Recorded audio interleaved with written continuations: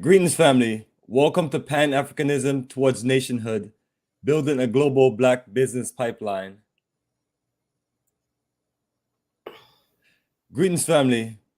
Welcome to another live of Pan-Africanism towards Nationhood with Bomani Tyehimba of Africa for the Africans and Color Genesis of Color Genesis Radio and Black African Infrastructure.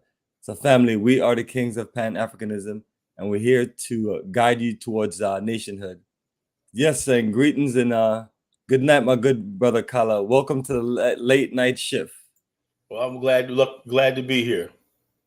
Absolutely, brother. And we have another dynamic topic for your family, and this is one of Kala Genesis special. American soil produced strange fruits, blood on the leaves, blood on the roots, and this is going to be an explosive reaction from Kala Genesis as we break down the Afrikstan analysis. Yes, greetings, my brother Kala. If you want to do a quick introduction and just talk to people about all these little images that we have on the topic. Okay. Fruits, leaves, and explosives. Okay, the reason why I chose this topic today is because people are right now, we're living in a world where people are acting like seeing that the internet has exposed the strange fruits that Billie Holiday talked about, you know? A tree is known by, the Bible says a tree is known by the fruit it bears, okay? A bitter soil will produce a bitter harvest, you know? The American tree, right, in its very foundations was founded in injustice, murder, lies, racism, white supremacy, and not just white supremacy, right? Because every group of people think they're superior. But the idea of Black African degradation. That's the root and the foundation of America. So that tree is always going to bear strange fruit from generation to generation. And when we talk about tonight, right, the strange fruit that we see, right? Let's go. I want to let off some of our people that we've been bashing lately because they're just products. They're the product of the strange fruit called the American tree. And so we'll go and get into that. And also I would ask the people, are you a strange fruit? Okay. Now I said, well, Kyle, aren't you born here? And aren't you come from? Yeah, right. But it does not mean that everybody was born out of this tree. But we're going to see tonight what I'm talking about is like the American tree, right? Or the strange fruit that it bears, okay? And this basically is going to cover all different aspects, not just of Black people, white people, and everybody, you know? Why these strange things exist in America don't exist anywhere else in the world, you know? I'm going to talk about that. Even Adolf Hitler was actually shocked at the level of human degradation that Black people, the Nazis were saying, look, man, Black man in America, why do you guys sit there and take this stuff, you know? Why do you guys take that stuff? He said, you guys ought to rise up against it. America is your enemy, you know? And they understood how America will always choke out the life out of Black people and everything. We'll never reach the full potential of what we could be as human beings as long as we're on American soil. And so therefore, what America does, instead of us reaching that and asking for a nation of our own, leaving this land, building a nation of our own, we produce strange fruit, okay? The strange fruit of the Wabos, you know? We were already here. Prove that we weren't African, you know? Strange fruit. We have all different types of cults that are popping up out of nowhere, talking about absolutely nothing. The earth is flat, whatever like this. These are the strange fruits, okay? This is the product of the American tree. The strange fruits that are bearing that down, and it's affecting even the so-called Pan-African movement and everything. People claim to be Pan-Africanists, right? Do they look like Pan-Africans to you? Do they behave like Pan-Africans? Do they think like? Do they behave like people that want to be liberated and everything? Or are they basically strange fruits that seem like they're hell-bent on foolishness and nonsense and everything that just basically just a typical product of America? Oh, we're going to get into it tonight, folks, you know? And a lot of your favorite people in history, right, are going to be called out. And I'm gonna say, look, I'm sorry, this is my observation. You know, the strange fruit of Black America, and this is why a lot of our African brothers and Caribbean brothers and everything, they're ponder, how do Black people in America, right? You have so much resource, you have so much this, you have so much this. Why do you produce people that are just retrogrades, you know, or retrogrades? Why are you like this? It's America. America produces strange fruit. And the strange fruit of the Black person in America that's dysfunctional, that even when people that call themselves educated and everything are completely dysfunctional. Even our educated class, people supposed to be leading us, are dysfunctional, crazy, psychotic, you know, sociopathic, everything. These are the strange fruits. And you can't get everything. And we're going to talk about Black America. Why is it that Black America, right, have never gained anything from the political process, but yet they're still going to go out and vote for Joe Biden? They're still going to vote for Kamala. They're still going to go all stuff like this, you know, because they don't even care anymore. They don't care about their community anymore. They don't care about anything. Nothing matters. All Black people want to be told is that somebody loves them and somebody cares about them and everything. This is a strange fruit. Well, other groups of people got this stuff together. They're in smaller numbers, but they come in here, engage the American system and the political process, and they gain. And they take back to their own countries and everything. And all you see, people always laughing at these Venezuelan immigrants and all these other people coming illegally across the border. Give them a generation. They're going to surpass the strange fruits of Black America. Because they don't have because other people, groups of people come here without the roots of America, you know, choking the basic humanity out of them, where they can see America for what it is and get what they want out of the country. But Black America, you know, the strange fruit, we're the strange fruit. We're the products of America. We're doing exactly what America wants, absolutely nothing. And so this is what we're going to talk about tonight, and that's what I want to open with. Yes, my good brother Kala Genesis. Yes, we got Mr. IC3 Black. Reparations Nation. Yes, Kala is correct. The root of this world is based on the so-called curse of Ham, a spell cast on the so-called continent of Africa. Bomani, your volume is kind of low.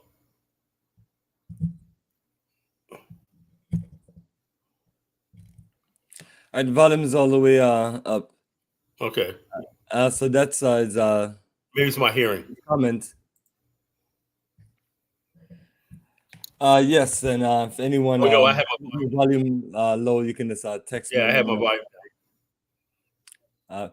Yes, so family, College Genesis just you know, give a nice introduction of what we're gonna really get into. I have a few videos, and I'm sure Carlo will send me a few videos. We'll play the videos and discuss it, and just share it as this information to add to what we're talking about. So got some good stuff to share with you. So family, before we continue with our scheduled program, I'm just going to share with you our schedule coming up for our travels to Africa and certain movements and where to get information. So we'll be right back to you once I share these details. So family, this is our website, africafortheafricans.org. And this is our connection to take you on the journey of a lifetime. And so once you get to our website, africafortheafricans.org, the banner, Africa for the Africans Tours and Investment, will just pop up right there, and you'll see the color and the energy. And once you scroll past the nice music and the slideshow that represents 17 years of traveling across the African continent with over 30 plus groups, and just connecting us to roots, culture, business, investment, nightlife, shopping, networking, and so on. And that's our energy of the journey of a lifetime. So once you scroll down, you'll see all of the information directly. Our goal is just to have updated schedule for you. So right there on the front page, or you can also look to the main menu, and you'll see all of the tour dates. And all of these represent the schedule link. So once you click on the link, It opens up to where you have a full itinerary, a full tour overview with all the numbers as far as what's included, what's not included, general terms, and depends on the country. There's visa details, which we also send to you via email and help you with any visa process, and ultimate preparation guide, which is a departure and reminder list. So those are all the things that we have on there, and the goal is for you to take a look at it, process the information, reach out to me, and I'll get you connected to that journey. And I'm always letting everyone know that all of our documentation of all of our previous tours, we have the Facebook link for the photo galleries that we've taken from the beginning of our existence in 2006 to all the YouTube video galleries right there. So all of these are quick, simple links. You click on it and you see all the action of all of our highlights. And if you're into repatriation and Pan-Africanism and you're open to find out more information of our Black Star Pan-African community, once you click on the link, you also see access to videos and photos. So you can just get a feel of the growth and what we've been doing over a period of time.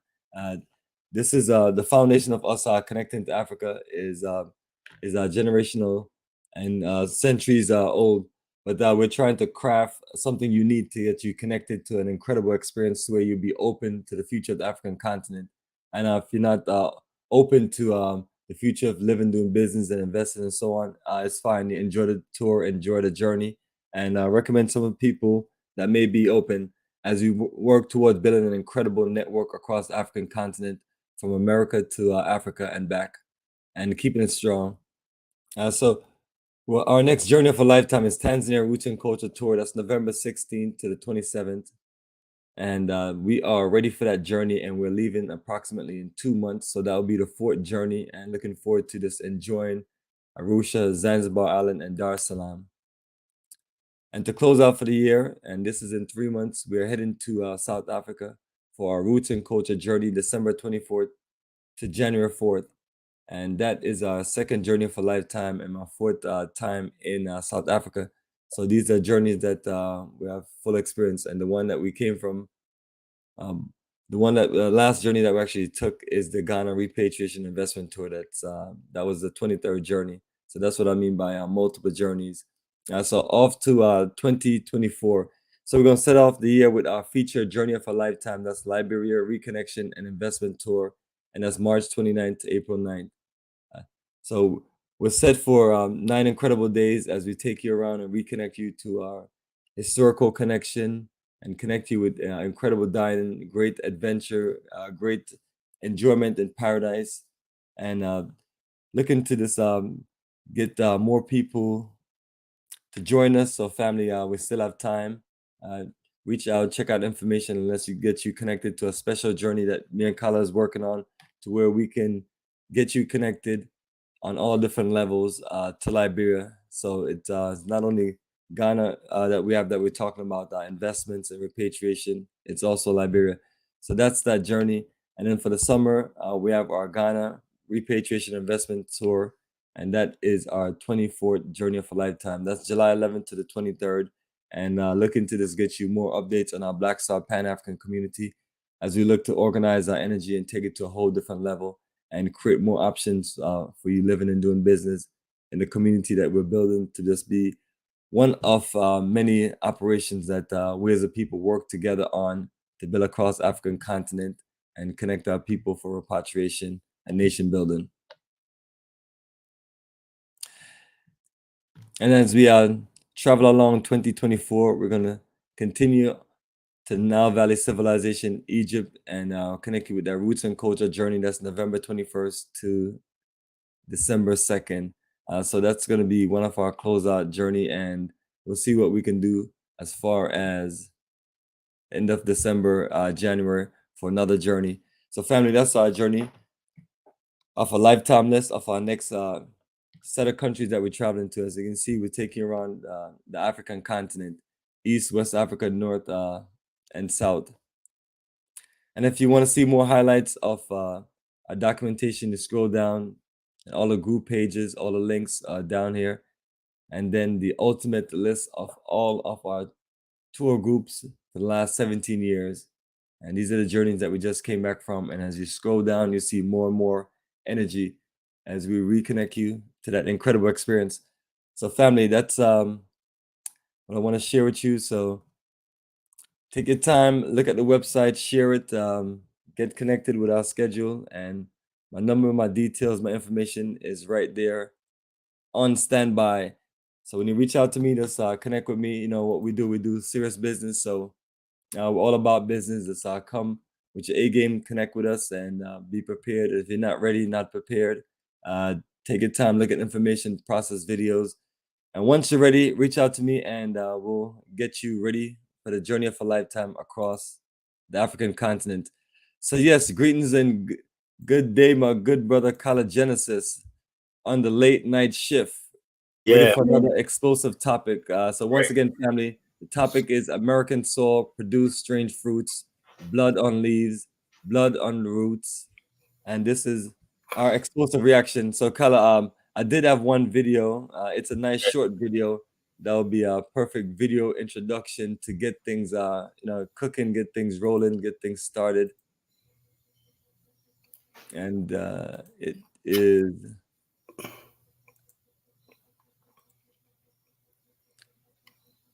is right here. I figured this blend with the energy of what we're talking about. This one is titled "If I Was the Devil." Mm-hmm. So we're gonna link it to some of the the things I kind of talk about, strange fruits that America produce and the things that psychologically goes on and literally goes on also.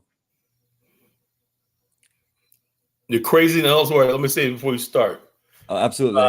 The craziness that you see, there's a lot of people who mean well. Angry Man, Anton Daniels, a lot of people who have conservative talking points and everything. When they see black people messing up, I mean, yeah, there are black people that are messing up, just crazy, right? But they don't go to the root of why so many black people behave like this. You know, they don't understand the strange fruits. You know, groups of people don't act like this. The violence we see in Black America, the killings, the dysfunction you see in Black America are part of the strange fruit, you know, which is America. So what I hate is when people basically, they always exonerate America and put all the problems that you see in Black America solely on the heels of Black people. And the fact that a majority of us managed to stay sane, that shows you Black America is stronger than any other group of people. Any other group of people would have cracked. The fact that there's so much dysfunction, and that's what we are viewed by, our dysfunction in America, right? And instead of people saying, you know something, our dysfunction is because of America, not because of us. You know, when Black people are succeeding and doing well, oh, America's a great country. But when Black people, oh, what's wrong with you people, whatever, like that. You see how it works? You know, they want to take credit for anything we do good or positive, right? But when it comes down to the dysfunction and all the problems we see in Black America, oh, that's all us. That's who we really are. To the point where we believe it, and we go out there and we basically call ourselves Pan-African this, Pan-African that, and we're attacking our own people based on the assumptions that we have about ourselves. So with that, you want to play a video? Okay, good. Absolutely, and I got a comment from Baruti. Let's just share this one real quick. He said, "Kala Kala, if you say African Americans in many sectors are strange fruits due to the U.S. root ethos, how do you convince continental Africans to interface with such a group to not see the group as a liability?" Our whole thing is continental Africa should stay in the continent of Africa. That's the first thing, you know. You got them flooding in here by the boatloads. We're trying to tell you this is not the place. You got a whole entire African continent. We need you over there building. That's the first thing, you know. I'm sick of this thing that we dealing with America is something that we're gonna have to work out ourselves. You know, so far, you know, the continental Africans have not had any influence on their governments or changing the policy where we could build anything. They rather flee their countries and flood into Europe. Right now, they just took over a whole island in Italy, you know. So it's easy to flee the continent, flood into somebody's country. You got them flooding into America, flooding into Europe, everything like that. So we're not on the same level. This is something that we have. Our problem in America is a cultural thing. that's rooted in the culture of America because we've never confronted America for its racist past.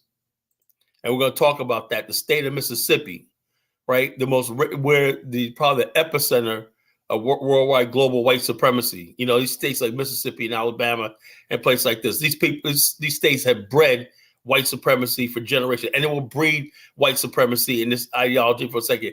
I have never been to Mississippi, but when I look at the Magnolias, and so I can feel it. Never been there. People say, yeah, it's like an eerie feeling. You know what I'm saying?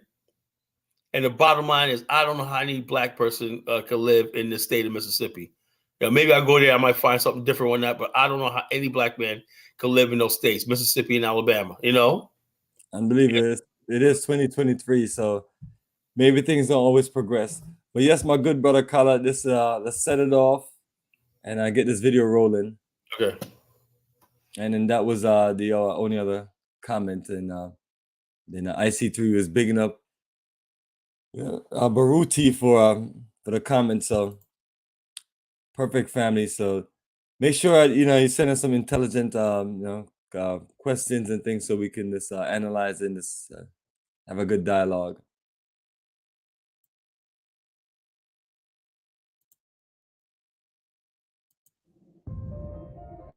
If I was the devil, my first victim would be the kids.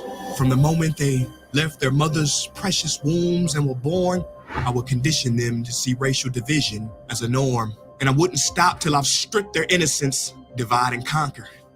It's the oldest trick in the book of Genesis. And see, as they grew up, I would continue my infiltration. For 12 years, I would steal their hearts and minds from them and call it education. If I was the devil, my next victim will be women. I'd make old, out-of-touch men control women's bodies and rights. What better way to curse God than to disrespect the very bringers of life? Speaking of God, if I was the devil when it comes to religion, I put my plan together perfectly. I'd allow you to worship Jesus every Sunday, and on the other 6 days, I'd make you worship me. In the form of money, fame, lust, and greed, to my religion, I wouldn't need to convert you. I turn the 10 commandments to the 10 suggestions and make virtue signaling more important than virtue. I give you just enough religion to hate each other, but not enough to love each other. And for my final evil strategy, I'd make you forget the whole purpose of religion was spirituality. If I was the devil, I wouldn't come dressed in a red cape and pointy horns. I'd drive a Lambo, have a pretty face and a Gucci belt on.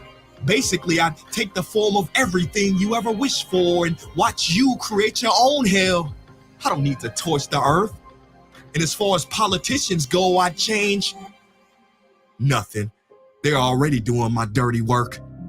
If I was the devil low-key, I'd be behind the scenes. You wouldn't have to see me. I would normalize dysfunction and call it reality TV. And in this reality, I would attack your self-worth, making it hard to heal from. I'd show you images of fake bodies and make them more attractive than real ones. If I was the devil, I'd make you pray to technology and idolize those who create it. I'd make clout the #1 drug and steal millions of lost souls as they chased it.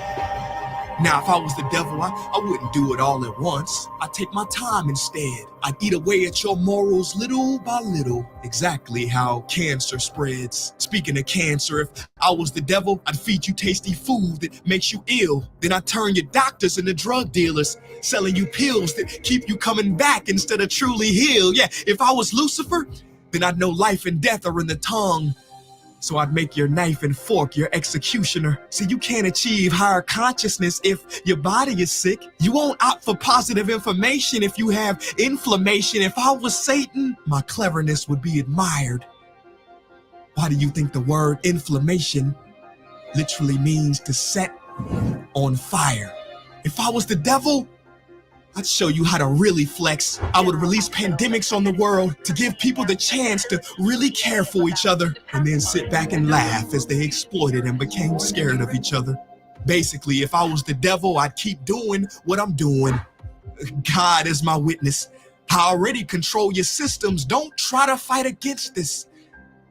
Because for my last trick, I would make smart people like you doubt whether I ever existed.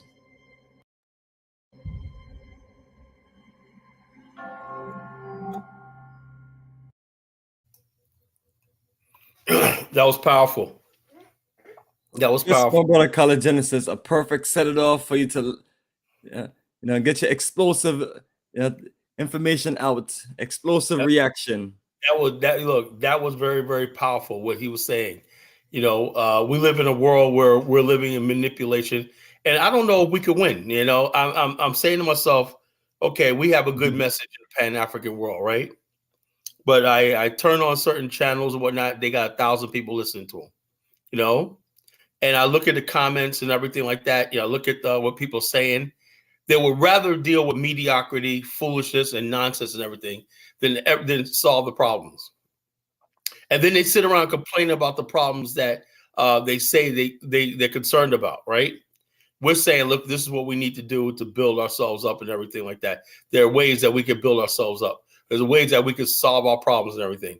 But what do? We sit around, we talk about mediocre things. We sit there and stress on people like Polite and everything. We talk about all these icons and everything. Now everybody's talking about Jeezy and that wife, whatever like that. They throw everything out there to distract people and get people off the mark. Why? Because it keeps you manipulated. And so I'm basically saying that I came to the conclusion, I don't need the masses anymore. All I need is a few, and we could build something with the few. And also we have to get off this bandwagon thing, right? We got to get off this. Okay, how many people do I see in their live stream and everything? And then people start looking in themselves and whatnot and say, look, if I want salvation, I got to search for the truth, not search for what's popular. And this is what we have right now. People are going by what's popular and everything. And what happens is when you look at what's popular, right? It's like when you go to a tree, right? They say a tree is known for the fruit it bears, right? If you're going to a tree and you're going looking at different trees to eat fruit and everything, some fruit that a tree is poison. If you bite that fruit, you will die. But you people are picking the strange fruits up off the tree, and you're listening to them, and you're digesting this stuff. Don't you understand what we're talking about right here? The very roots of America have produced strange fruits. This fruit is poison for your mind, body, and soul. And so when you basically go and eat the strange fruit and whatnot, and you wonder why you're still sick and everything, don't come complaining to me. So we're telling you tonight, whatnot, it's time for you to have a choice. Do you want justice and righteousness and doing what's right? Or are you going to keep eating the strange fruit? Until later on in the show, we're going to talk about the strange fruit because we're going to call certain people out, certain movements out. The strange fruit that you people that taste so good. I've always noticed, right? It's something that tastes so good to you may not be good for you. You Nuwapians and whatnot, you ate the Nuwapian fruit. That basically, proof of what I'm talking about, Colin. What are you talking about, Colin? You don't know what you're talking about, Colin. What? Show me the version of a Nuwapian anywhere else in the world, on the African continent, anything. You don't. Because despite all the problems you have in Africa and everything, their fruits seem to be nourishing. The fruits that come out that we consume in America seems to be poison. They taste good, but they seem to be poison. And then some of you people want to take your strange fruit, right, and take the seeds out of strange fruit, and you want to go back and point the strange fruit to the African continent. You want to replant that same strange fruit and grow more of them. So this is why we like this. Don't act surprised when you see people walking around, and it's growing. People walking around talking about, I ain't African. I was already here. I'm a Native American. No proof, no nothing like that. This is strange fruit. No other tree in the world has ever produced a group of people, nowhere in history, that will blatantly deny who they are. Because America has poisoned you so much against yourself and everything that you eat the strange fruit of self-hate. You eat the strange fruit of self-doubt. You eat the strange fruit of foolishness. You eat the strange fruit of wickedness. You eat the strange fruit of lies and deceptions. and you just digest it. To the strange fruit is now making you look weird. You know, look at our women. They look weird. You know, people look altered. People don't even look human anymore. This is what we're talking about, the strange fruit tonight, folks. And stick around. You know, I'm just getting warmed up.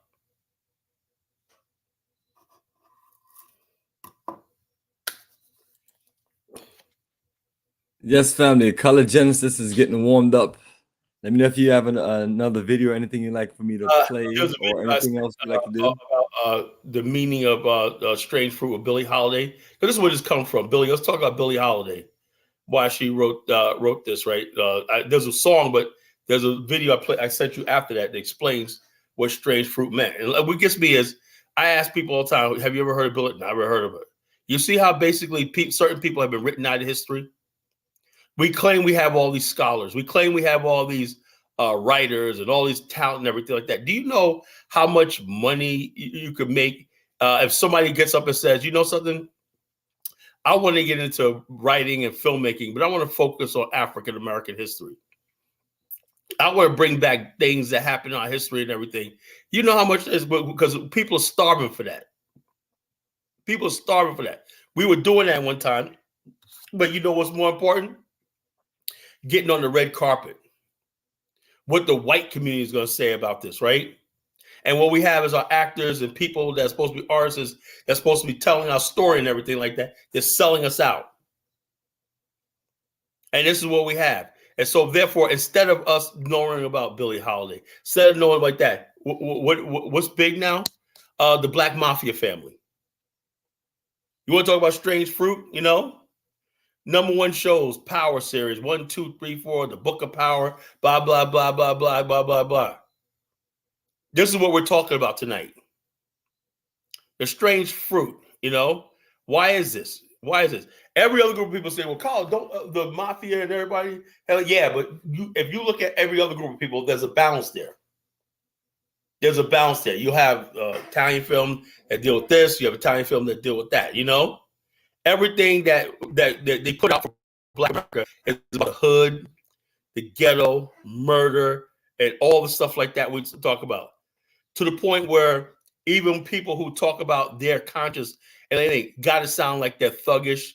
They got to sound like they're hood. They always got to give you their fucking street credentials. I did 10 years, blah, blah, blah, blah, blah. Yeah, so that qualifies me to be the next leader and whatnot, you know?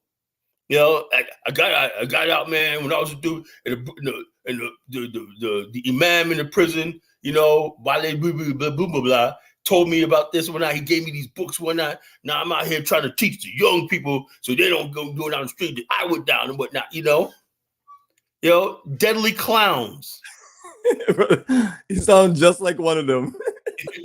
I've heard it, man. I've heard it, man. I was one of them young Negroes that listen exactly how they come off, man. Yo, man, see, I went out there. Yo, so what? I jacked the old lady, man. I took her thing. I feel bad about that. I did 5 years for that. I'm like, God damn, man. I say, yeah, man. Days when I had my crew, man. You know, they give me all their credentials and shit, you know. They give you their resume and shit, you know. Degenerate behavior, man. Unbelievable. Yeah, this degenerate behavior is that's where most of these cons come from. They come from that system where they study another con. Next thing you know, they are con. Yeah. And the bottom line, this is where you're at. This is why it's so normal. Somebody like Polite, his following has grown now. Who's following going? Polite, brother Polite. It says people still supporting them. They're just well-wishers and everything like that. Strange fruit. How about well wishes for you to go get some serious psychological treatment? No, they'll tell us we gotta get our psychological stuff together. Oh no, Bomani Colin, there's something wrong with you, you know.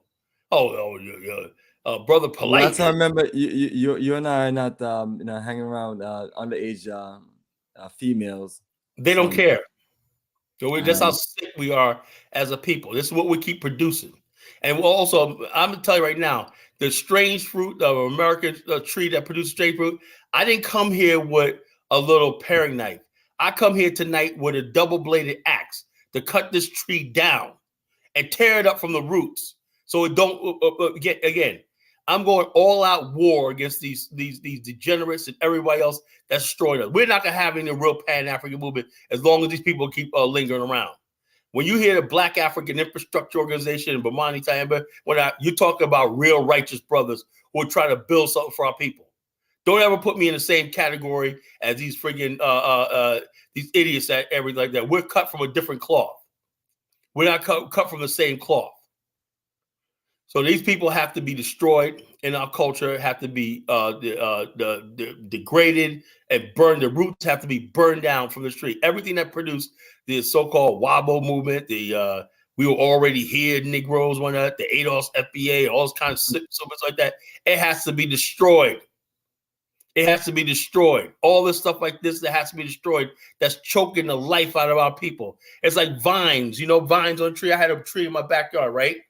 And the tree was dying, right? And all of a sudden I was dying.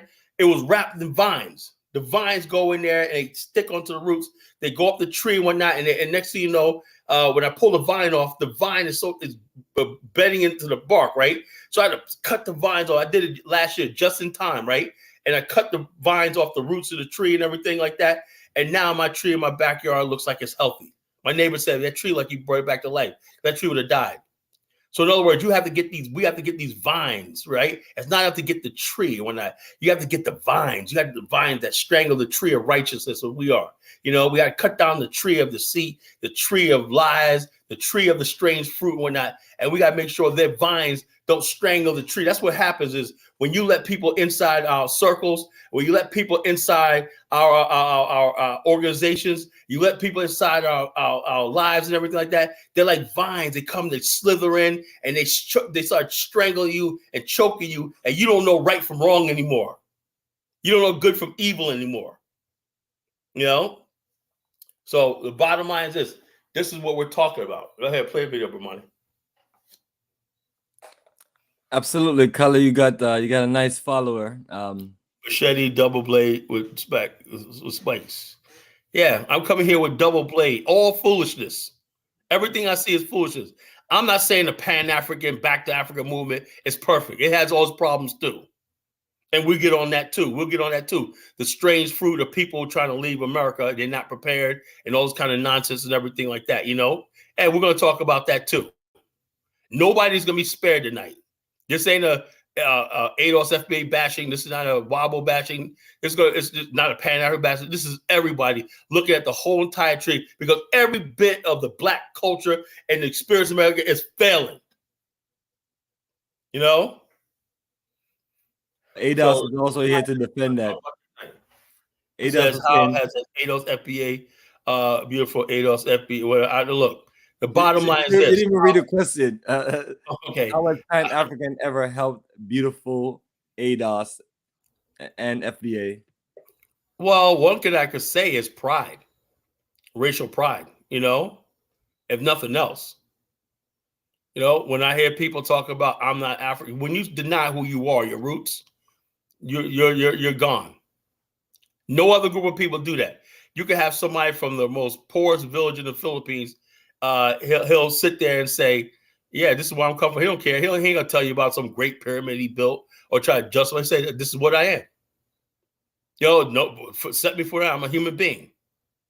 Our very humanity has been stripped from us in America, that we gotta sit here and lie to ourselves about our history. Oh, we built pyramids thousands of years ago, and we were this, whatnot. We were already here in America. You love that part, right? We were already here. That thing is catching on. There must be a hashtag like we're already here in America, something like that. That's out there. That's it's a strange fruit. It's like the Dane Calloway movement. That's strange. You got people hypnotized. Yeah, that tree of deceit and lies. Glad I tuned into to tonight's show. Thank you. Absolutely.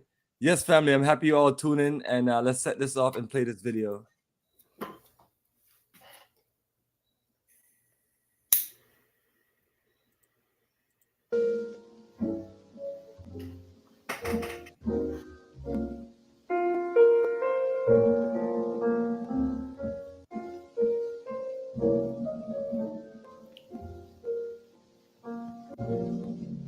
Southern trees bear a strange fruit.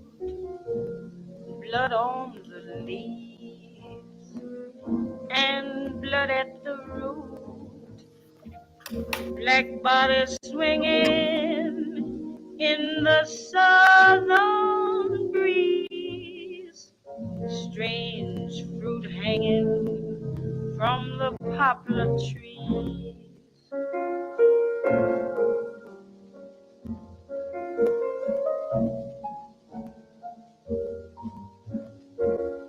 Pastoral scene of the gallant South. The bulging eyes and the twisted mouth. Scent of magnolia,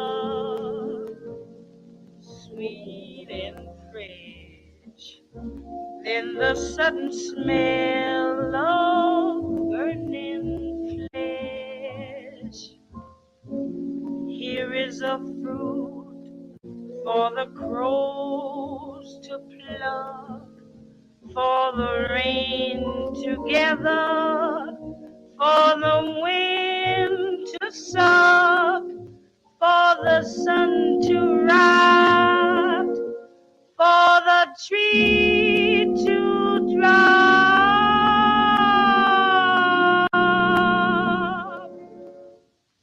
Here is a strange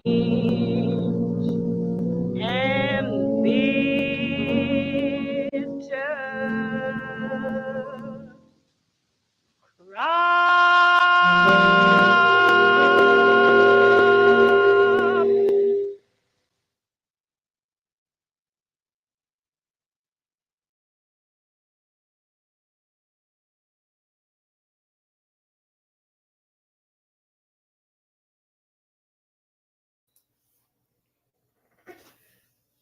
Yeah. I just read something on online. Somebody said somebody's made a comment that these are grown men, grown ass men, said people blame rap music for the violence in America, right? Was Christopher Columbus listening to rap when he came to? I mean, this is how stupid people sound. So music that talk about the ops, the killing, the murder, stuff like that, that does go into your subconscious, and is deliberately done to create this sort of atmosphere where the black community, some poor black communities, are completely dysfunctional. And when you're completely dysfunctional, people leave, they abandon their communities. Then when you come up and your areas become gentrified, when white people and other people who could build actual communities of civilization moves in, you complain about, oh, we've been gentrified. Well, you chose to eat the poison tree of deceit and chicanery and foolishness and everything. You chose to eat the poison fruit of the strange fruit tree. And you embraced all this freaking nonsense and foolishness and everything. You embraced the gangster rap culture. You embraced the murder culture. You got black women have eaten the strange fruit of the whore culture. The core culture is dangling there, and you took that fruit and you ate it. And it's turning our women into thots and hoochies and whores and hoes and everything like this. Yes, and the music is like a conduit, like a breeze that basically tells you to go smell the tree, eat from that tree, like Adam and Eve in the Bible. The snake told Eve, eat this tree, you'll be knowledgeable and everything like that. So we go out there and eat the strange fruit that's off that tree and everything, a tree that you should never go to and everything. See, the thing is, they say, well, how some black people like, because I never go near that tree. I would see that tree my whole life. It's like a metaphor, right? When I see that tree of gangbanging, murder, self-hate, everything, I avoid that tree. I don't care how hungry I get. I never eat from that tree. But some of you don't care about what you eat. When I say eat, I hope you understand what I'm talking about. I'm talking about metaphorically. So you go pick from the tree, the strange fruit. You eat it. You consume it. And it destroys you. And you destroy everybody around you. So this is what we're talking about tonight. White people have the strange fruit tree of white supremacy and racism. they go and see the white supremacy of racism. That tree always grows. That tree of foolishness that America only has and everything is basically a tree for white people and there's a tree for black people. White people have their tree of white supremacy, narcissism, black hate, and everything like that. They could choose to walk past it, or they could choose to eat that strange fruit. And when they eat that strange fruit and whatnot, they embody what their ancestors 300-something years ago, where they completely made black men, probably in the South, the Mississippi, Alabama, and all those other places, probably in history, probably the worst human degradation the world's ever seen. When you have a race of people that exalted himself to whiteness, that means he's a godlike status. And he basically made himself out to be God. And he told the world that the black man is a demon and he should be enslaved. He should be the hero of the world. He's a curse of Ham. He's all the stuff like this and whatnot. A white man could choose to walk past that tree. But sometimes that tree, that strange fruit tree of white supremacy is too irresistible. And so we cannot basically rely on white people not walking past that tree and picking the fruit. Proof of which is on the video I just sent you, Bomani, an 18-year-old boy, 20-year-old boy, whatever, just decided out of nowhere, haven't even started, probably still a virgin, decided to gun down 3 black people just for the hell of it. He played a video, Bomani? Because he ate the tree, you know. He walked past the tree of white supremacy, you know, that strange fruit, and he ate it, and he consumed it.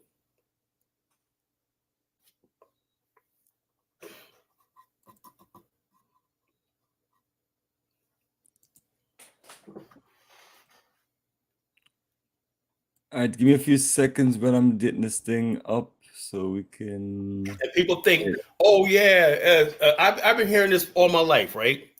I was hearing, oh, it's 1998. Oh, that racism stuff is gone, right?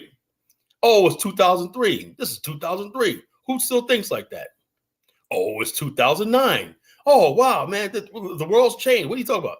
We got a black president. Oh, yeah, things are going good. It's 2023, and we're still going through all this. That's because the tree of America, tree of the strange Stunning fruit. new details about what authorities are. American soil produces strange fruit, blood on the leaves, blood on the roots. So in other words, as long as American soil exists, the strange fruit is always going to bear. So don't give me to talk about, oh, we got this. So we'll be all dead, 90, 100 years old. Yeah, one day, the children of the future. Oh, yeah, this is the children of the future, all right. You know, just the other day, a 14-year-old white boy just tried to drown a black kid. You know, tell me about the kids of the future again. You know, you have the tree of racism and white supremacy and everything like that, and the tree of black ignorance and the black thing that both black and white people eat on. And what gets me is like Richard Wright always said, you can't be mad at white people because they're going to eat their fruit and be who they are. But the black person, to cope in America, right, he has a coping mechanism, right? He eats his thing and whatnot, and he becomes a fool. He becomes a drug addict, a buffoon, lazy, you know, unaccomplished, foolish, nonsense, everything like that. Basically, it's a symbiotic relationship. The white people will basically go out there and they'll do what they do. The black person knows that as long as he stays out of the white man's way, and as long as he does what he does, he can sell dope, he can sell drugs, commit crime, everything like that. That's how that's a cohesion in America. And I'm sorry, I don't buy it. If I can't live in a society where we could grow and be who we want to be, and like that, we have equal respect, I want nothing to do with it. Yeah, the white man got everything, right? He got his family, all stuff like this, like that. He ain't worried about getting shot out in the street. He's not worried about this, but we are. But we settle for this. All right, man, I'm ready.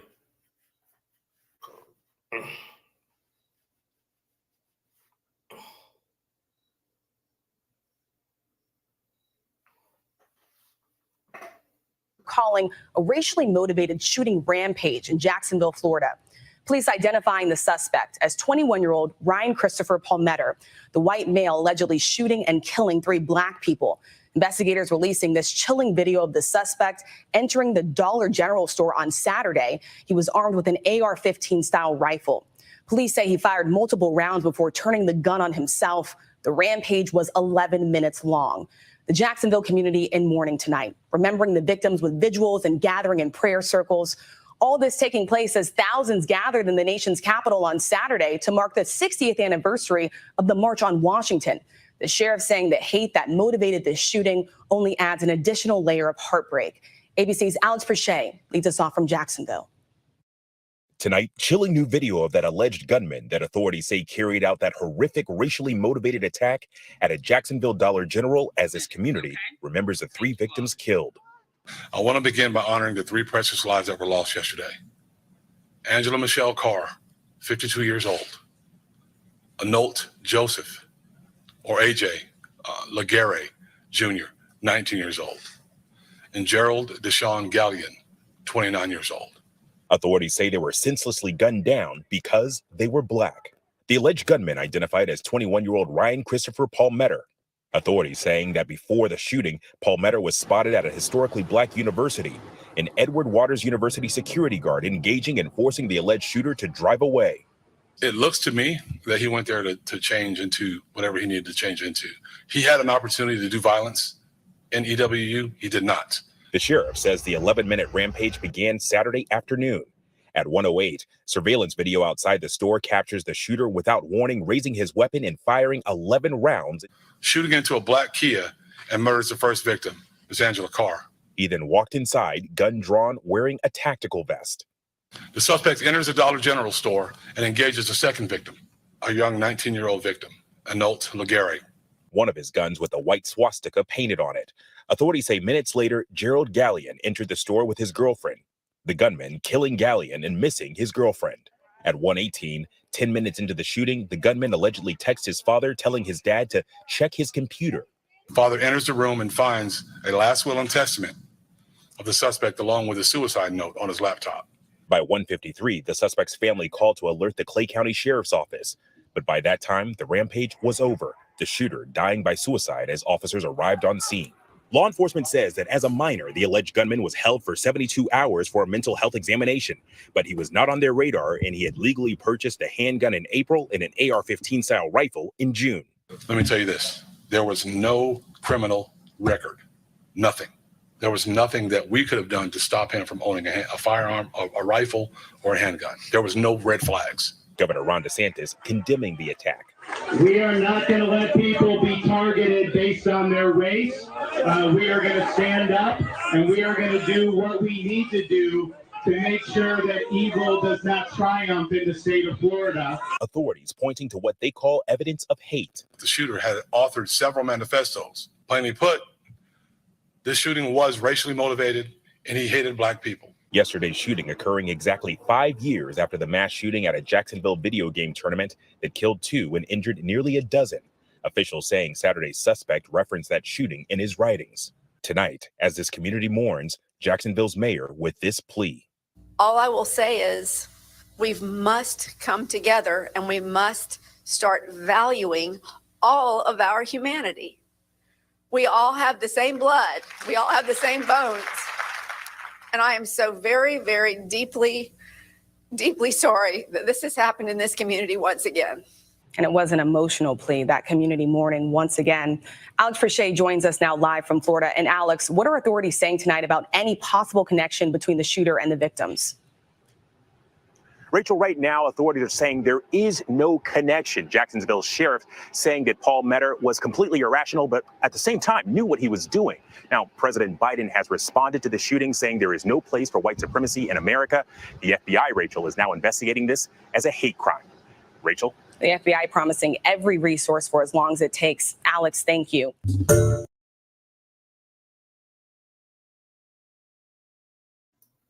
Yeah, the FBI. Oh, yeah. Unbelievable. We heard that before. Yeah. We're going to, whatever, you know, whatever. We're going to investigate this thing. Well, there's no place for white supremacy.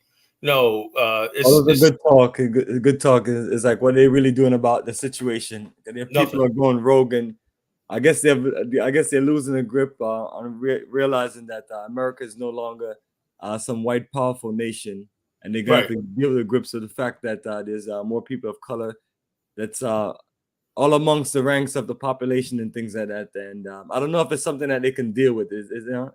You know, so want to hear a straight story? All right. Okay, this is what really why I picked this topic today, right? On Wednesday, I went to a road show, one of our carriers, road show. I'm not gonna name the company. Well, anyway, now in the road show, we have the top agents in here, right? It's a diversity. You got Latinos, Asians, white guys, black people. My group was there, everything like that. We're gonna sell this product, right? But anyway, part of the road show was this lady that was the national director, right? And she was on the what we'll say the you know how we do the live call, with the screen. But anyway, they put her picture on the projector, right? So we're in the big room in the hotel, right? We're in a projector, right? And what struck me was this, right? She goes, "Yes, we got to understand. A lot of the blacks, she was in Mississippi, right? Deep country, the blacks, they got a lot of illness, so you got to make sure we get the blacks, everything." And she couldn't see the audience, right?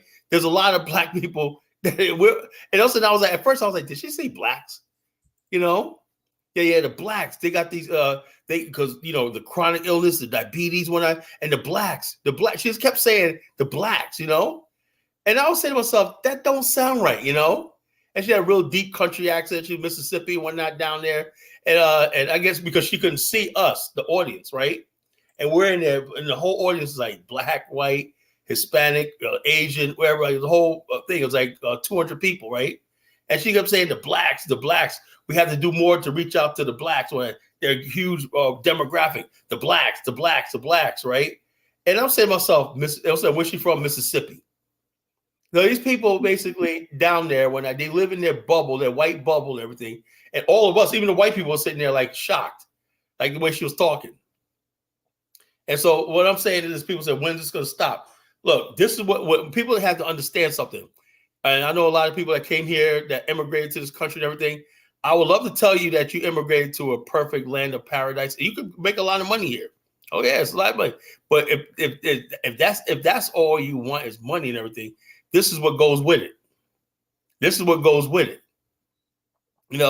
You have black people that are dysfunctional in America, and you have white people that are dysfunctional in America. How come Africans elect out of Pan? Look, the bottom line is I'm an African nationalist who believes in Pan-Africanism. I mean, I believe I'm an African. That means I believe in an African nation. African America is a part of an African nation, right? And Pan-Africanism is just a means to an end of achieving our goals. So it's not the Pan-Africanism is not the end game. It's a means to an end. And so if that answers your question, a lot of Africans don't see the value in it because they get more out of tribalism and doing better with the Europeans and doing their own side deals with various European countries. If that answers your question. But the black people from the West, the people that live in the West, we see. In other words, basically, if you're a real Pan-Africanist, right, your ultimate goal is to challenge white supremacy and white domination. That's what you see in Niger. That's what you see in Mali. That's what you see in Burkina Faso and everything. It's gonna have the black people who basically keep taking. When we talk about way to go, they keep going this way and try to avoid white people and try to circumvent. That's the problem right there. After 400 years, right? 400 years, I look at the state of Mississippi and all that, they're rooted in evil, rooted in black degradation. There's no forgiveness for that. There is no forgiveness for slavery in America. You could probably forgive slavery in Brazil, because Jamaica, because black people, they had maroons in Jamaica, right? They had some sort of treaties and they worked some deals out and everything like that. Slavery in America was unforgivable. Slavery in America said on paper that one race of people was designed to always be enslaved and everything like that. And that tree of white supremacy is still choking the life out of Black America to this day. Slavery in America can't be forgiven and forgotten. So therefore, this is what we're talking about today. I'm not going to tell anybody candy coat this anymore. The white supremacist stuff you see, there's going to be more like him. And people say, oh, the children of the future. In the future, there's going to be more people like him, and it's going to get worse. He only took out 3, but 3 precious souls. But sooner or later, he tried to get into that campus. What probably happened? He probably saw some brothers there with guns. He probably saw some brother with guns and said, I'm not going to do this today. Let me find an easy target, because that's what they are. What you call, y'all heard about the white devil tried to behead. I heard some story like that. I'm getting in Cape Mount. Was it in Cape Mount? Cape Mount. I heard some white missionary there, and I'm studying it. But the thing is, when you're dealing with people, they give you half stories or this. I can't comment on it because I have not got a full story.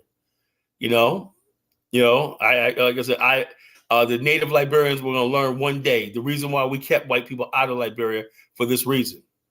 But they won't listen to us. They're disobedient. They're foolish, and they act like a bunch of ooga boogas. Oh, the white American. When we told you, look, don't let these people in our country, in your country. I would take a Lebanese, I would take a Syrian, I would take a Egyptian, I would take a German or a Russian, but for God's sake, you don't let no white American, because the bottom line is the white American is going to plant that same stuff no matter where they go. You have no idea. People will talk about the strange fruits, right? The white supremacy produced out of America is what brought Nazism. Then Adolf Hitler and all these other people learned from America. White supremacy and genocide and stuff like this was basically was in America. The Nazis and all these people that practiced genocide, even the Japanese and everything like that. The way the Japanese occupied Korea and beat their culture out of them and everything like that. They studied what America did to black people. So America has been putting poison and white supremacy and poison all over the world. That's the American tree. That's the strange fruits it bears. When it takes its seedlings and plant those trees around the world, what do you think is going to happen? They turn people against you. The American tree planted its roots in Japan. And Japan was for decades watching minstrel shows and they basically tried to turn the Japanese and Asian people against black people, right? And some Japanese stuck up and said, "No, man, I came from America, man. The black people in the community, they treat us well." There was like, what's the one guy, one white, one Japanese actor, I forgot his name.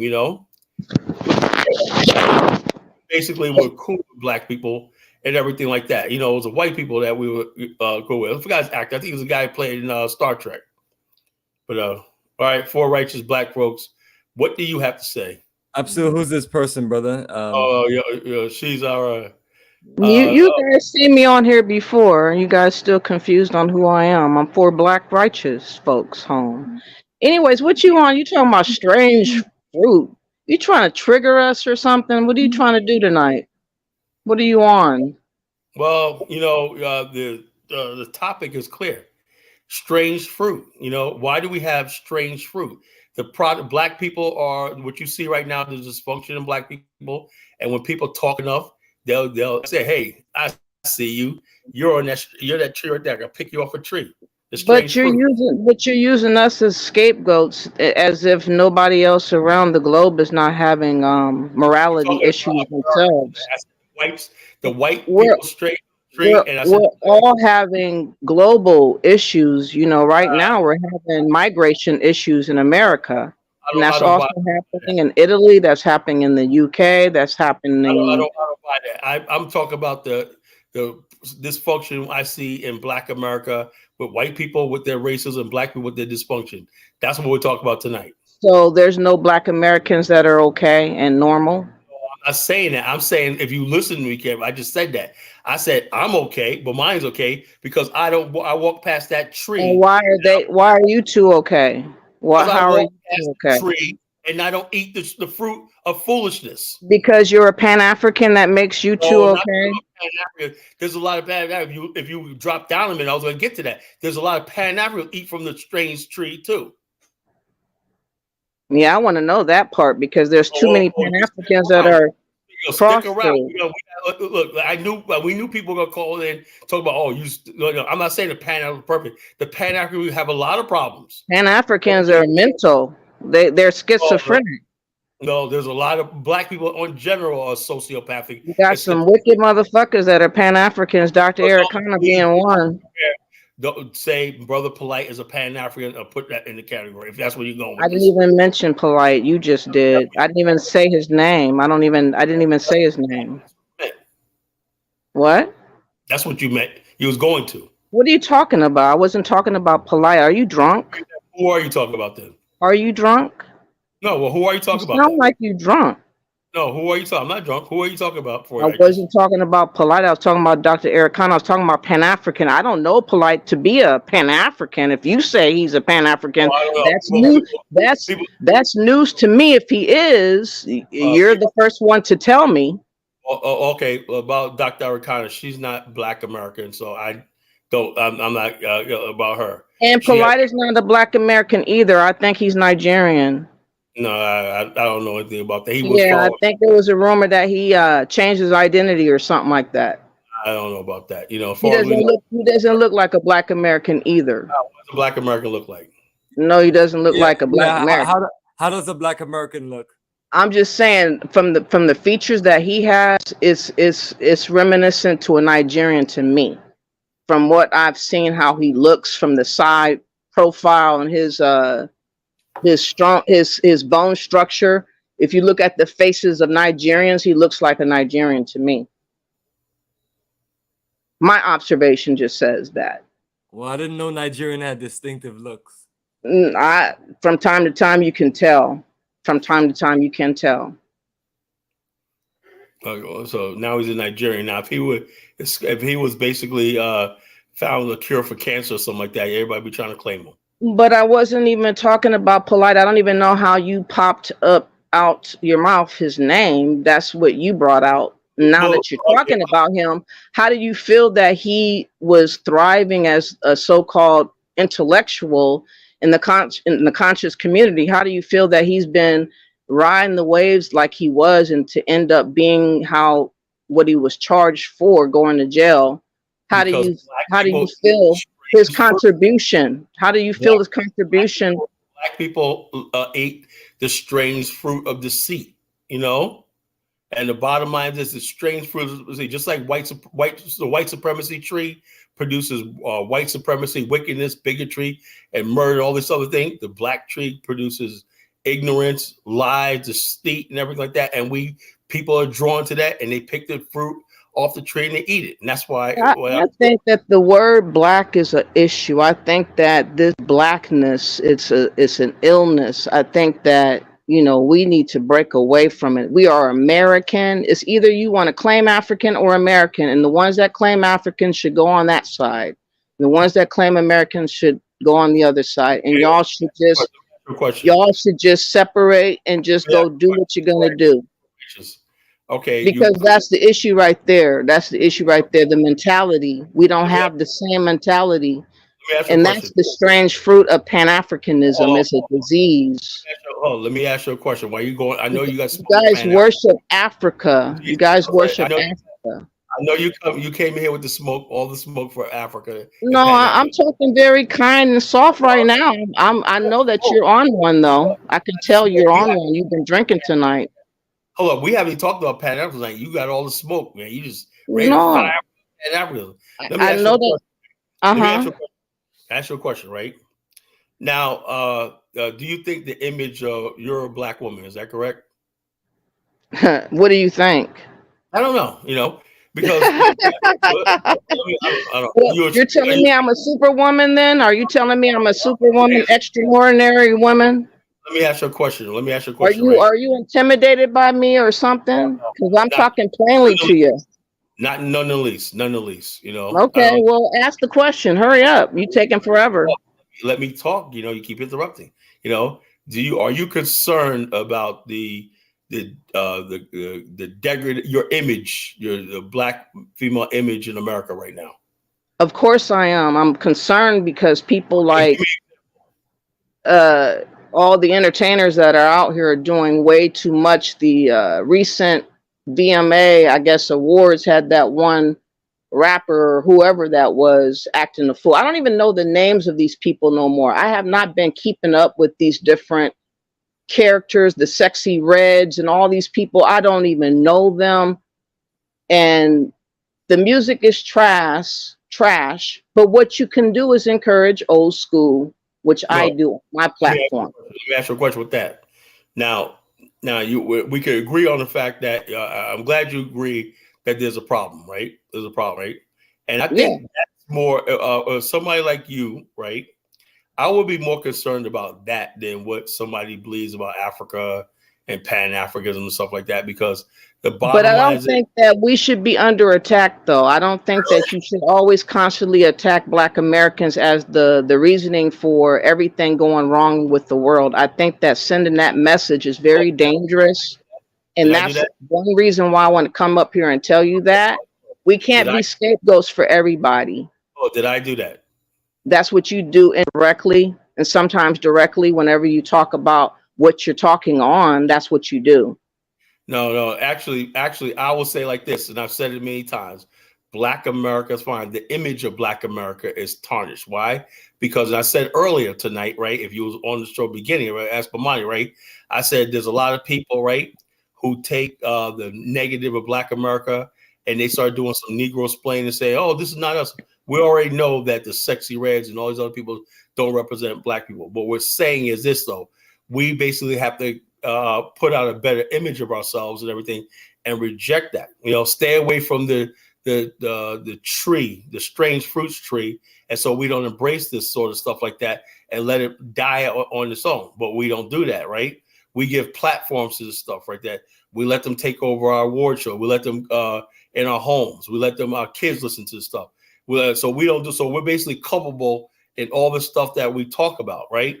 I would say at this point we are culpable because we have let it go on for far too long without us standing up and getting mad about it. And we should have been mad about this about 5 years ago.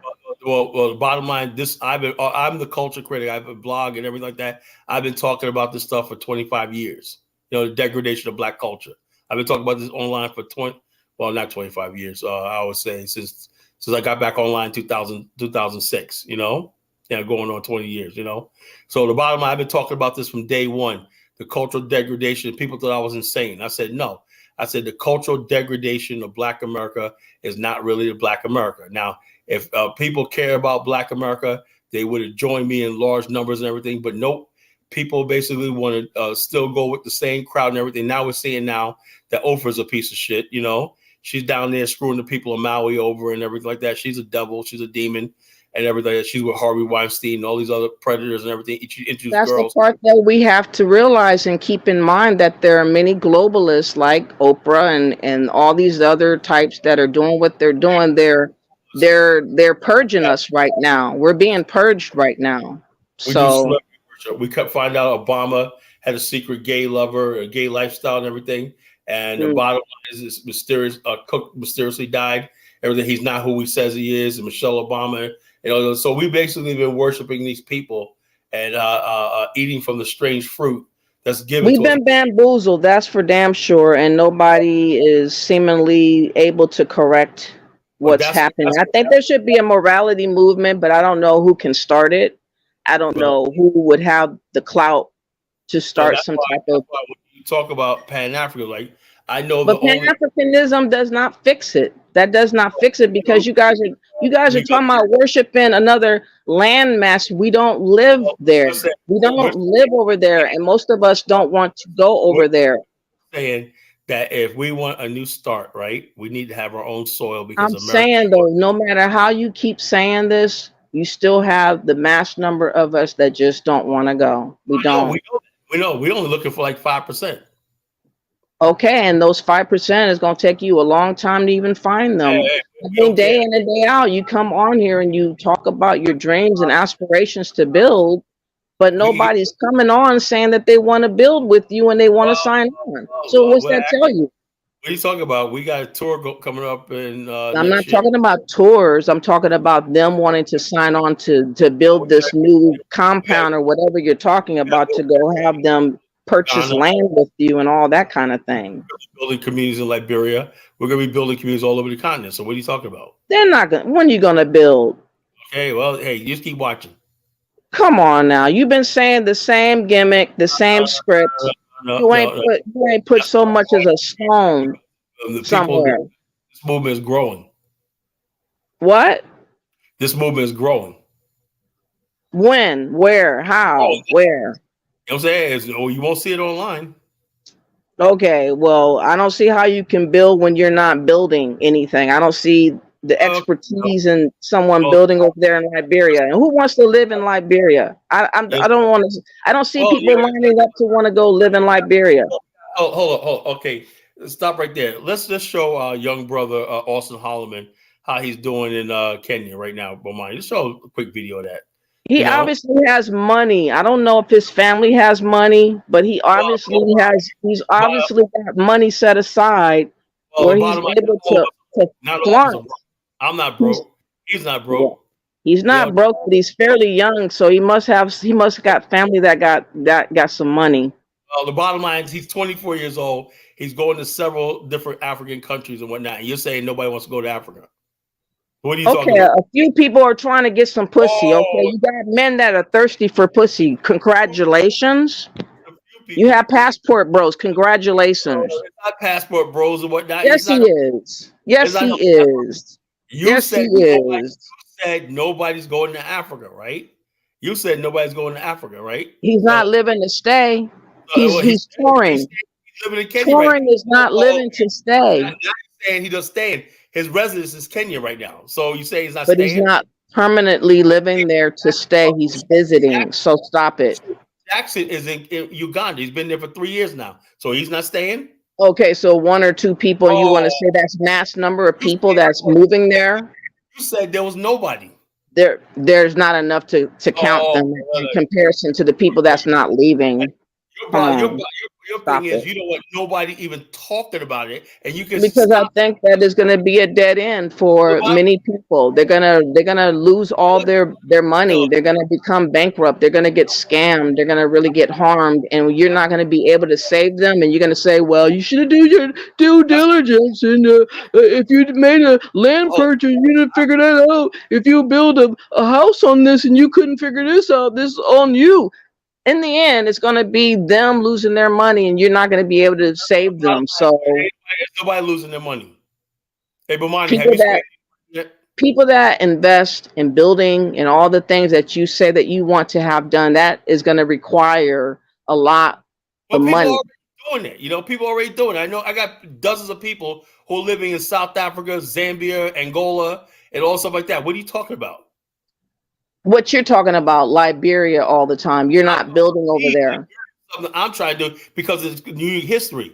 Most black people ain't interested in Liberia. No, we're not. You got that part. All right. Finally. So, what are you worried about? We're not moving there in mass number, period. You keep talking about woe is America, while meanwhile we're having all these migrants coming over here. The airport replacing us. We literally have the great replacement going on right now. Telling you to get back on the plane because I don't want most of you Negroes anywhere near me over there. Because you guys are straight fruit. And you're not going over there either, so I'm not worried about you either. So all this talk about what you're going to do over there, you ain't there. So you just yapping. That's all you're doing right now is yapping. Conveniently. You don't want nobody to do anything. Just stay here in America and do nothing. No, let me ask you a question. I think that we should do something here. That's what I think. I think we should get a lawyer here. I think we should get a lawyer. I think that we should get a class case against the Supreme Court and the government. What happened to your reparations case in California? I'm not talking about reparations. I'm talking about getting a lawyer and suing. What happened to your reparations? I thought y'all were supposed to be paid off by now. I don't even care about the reparations anymore, to be honest. Now that you guys your ass handed to you in a paper plate, you don't care about No, because I feel like they're using it as a carrot to constantly try to make us do whatever they want us to do and talk about it conveniently and trick us into whatever, and it's not working. So Rica's gonna steal the show and all stuff like this. You know, you guys talk about reparations and everything and all like that. You know, I have not been talking about reparations. I've been talking about scams. You know that. So I don't know what you're talking about. I've been talking about scams. Your claim to fame, all you people who believe in ADOS FBA, your end I'm goal. not FBA. I don't like Tariq Nasheed, so you're not talking to me correctly. You're not listening to me correctly. There's something missing with you. Tariq Nasheed is just Tariq Nasheed. He's doing his own thing. He has his own little clique or cult or whatever. I'm not part of it. I don't call myself FBA or ADOS. I'm an indigenous American, Black American. That's what I am. You're the strangest fruit. You believe that you were already here to America, Yeah, right? I believe that the beginning of America, my people were already here. That's talking. That's right. Hang yourself. So G That's Star, right. tell me how Kyle's getting cooked now. Somebody who in her voice sounds like she's straight from the motherland. Talk about she was already here. Come on. I was not from the damn motherland. I'll tell you that much. I don't know anything. I have no connection to Africa. I have no language. I have no tradition. I have no culture. I have no desire. I have nothing to give for Africa. You can put you on the streets of Ghana, put a basket on your head. No, I ain't gonna put me nowhere in no streets of nothing. You be right over there with a basket of fruit on your head, or you fit right in. Take yourself to the damn Ghana and put a damn fruit basket on your fucking head. You got me all fucked up. You can tell by your voice. You're an African woman. You got me fucked up. I'm just saying that you keep having this dream, you keep talking about what you're gonna do, and nobody normally comes up here and even quotes you with your conversation. Africa, and you talk about you indigenous to America. Come on. I've been feeling sorry for you, really. I wanted to give you a group hug. I just wondered if you needed a group hug or something. Yeah, I'm glad you're right. G Star says claiming indigenous, claiming I'm rocking with sister nevertheless. No, G Star, you gotta take the whole thing. You gotta go that L. She said I claim American most of all. That's what I claim. And I think that is very strange to tell us at this point in our life that we're African now. I think it's strange to change course from where you've been living all your life to finally leave and everybody else is flooding over here to replace you. I think it's strange to not even acknowledge that you're being replaced and that our fight and everything that we are doing is all for naught because we're scatterbrained, and Pan-Africanism is the reasoning behind you being scattered. Well, Pan-Africanism is not the reason. You guys have a strange tree, the tree of deceit and whatnot, and the strange fruit. It ain't Pan. You think Pan-Africanism is your problem, right? But it's a little deeper than that. You know, you guys want to blame Pan-Africanism for your problem, but we're not the problem. Oh no, you guys are the problem. All the strange fruit, they're all here tonight. You know, Bomani, did I tell you they were gonna come out of the woodworks? Yeah, absolutely, bro. They're coming out of the woodworks. And for Black righteous folks, my sister, you said that. I got a lot of haters in the. I notice I have a lot of haters. Like I said, a lot of people have an issue when we self-determine our identity. You guys are obsessed. You guys are strangely obsessed with what we're gonna call ourselves, and it's like really odd. Like, what y'all on something? Like y'all be shaking and shivering in the middle of the night thinking about us? Is that what you're doing? Talk about you guys at all. Let me mute both of you. I just it's we're all talking at the same time, so let's go one at a time. I just wanted to find out when people say that they're indigenous to America. What are their documentation that shows that? I'm not questioning anything. I'm just wanting to know because it's something I hear a lot. So are they going by DNA? Are they going by birth certificate or any kind of specific thing they're going by? Because we're getting to hear that a lot, like it's like a trend, like a movement going on. So all these people can't be indigenous to this country. And if so, how do they prove it?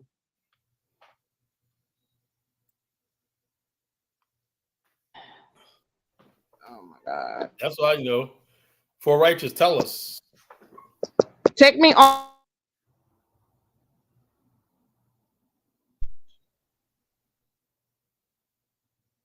You keep on muting yourself back. Let me help. Just hold on. You're unmuted. You keep on. You're unmuted. I don't know what's going on. Let's stop hitting the mute button. You're unmuted.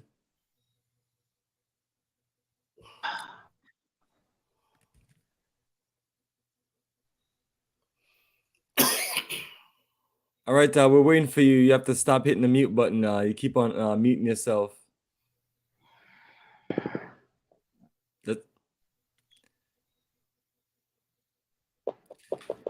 All right, it's kind of like whenever we ask a serious question, nobody ever wants to answer it, and people come up with all kind of shenanigans instead of answering the question.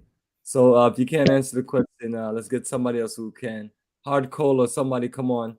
All you people that are indigenous to America, we want to hear some documentation. You know what I mean? Because I think most of you, I think most of you, Dane Calloway got y'all brainwashed. Him and some Hey, my phone got stuck. I'm back. I think I'm back. Am I back? Yes, you're back. My phone got stuck. Okay, and my phone is getting heated. That's why.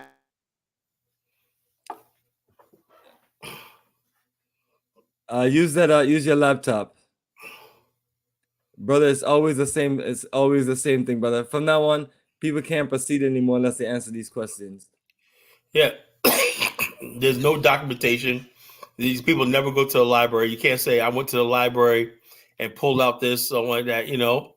Oh wow. Lane scam away. You know, documentation is approval by the white. So in other words, basically, anything that deals with documents, like I said, strange fruit. Only people in America, Black America, are the strange fruit.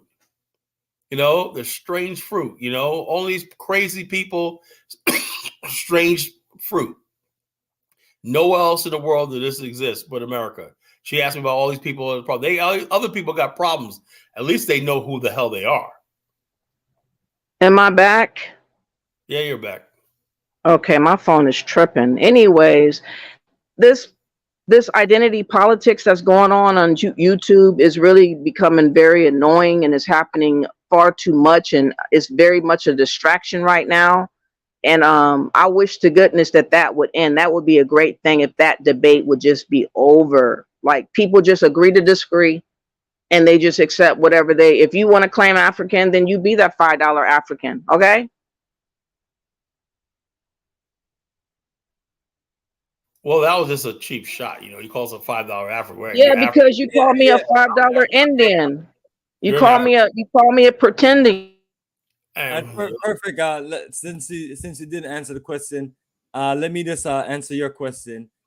Kala and I both have DNA that shows that we're from West and Central Africa. DNA science. So once again, how do you prove that you are this so-called was here first and here before and indigenous? Do you have DNA documentation, or do you have a birth certificate? Do you have documented lineage information? Because it's something that anyone can just assume and just be like, just because it's like, it's something popular at this moment. So the way I look at it, if we were here and there was nothing built, and then our people built what is now here, we are the indigenous to America, because America was not made America until we helped build it. So why am I not indigenous to America exactly? So the Black African people that was stolen and brought here, that built America, they were first off, those Africans weren't stolen, they were sold. You gotta really say the right stuff. I don't know why people always want to give Africans an out, but that's not what happened, and it's not healthy at all to lie. I'm a stolen African, and I'm returning to my continent for well, you're stolen. Everybody else, as far as I've heard, was sold. Yeah, it was theft. It was unequal trade. So basically, it was theft. Yes, evil trade, betrayal, and all that. My people, if they were sold, those people never forgive and forget. We are our own people at this point, period. Now, why is Alquan saying he's blocked? He's lying, Bomani.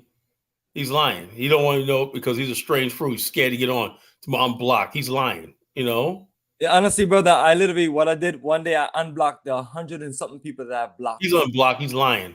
So everyone is unblocked and everything. Hey, Hard Cold, why won't he come up here? Hard Cold. Hardcore, come up here. You're on the chat so we can see you. So it's one. He said he's blocked from StreamYard. No, he's lying. Let me go see if StreamYard got something special. You know what I mean? Let me see. Let me see if StreamYard got a ban feature somewhere that I need to unban. But you know what? The word that I really put everything on, emphasis on, is just American.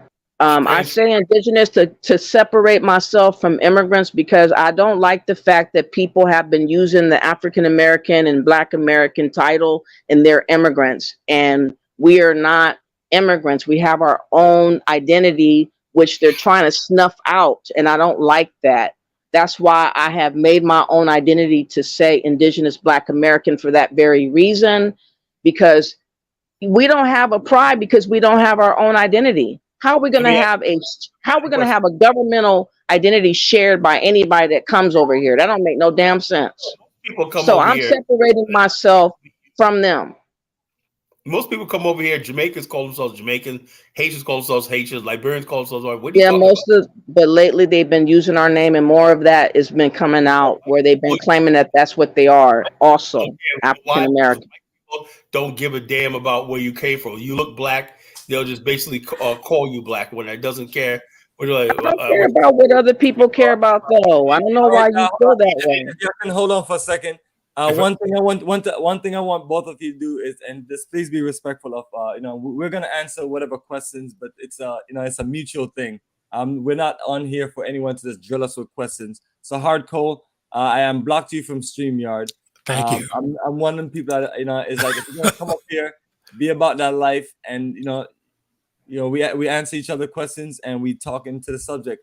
So right now, no one has told me literally why they are indigenous to this country, whether it's via DNA, whether birth certificate documentation, or any kind of passed on documentation. So that's the question that's live on the table. And me and Kala Genesis will wait both of your reply. I thought I just answered that question. Kala, did she answer it? Did she answer it? I gave you some options. I said DNA, birth certificate, documentation. What she said was, if I consider myself, just like people say, I self-identify as a woman, they're 300-pound male, and so they're going to go into the 50s. I self-identify as there was just the other day, right? This is how crazy this world is. The strange fruits, right? This classroom had the kids self-identify as chickens, and they're out there in the thing. They want to be chickens today, So they're out there. The same thing about you claiming to be African. I mean, you sound silly. You sound real silly. At least I'm saying the right thing that I was born with. I was born as an American. I'm still an American. You're the only one want to go away from America. You can't get interrupted. This is not the show for that. The bottom line, you got people claiming to be millionaires, right? So they go out and rob banks. I'm self-identify as a millionaire. So let me go ahead and knock off the First Savings Bank over here, People claiming to be what they wanted to be. You got white people claiming to be Japanese because they like like this. You got Black people claiming to be everything but whatever because their history is so painful. They look at Black history and whatnot, and they're so ashamed, like and they want to be anything but what they are. No, we want to be. No, that's not it. That's not it at all. It's a strange. That's not it at all. First of all, I accept the good, the bad. I accept everything as far as the history goes, but I don't put one thing over the other. I don't exalt anything over anything. So that's the difference between me and you. You exalt a landmass. I don't. I'm where I was born, and I'm going to be here forever until I'm not. I have no problem with that. I have no problem with that. People want to claim America. Hey, that's fine. I wish you a lot of luck. Africans want to claim America too. And exactly, that's what they're doing. That's why Hardcore. What's up? What's going on? Paid in America. Now, Kayla. Now, Bomani just said I was blocked. Just for the record, I was blocked. I wasn't lying. Mm-hmm. Or you lie so much. How you been? How do you feel about this identity politics debate that's going on YouTube everywhere? Haven't you noticed it's really redundant and ridiculous at this point? Strange fruit. I'm asking Hardcore. How do you feel, Hardcore, about that? On one hand, it's good. On the other hand, when some of the people out here are initiating a lot of this conversation, I'm starting to wonder if we're being isolated too, because it's picking up Mhm. steam. So, Mhm. Yeah. and some people keep arguing with an obscure African group of the Somali, and I don't know how the hell they keep popping up every goddamn where, to be honest with you, because they were really one of the more obscure Africans, but now they're everywhere in this debate. When it's really, my argument started, is the Jamaican who's the primary issue. Mhm. Because when they speak to us, they always say we and talk about our history, our this. I know Bomani's Isn't it Jamaican. strange when they do that? Yeah, because could you imagine going to China as an immigrant and becoming a citizen? Then you start talking about, oh man, what the Japanese did to us. We can't I have that know. anymore. We can't have that. That doesn't sound right. But they do it with ease. That's true. They do that. They just use and dip, double dip, triple dip. You know what I mean? When it's convenient. So I don't know why it's so hard to be just called an American. I don't know why people are so hard up when we say we're American. They'd be offended by it, like as if we slapped their newborn baby or something.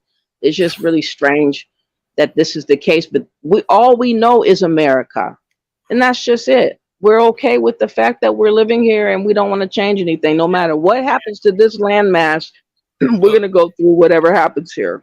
Yes, God bless America. Yeah, I guarantee you, these guys don't want to go to Africa right now. I tell you that. No, that's right. Hey, we're gonna build our movement in Africa is what we're working on. So it's a little bit difficult for people like both of yourself to understand because you're so rooted in America, which is fine. It's just the thing of it is it's only a very small percentage of us, maybe 1%, that's even thinking about going to Africa. Let us have our glory day and try to build something. That way we can do some business from Black America to Black Africa. That's simple. You mean Black Jamaica to Africa? The Black Caribbean is also in the house. You know what I'm saying? South America is in the house. The Black America is in the house. All of this is the Americas. Right. Well, that's how you look at it, but you could have just bypassed the United States. That's not how I look at it. The whole historical aspect of America, that's how it's been coined and set up. This was all considered the Americas. All of this entire area. Only when the white man got here. North, South, Central, and the Caribbean islands. It's completely separate from other parts of the world. You know what I mean? The New World, they call it many things. But anyway, whatever you want to say is all good. Yes, I am a Jamaican, and I'm looking to build in Africa, and I'm working with my American brother Kala, and I'm working with my British brother IC3. That is a great union. That's a global. IC3 is cool, but where in Africa are you? He's annoying. No, it's not. IC3. No, actually, he's cool. If you actually pay attention to what he's saying, here he is right now. If you actually pay attention to him, he's actually cool, though. I let my guest IC3 come in. IC3, you're live, brother. You have the floor. Everyone, let's be respectful.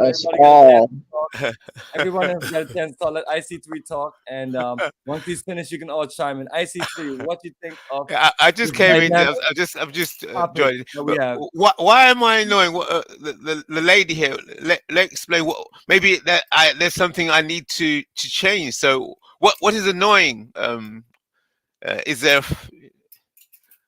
What am I doing that's annoying to you?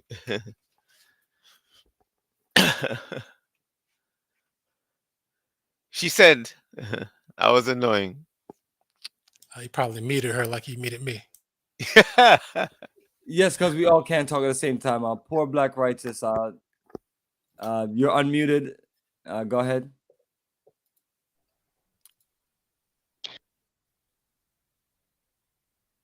IC3 had a direct question for you. Say, why is he annoying?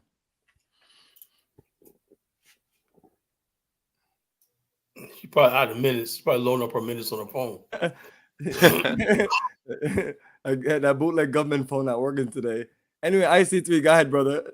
Yes, so it's a wonderful panel here, and it's great as they're looking at the strange fruit. So here's a question: what is your view? Is it to focus like Alquan? Is it America? Is it American? Focus on getting America together, and then we can then save. If we sort out America first, the American focus, then it'll work out good for the rest of the black world, as it were, or is the focus on the creation of some new international entity? What's your positions? What's your positions on the solution? Well, Worry about where you live. Worry about where you're at. Every time you put me on mute, my phone gets thrown off. we hear you. Could you hear me? Yep. Yeah, I can hear you now. So two things. What's your position, and what do you find annoying? What am I doing that's annoying to you? I'm saying that I feel like our fight is here in America. We're here. We've been here. This is all we know. We can't look outside of here first. That doesn't make any sense for you to ask us to do that. Like, you're not asking anyone else to do that, but you're going all over the place, tracking us down, stalking us pretty much, obsessing over identity politics. That's what's annoying about you, because that's all you have to offer. Whenever we see you, we know what's coming. There goes that board, there goes the glove, there goes that talk, there goes the same shit, talking about the economy and this and that and the other, the race and all this type of talk. Oh, the white race and the black white supremacy and this. Okay, I got your script down packed. I got what you've been saying, and I just feel like you're abusing us at this point. Okay, and so if I understand you clearly, your focus is that Black America has to focus on fixing things in Black America before they can. It's quite a popular view, if that's correct, before they can work with the Caribbean or Africa. So local or national focus. I understand. I think the Caribbean should work with each other first instead of worrying about us, personally. These people are not focused on no Black America. They just want this whole Pan-African stuff to go away. And they would pull. Because you guys don't know how to leave us alone. No, you guys won't leave us alone, right? We're saying, hey, you guys are okay, man. I will look, man. You're calling us strange fruit. You calling us strange fruit, and you're talking about you're confused on why I'm here. Well, yeah, I'm saying yes, strange fruit. You got let's say for the political process in America, right? Black people probably politically in America are probably weaker than the smallest minority immigrant group in America. Because you choose to be stupid. You choose not to work together and pull your votes together and get something tangible. Right there. So you focus on voting. Everybody else focuses on money. Harris is doing a stupid dance in the White House celebrating hip hop, looking like a friggin' buffoon. That's what she needs to friggin' get the black vote. That's what they talk about. That's you. She's appearing to four righteous black votes. Like, I know four righteous is gonna like that. And also on The View, that black lady on The View, when I talk about if Biden replaces Kamala, he ain't gonna get the black vote. Kamala is not even one of us. She's not no Adolf, when you call yourself Adolf FBA. She's not none of that, right? But you guys, she's an African woman though, since she's Caribbean. Well, the bottom line is Kamala's Indian, whatever she was, Indian American, whatever she is, right? But you guys switch up anytime it suits you. Barack Obama. You guys, I've never liked Kamala Harris. I told you that. I don't like that lady. This is your politics that you're talking about. I'm not even a Democrat.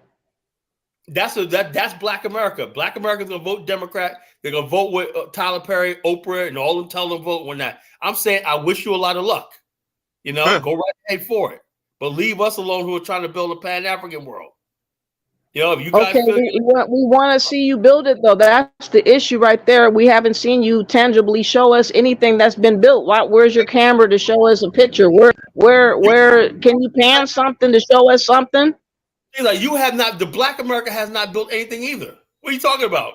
That wasn't the question. So we're not the one talking about we're going to build anything right now. You are. We leave us alone. We got to work our problems. Y'all ain't trying to work shit out. You see the crime in Black America? Gary, Indiana is completely abandoned because of crime. Do you see the wars and coups in Africa? Well, the wars and coups are bloodless, So far. Not in Sudan. Bottom line is this. So they're like changing leaders, like changing chairs.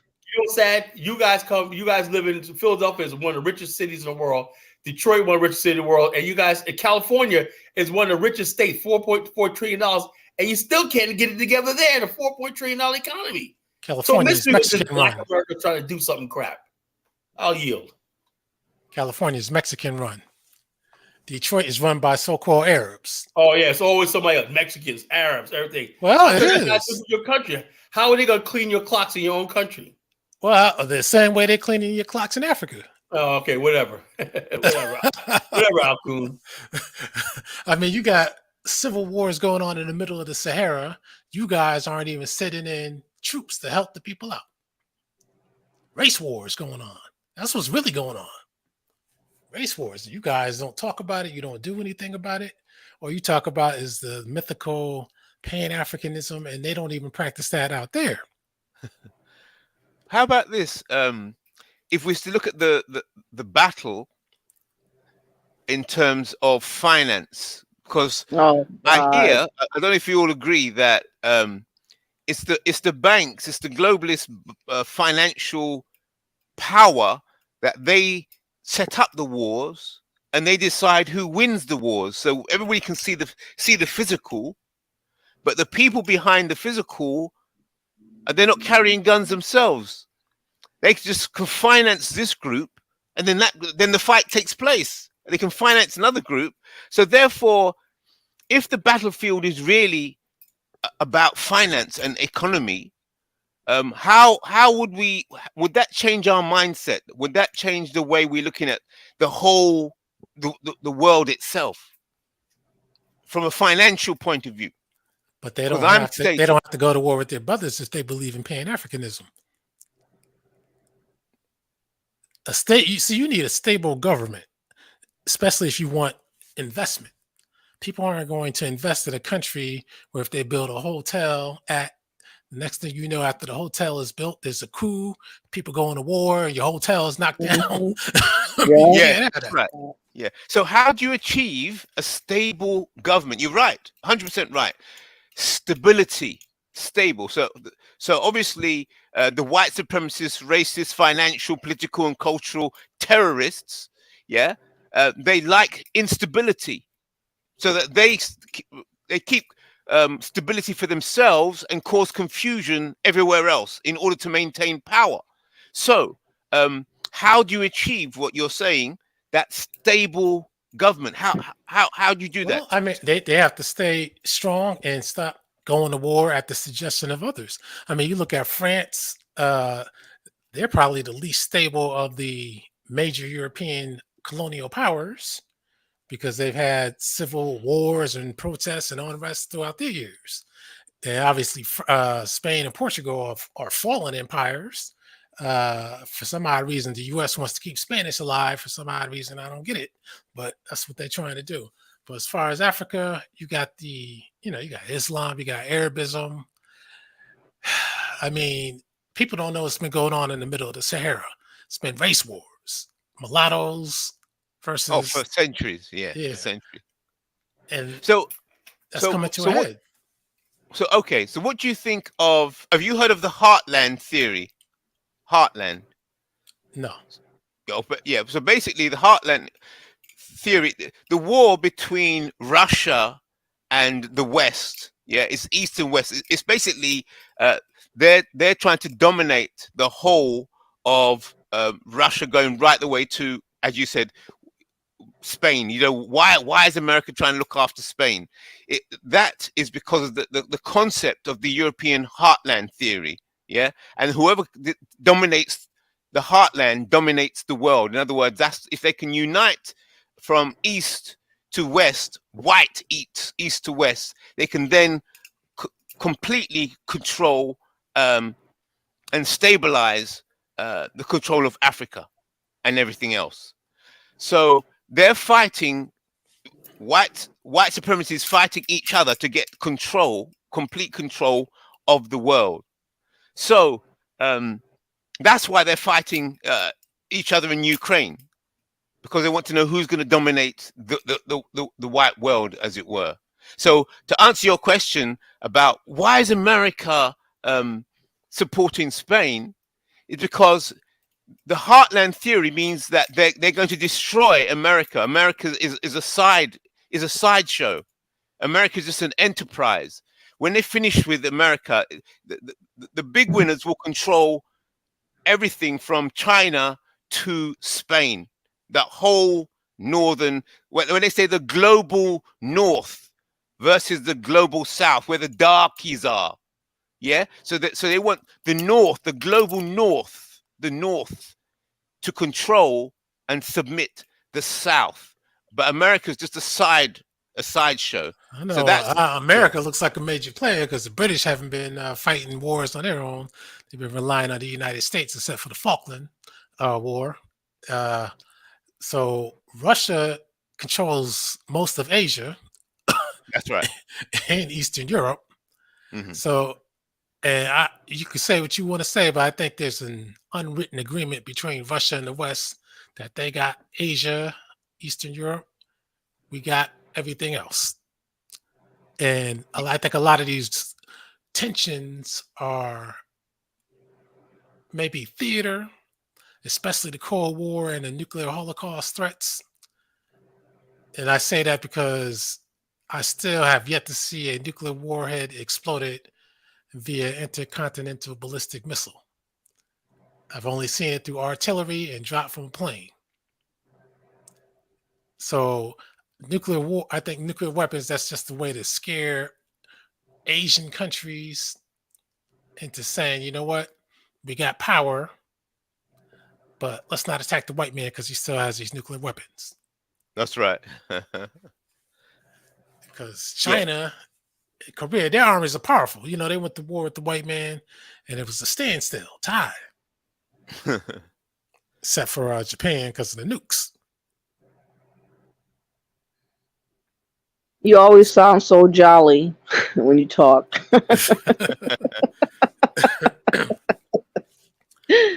But Africa, again, you see with Sudan, I'm surprised that Pan-Africanists were even talking about Sudan since that's an Arab country. But, you know, they don't talk about Libya too much. They don't talk about the Egyptian government. Damn sure don't talk about Algeria. And I didn't hear any Pan-Africanists talking about let's send some donations to Morocco for the earthquake and nothing like that. So, you know, I don't know where Pan-Africanism begins or ends. Can you tell me, Kayla? I guess he can't. What was the question? No, I said I don't know where Pan-Africanism begins or ends. Do you support the North African? Well, I think we answered that on previous shows. Do you support North Africa, or do you not care that they're occupying North Africa, or what?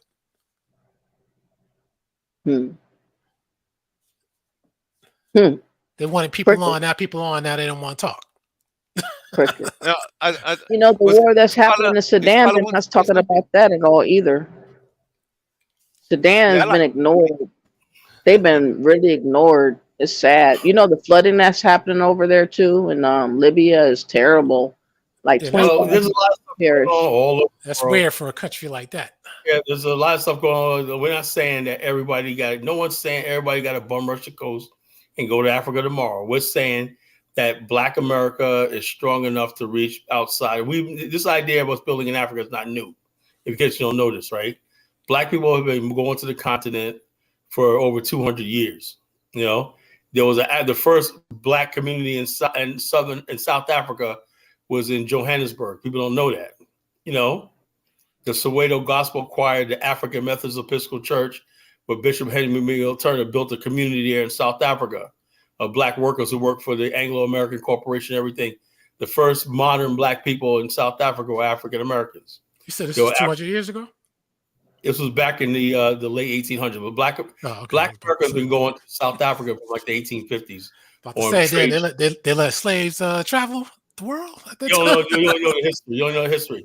A lot of people who were bonded slaves and whatnot. And also there was an incident where this guy, this African American that was on a slave, Caribbean, wherever he was, on a slave vessel, he was what they call a nice word for a slave was Shanghai. You know, what Shanghai means is somebody is trapped on a ship and they sail around their workers. It's called being Shanghai, right? Where they would gather workers up and they were on that ship and everything like that, and they were guarded and they had to do all the work and everything like that. And in Cape Town, there were several black people who took off their uniforms and tried to blended into the local population. Look that up. But I read that in books. I don't know if you can get it online because I read it in books. You guys get your stuff from the internet, you know. Yeah. So so the bottom line is African Americans. George Washington Williams. He went to the Congo in the 1890s. He's from Philadelphia, Pennsylvania. George Washington Williams was the one who exposed the brutality of King Leopold. Right. In fact, the 2017 movie Tarzan Greystone. Samuel L. Jackson brought his character to life, playing George Washington Williams. That's another historic figure. You know, he was an African American. He wanted to build a new state in the Congo, so African Americans could migrate and build modern civilization too. But he came back to America and he died of illness. So this history of African Americans going to Africa is not new. You know, I think like for black righteous folks say, why you focus on us? Airlines. Why do you guys focus on us as opposed to the Caribbean? Okay. Can I answer that question? Okay. Because America is the hegemony. It's the most powerful entity on the planet. Okay. So those people classified as black sitting within that entity, they are special. They are special just by the fact that if you're living in the house of the people that own the plantation, your mindset is going to be different, and you have to be, and however you move. I don't know why you keep referencing us as slaves still. We're not slaves today. You keep on talking as if we're back there with the slave master and really out in the field. I mean, what is going on in your mind? Like something's up with you. Yeah, remember I said America is the hegemony, right? So therefore the White House is the house of the master of the world. Yes? So dominating the whole world. If it's true that America is the most powerful entity on the planet, but I don't think they're the most powerful anymore. Correct or not? They're not the most powerful anymore. Sorry? America's not holding their weight like that anymore. Okay, right. So you China's think things have right changed. there, Russia's right there. When did things change, and who is now in charge of the world? The construct of the world. Well, the British still has the bulk of their empire. No. Who is more powerful than America? What entity is more powerful on this planet than America? The bankers. Would you agree with that? Sounds like it could be. Okay. The bankers. Elitists, the secret society and all that type of talk. You will have to go there if you were going to talk about like the one world order and all that kind of thing. Right. So yeah. So these elitists or these whoever they are, they have to have muscle. Yes. So the muscle is America, isn't it? Right. So whatever they want to do, then they'll get America to do it. Correct. Right. While the British sit back and don't have to use their resources, and they still have their own muscle. Well, so you're saying that the British elite are different from the I'm saying that the British globalist elite. No, I'm saying that the British still has a powerful military, but they let the United States do the fighting for them unless it's for British self-interest, like the Falklands. Right. Okay. So first of all, we have to have a see if we can come together on understanding how the world works. So this elite. So when you use the words like British and American, are we saying that these elite are neither British or American but these? I think it's a mix of a melody of different races of people. I think the secret society doesn't have a barrier of color. Probably, I think that they have a little bit of sprinkle of everything. globally, even Africa. All right, let's go into this. This is where it gets serious. This is where we start drilling down to understanding what the actual problem is before we can start discussing solutions. Okay, so this elite, from what you just said, race is not an issue to them.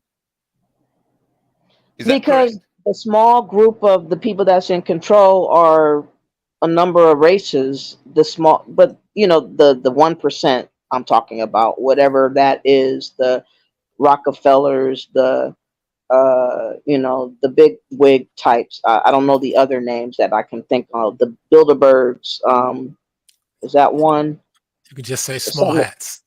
Small hats, yes, small hats. Bilderbergs. I remember reading something about Bilderbergs before, and other things on that level is what I'm referencing. I think that whoever's a part that most of them, some of them are mostly white, but I'm saying that they do have African secret societies too. And I'm pretty sure that they brought in other races of people through time with invitation for these secret societies to get more leverage in other countries with other transactions of business and ideas for what their controls would be for the world at large right now. And I think the reset is happening right now with the New World Order. A purging is going on right now with this migration crises that's happening worldwide.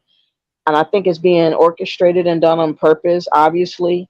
Conveniently, COVID has been not mentioned. Watch how it comes back by winter, okay? But it's convenient for all this influx of all these migrants. There's no mentioning of checking anybody out for COVID, no vaccinations, no nothing. Everything is just copacetically easy for everybody. Just come on in, and then if we're gonna have issues. Your point is, it's not racial. It's not about racism. Is that correct? Well, I'm talking about the people that's in power is not really about racism, because there's a lot of different colors that's in that power.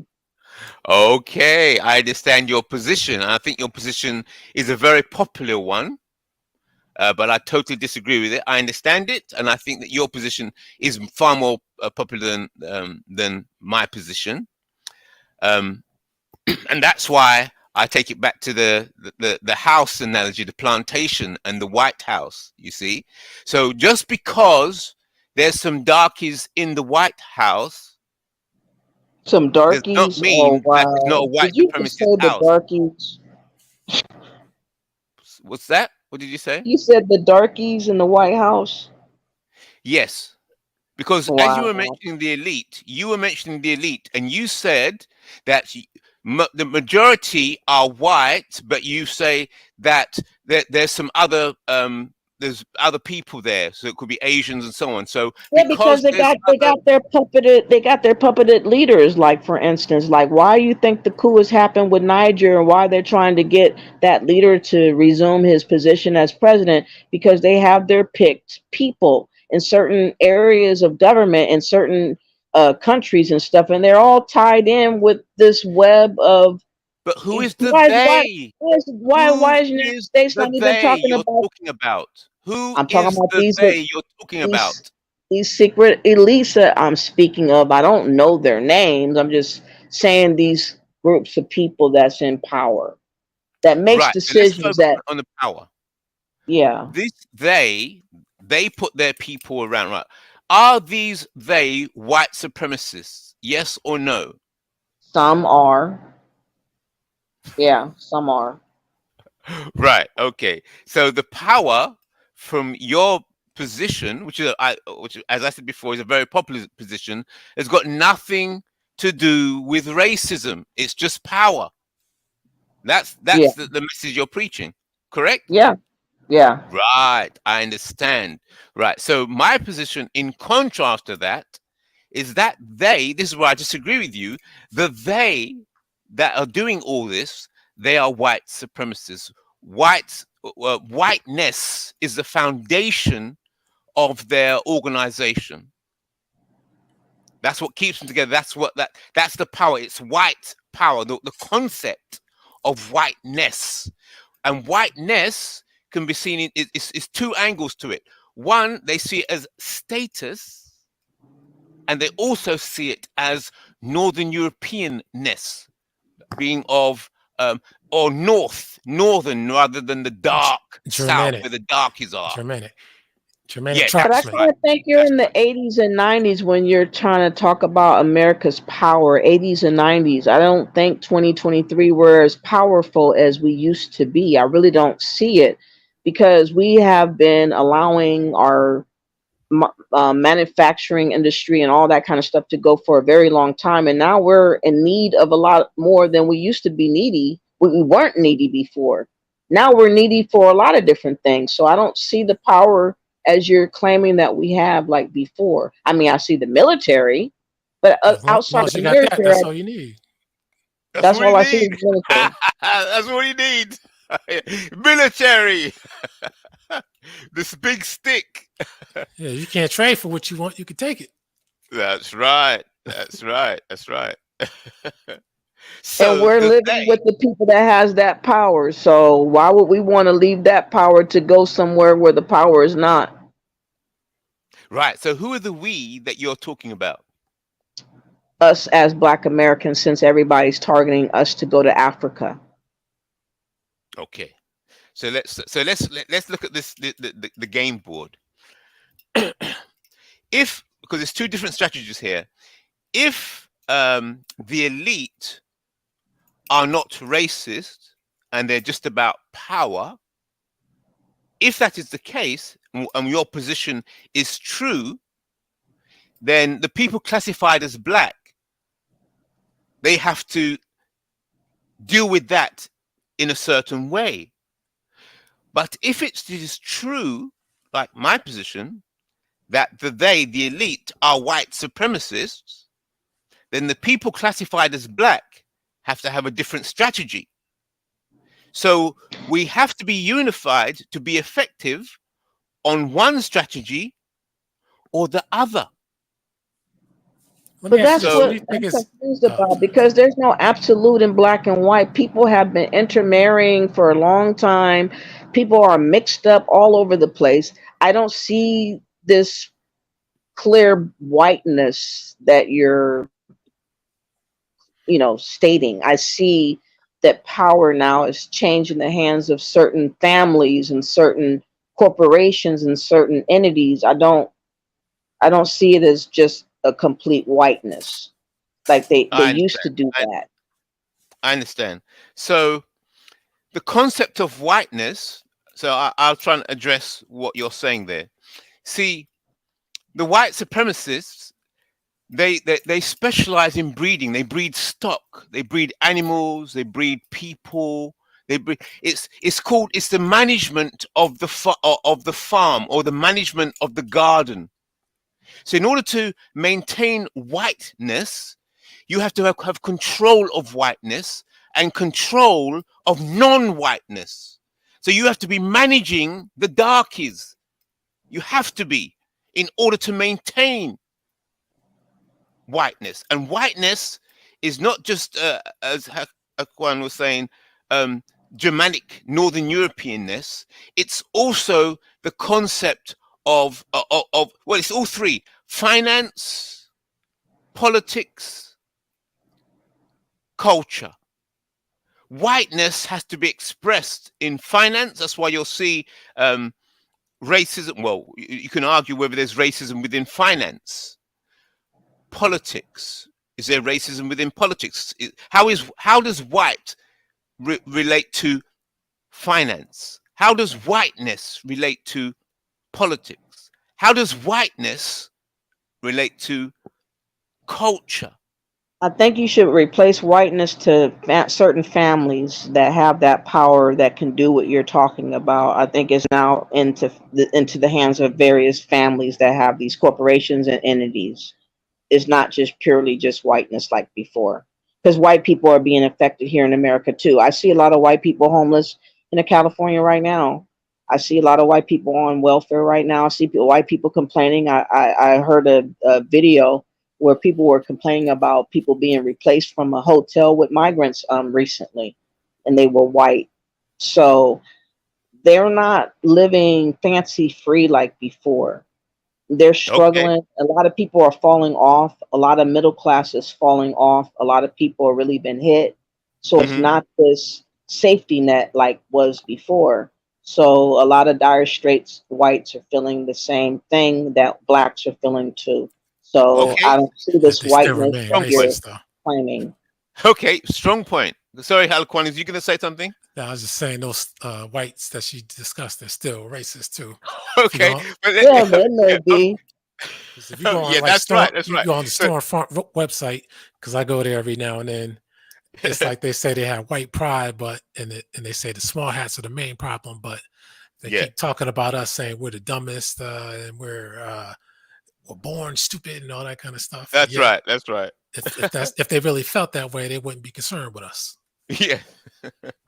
Okay. So let me try and address what the lady was saying. So, Neely Fuller makes it a wonderful model. Actually, shows it says you got to understand the system.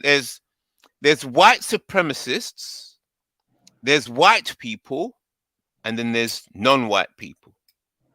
Okay, so in order to maintain the system of white supremacy, they are happy to make sacrifices. These are called white sacrifices. Just like when you're working in a company, sometimes they say, look, we're going to have to let you go. So sometimes, and just like in the military as well, they'll put certain people in the front line. Yeah, or they call cannon fodder. So the system of white supremacy, in order to maintain itself, requires the sacrifice of white people for the greater good. So those white people who are suffering, those white people who have chosen to be sacrificed for the greater good, to keep the darkies down, those white people, they don't want to be sacrificed. So they'll say, look, I'm suffering like you. And so they're trying to make alliances with the darkies, with the global south, because they're suffering because they've been chosen to die and to suffer. So because they've been chosen, they can say, we understand what you darkies are going through, what you global south are going through, because we're suffering. but no, they're only crying because they've been chosen to be sacrificed. They're still white supremacists, and they still aspire to get out of this scapegoat or sacrificial lamb position and move up into the area where those people choose. Can I ask you something? It's very interesting that you use the word sacrifice, because I hear a lot of Pan-Africans use the word sacrifice, and then on the same token, as you say on one end that you have to be sacrificed, the same can be said that Africans feel that we're to be pawns to be sacrificed. You see the mentality switch in that? Yeah. Oh, brilliant point. Oh, you smashed it there. Yes, because think about it. Actually, wow. What you say? Yeah, because Black Americans are part, or seem to be part, or an aspect of the global might of white supremacy. They're in the White House. Then the global. You guys see us as pawns to be used for your. Hold it. Yeah, good and point. that's not a place that we want to be as pawns. Exactly. Yeah, but hold this point. Let's go into that point, because it's very serious, the point you've raised there. The African would say, listen, when you Black Americans come over, you are pushing the dollar. You're coming with the power of the dollar, and you're coming with the the ideas and the values of the West. Yes, and they can see it. They can see you coming over, and they think, wait a minute. Those Black Americans, they have to be sacrificed for the greater good. Yeah, because for us, and you think that is something that we would want to just happily go willfully wanting to do? Exactly. Of course not. And so Yeah. if my objective to survive, which means I need to steer clear from people that think I need to be sacrificed. Exactly. That's So why I need to steer clear of people that have the mentality, as you just said, which would yes, be Africans that feel that we need to be sacrificed for them. right. Yes, but watch this. Watch And this. I would also disagree that Africans are thinking as one or thinking of But there are others some that are as a thinking on one accord, though. Well, they There can't are be because some. they're in the middle No, of they're wars thinking right as one now. because they think of the dollar. They think as one because they think about the dollar, the But they also power. think about the British dollar. pound and the French franc That's too. true. You got a It's point. white. It's white money, isn't it? It's white currency. It's white currency. So with the currency comes the values and the culture. With the strength of the currency, white supremacist currency comes with the LGBTQ, the values and so on. That's the value in the currency. So the currency is the poison for the global south. So before we start talking about the solution, Matter of fact, I hate to interrupt you, but before, since I want to Go on. touch on what you just said, the currency. What do you think about this BRICS situation and the currency? Because I think before they get too excited, a lot of these people should understand, a lot of these countries should understand that China, their economy is totally dependent upon the West. That's right. That's right. That's right. That's So right. how do you That's think that could work? Or Yeah. is that just another method of control and giving people the illusion of freedom of choice? That's right. That's right. So it's the same the same elite, the white supremacists. There's white people and there's white supremacists. The same white supremacists, right? This is the latest I've heard from the white supremacists want to move the power base from America and move it eastward while still maintaining white supremacy. So therefore, white America is being sacrificed.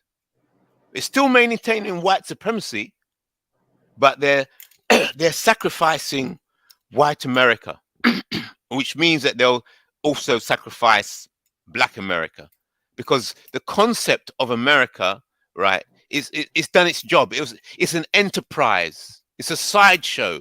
Yeah, just like the Starship Enterprise.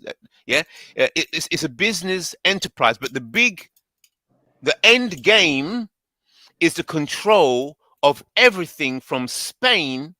No, to the China. end game is to not be sacrificed. Who wants to be sacrificed? Yeah, but before we go into that, I got that. But before we start looking at it from the sacrifice, let's look at what the elite, the white supremacists are doing, and then obviously we're going to think. In right, other what's the most words, we effective don't way? have no friends. We don't have no friends on the white side or the African side. In other words, we have no friends. That's right. So therefore, having understanding the global picture, yes, that's why I wanted to talk about who exactly are these elite, because the solution to get out of being made a sacrificial, made a scapegoat, is that you're going to have to counter the white supremacists, and they're very smart, very rich, very powerful. So if you're going to get yourself out of the sacrificial position, so you have to get a clear view of the situation. And it sounds like to do that, you have to sell somebody else out. That's what it sounds like. Right. So yeah, that's just the science. That's just the law. That's just the maths. Yeah. Sacrifice is necessary. Kind of like the art of war. That's right. You're on it. So sacrifice, there's no escape. There has to be sacrifice, but who or what is going to be the scapegoat? I think the Pan-Africans should be the scapegoat and should be the sacrifice, because they have this love for this so-called Pan-African. Prove it. There you go there. Solution. Right. Okay. So let's explore all the solutions. Yeah. Right. Let's not have any bias. Let's That's just look the at main this. one. Okay. Pan-Africans have to be sacrificed. If I were to take a guess at trending, I would guess that the so-called FBA might be the one getting sacrificed. That's what they think. And the reason why I say that is because the more agents that are out there, and those are the ones that identify as FBA, Mm-hmm. and the brainwashed, seems Setting like them up to take and absorb all the scapegoat for the so-called Islamic phobic rhetoric of Tariq Nasheed. Yes, and we're I think becoming you just said isolated. that. You know, and the Yes. bait is reparations. We're gonna get paid. Yeah. So you a target yourself. on the back. You got it. You got it. Yes, that's why what I'm I not was looking at. that's why I'm not FBA or ADOS. You get it? I know it. This is it. I have to agree with you, Salakwan. Yes, they're setting, they're lining up, because don't forget, it's a ritual. So the sacrifice is not a jammy thing. A sacrifice. Why you're having such a good time explaining this? What's going on with you? I know, I'm excited about what you're saying, because what you're all saying. Yeah, I noticed. All coming together. You need to go to the bathroom real quick because you're relieve yourself. The solution is fantastic. Is so important. It's the solution to everything that we're under. And I think that what you're saying is right. What you're both saying is right. Is that the FBA and the ADOS, it's almost like they're preparing the sacrifice. They're preparing the ritual, and then so they can deliver it. Just like it's propaganda on YouTube, and these are staged moles. Tariq and Yvette Carnell are not real proponents and advocates for us. They have been sent for this task to try to wrangle as many people they can in their fold for this mindset of thinking that we're one gonna get reparations, two we're gonna be able to avoid the inevitable. But there will be some people that can avoid some of this stuff. You just have to avoid the mass number of people that's wanting to intentionally sacrifice you. That's the goal. Okay. So you're correct. I agree with you. I think this is where we can agree. I understand your view is different from my view, but I think we can agree on how or agree to discuss the solution, which would be how to not get sacrificed. Yeah. How are we going to avoid getting now? The first thing I'd like to say, I'd suggest, is that sometimes those who are being prepared to be sacrificed, they don't understand, they don't know that. So I wouldn't. I didn't like the way you say. You can admit that we're the sacrificial one of the scapegoats, right? Because you, as a Caribbean, and others that are Caribbean, they don't feel the pressure that we feel online. I don't see you guys attacking other Jamaicans and Haitians and others about their identity, accepting it as African. You don't go back and forth with any of them. It's just clearly on us, our blackness and our dedication to this supposed allegiance to blackness, and now this identity crisis debate. So it's propaganda. It's all staged. I believe it is. Right. That's why I always say Caribbeans, how come they don't force Hispanic Caribbeans to accept their blackness and their Africanness? Yes. That's where they need to start. Start with them first. Yesterday, I was at a store in New Jersey. It's a Cuban area. I was getting in my car. The Cuban lady started speaking Spanish to me. Didn't even ask if I spoke Spanish. She just started, because she assumed that I must have been a Cuban. I know a few key words in Spanish, but I understand what the hell she was saying. Maybe she was trying to tell you. Maybe she was trying to tell you look goofy. No, she could have been trying to say that. She must have been trying to say, "Hey, baby, what's up?" Was she old? Was she an old lady? Yeah, she was old. Yeah, but how do you feel about Tariq Nasheed these days? Hard, cold. Have you still been keeping up on his? I haven't been watching him as much. I've been really. He's been repeating himself. Same insults to the same people. Yeah, it's old. And It's old. one lady called him out on that. She's like, you tell the same old jokes, the same insults. You got anything new? So I think we've answered the question. We've answered the question. What is special about Black America and Black Americans? What is special about them is that they are the supreme sacrifice. When they are sacrificed, if the white supremacists. Do you hear this, Kayla? Do you hear this Pan-African fool right here? And you see why I don't like Pan-Africans? Do you see and hear what he's saying and his delight in talking about sacrifice?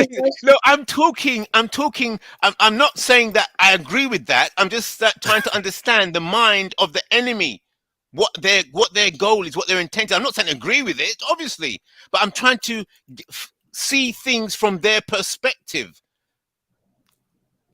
But that's see, why also their perspective seems to be the same perspective of Uncle Tom Coon agents as well. I guess they're subordinates, they're slaves who keep trying to round us up, because that's the problem. How are we more special than Black people in the Caribbean who have land? Right. Yeah, but don't forget when they're setting up. I understand it's from farming. What they do, they get a lead. What's the name of it? They get a lead goat to lead all the other animals to sacrifice. You see how excited he gets? This is what I'm talking about. We really have to purge this Pan-African demon. This is a demonic entity. It is sick. We're sitting up here witnessing this man talking about we're getting sacrificed. Yeah, and he really is having a jolly good time explaining it. I really want you Black Americans to take and heed this demonic entity right here in front of us. But you put it on me. Why are you blaming me? I'm just describing. I'm describing the situation. Don't kill the messenger. I'm not saying that I support the idea. You all are the same. You all are. This is how you all operate. You all are the same. You think exactly this way. You guys have a sickness for wanting to sacrifice others for other things, like you have the power. What is wrong with you? Do you worship some type of... It's not us. It's not us. It's your God, whatever God you serve. It's the same God that you serve, the white supremacist racist elite that you described. Do you serve Satan? Do you serve Satan? Do you? If Satan is white supremacy, all of us are serving Satan. Satan rules this world. So therefore, if we're in this world, I am serving the same God you are serving. I am serving the same God you are serving. You're not serving God, because I'm not talking about sacrificing you. Oh, we're gonna play some videos. This is what we call strange fruit. Right. You know what I'm saying? Some strange fruit video samples. You know what I mean? They say pictures or videos worth 1,000 words and everything like that. So with that, Bomani, let it roll. He needed a break. He needed to save him. No. Roll that beautiful Africans at War footage. Okay. We're gonna play some strange fruit. You know, the people denying their African ancestry. Oh, God.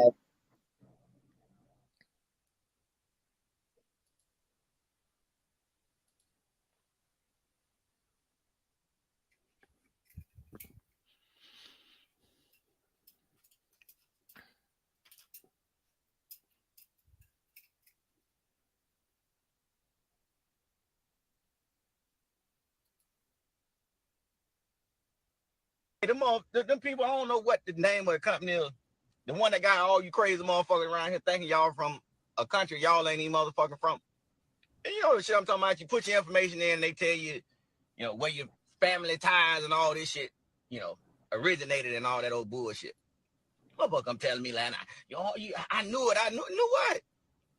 I knew I was from Switzerland. They say I'm from Switzerland. I had ties and heritages in Switzerland. Switzerland? You want me to motherfucking believe you had family in motherfucking Switzerland? Well, y'all motherfucking know y'all. He's telling the truth. They're just guessing for the most part. So in other words, you don't believe in DNA. I don't believe in ancestry to Africa. I believe in. I think you can tell what brother is your brother or your sister or your mother or My your ancestry, cousin. right? And my first cousin, my mother, my brother, and Yeah, aunt. your family. They'll be able to track your family, but they're not going to be able to tell you your tribe. Also, it told me exactly where my African ancestry came from and everything. I don't believe that part. So of course you don't believe it because you don't want to believe it. No, I don't believe in that part. I believe in the part with your family, what you're talking about in the beginning part. No. Your DNA goes back like 50,000 years. You know, DNA, they DNA tells everything to you. They bamboozled until you. you basically, until you're on Maury Povich, right? And somebody's saying, you're trying to get that child support, and you're like, such and such, you are not the father. You go running out when that, you know what I'm saying? The DNA That's was wrong. direct blood, though. That's direct blood, though. You're talking about saliva. You're talking about a landmass. It's not the same thing. DNA connects you to a landmass, that's your DNA. But you guys got blood that you can actually get and tell if that's really your blood relative. Like I said, you're part of the strange fruit. People who denying what they are. All you do is take a DNA test. It'll tell you exactly what you are. I'm not denying what I'm saying. I'm saying I'm multi-raced. I'm multi-race. We're mixed up with white, black, and probably Indian more than likely. So let me guess, you got some German in you or something? I mean, just like that guy came from Switzerland in his DNA test. I mean, that's one thing we need to discuss. Was that incorrect, or could that be that way, or are they making up false? I think they're making up false results. That's what I think. I mean, that's because you're black. Don't mean that you don't have any white ancestors. No, I think what he's saying is, I think what he's meant to say is DNA is bullshit, right? And he made the example. He didn't say black people. He just made the thing saying, I know somebody said they're from Switzerland. We're not basically saying if they're bullshit, then that means that if somebody says you're from Africa, that's bullshit also. But so he didn't directly say that, but he just basically saying like this. Basically, he does not like DNA. He doesn't believe in DNA testing and everything like that. So if somebody says I'm from England, a white person would say, yeah, I know my family and everything. A lot of white people have good records when they say my family came, and they trace right back to the village they came from in Ireland and Scotland and everything like this, right? And they get the DNA. Oh, I knew about that. Only rare case I see white people like, well, we didn't know we had this in us and whatnot, some Greek in us.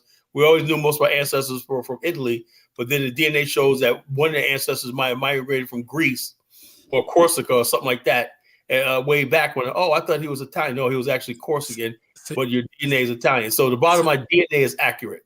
So you're telling me that you could take a DNA test and find out that you're British? You're not going to find out you're British. You don't have to worry about that. Then no, I'm asking you, is that what you're trying to say? That you could take a DNA test? If you take a DNA, your DNA will tell you your DNA, your ancestry, where exactly you came from to 100%. That's not came from. But will it tell you what you are? They tell you for purposes of entertainment, most of all. Entertainment. Okay. Entertainment. Will it tell you what you are? Kidola, you people are black racists. Kidola, what's going on, my now Kidola love himself a white woman, No, I'm asking you, Kayla. What? Will a DNA test tell you that you are British? Will it tell you that you're Italian?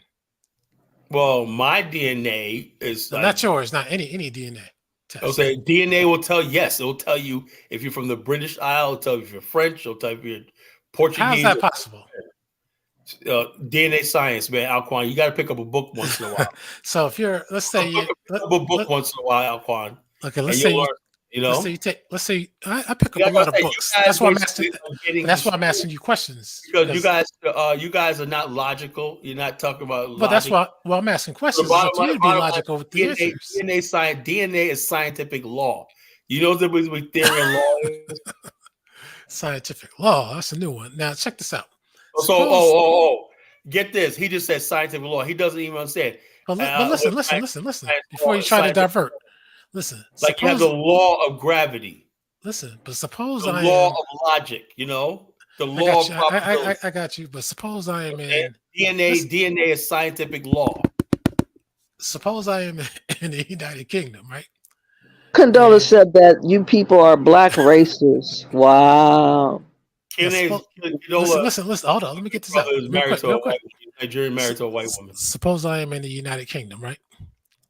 Right. And I take a DNA test. What is that going to tell me? It's going to tell you where exactly. If you were in the United Kingdom, you could have Roman ancestry from like 2,000 years ago. It'll tell you that all that. But what if I'm a Jamaican immigrant family? What do you think? It'll say you're African. A Jamaican immigrant that lives in UK is not indigenous to UK. So his trace is the only group of people that has trace DNA outside of its. Listen to what I'm saying.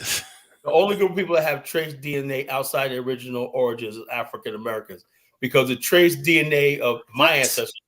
Oh, listen to what I'm saying. This is hard for you to comprehend, so you got to sit back and listen. Stop interrupting me. My trace DNA also says I'm from Africa, everything like that. But it also says because my ancestors were here, were part of the first Africans that were brought here in the 1600s. Right now, my trace DNA also has a trace DNA on the eastern seaboard of the United States. So I have an African history and I have an African American lineage too, as a trace DNA, but the original is African. Okay, now let's roll it back a little bit. We appreciate it. And hold on, brother. Ola, welcome to Pan-Africanism towards Nationhood. Let me know what you think of our topic tonight. Oh boy. Now let me just get this out. Yeah. You see, that's why I like the Jamaicans. The Jamaicans will always let you know I know some Jamaicans deny they're Africans, they're Jamaicans, but they will always let you know they're from Africa. You understand? But the problem I see with Black Americans is this. If you're not Black, if you're not from Africa, and you want to say you are multiracial people, multiracial, they let those who want to be Africans to be Africans. What I see is that the light-skinned ones, these heavy light-skinned, heavily associated with Black Americans, they are the problem of the ones who are attacking, shaming the darker ones who want to be African. Let me speak. That sounds like a Sudanese issue. Hold on, because it seems like the very, very heavy light-skinned ones are telling sometimes because it's the setup, and this setup been going on for a very long time. That's you're too dark, you're ugly. Look at your skin color. Some of this is play against also the darker Black Americans that are from North Carolina, South Carolina. You can see that this lady speaking here who says she's multiracial. If you're multiracial, then they choose a group. Which group are you then? Well, I gotta choose. I gotta choose. Which group are you? Why you associating yourself? I can't just be everything. Why you associating yourself with Black Americans? How come I can't be everything? Because you're not dark. Look at Carlos. Carlos is a very dark man. I choose myself. I choose myself. You can see Carla is from Africa. You can see Bomani is from Africa. Then you, who call yourself heavily multiracial, you look like Latino, but you always Latinos you always want to pump in and knock the darker ones when they choose they are from Africa. Those who want to go to Africa, they have right to go to Africa. Those who don't want to go, they also have right not to go to Africa. But you heavily mix up ones in United States. People like the other lady also, I forget her name, heavily light skins. But see, we don't object to them going to Africa. We ask them when are they going. That's what we ask. You put knock Africans, not just Africa. You also directly knocking the darker ones also, who look more like Africa, who are the directly African descendants. You understand? So you have to choose. Go to the Latino. If you're Latino, you fit it. So that we will I'm not Latino looking. I don't know what you're talking about. So don't just come, everybody hates Africa. Not everybody that hates Oprah look like African. She cannot deny that. Sometimes it's very shameful that you that look Like I'm not talking about you, but you don't look like Africa at all. I would never take you as an African person at all. Excuse me, sir. What does an African look like, by the way? I'm talking about where your descendants are coming from, which is no, but you said looks throughout this whole discussion. No, when we talk Africa, really in Africa, even the Moroccans and the Egyptians know who they call Africans. The sub-Saharan ones are the Africans. The one with, what is the sub-Saharan African? Hold on, then let me explain to you. The sub-Saharan Africans are like people like this guy with this cap, people like Bomani, and people like Kala. You know, these are sub-Saharan Africans. Okay, because I was about to say, because you got Ethiopians and Somalis. They're sub-Saharan African. Look, Ethiopians are not sub-Saharan Africans. That's where it's located at. No, Somalis are not sub-Saharan Africans. That's where it's located at. We know sub-Saharan Africans. Even when you be mixed with a white woman, we know sub-Saharan mixed children who their mother are white and their father are black man from African descent. We know them. We know the ones Ethiopians be mixed also with white women. Also, we know how their descendants also look like. I mean, let's get real, sir. You Africans don't know what an African is or what an African is supposed to look like. This is the schizophrenic you want to bring in. As long your skin is dark, you have a broad shoulder, your nose is a little bit broader, you have your lips is we know who we are. Don't ever you got a lot of Kenyans that are very dark and they got thin lips. What do you call your kids? What? Your kids are mixed, right? Yes. Oh, this man did all that talking. You got mixed kids. You know, they're biracial.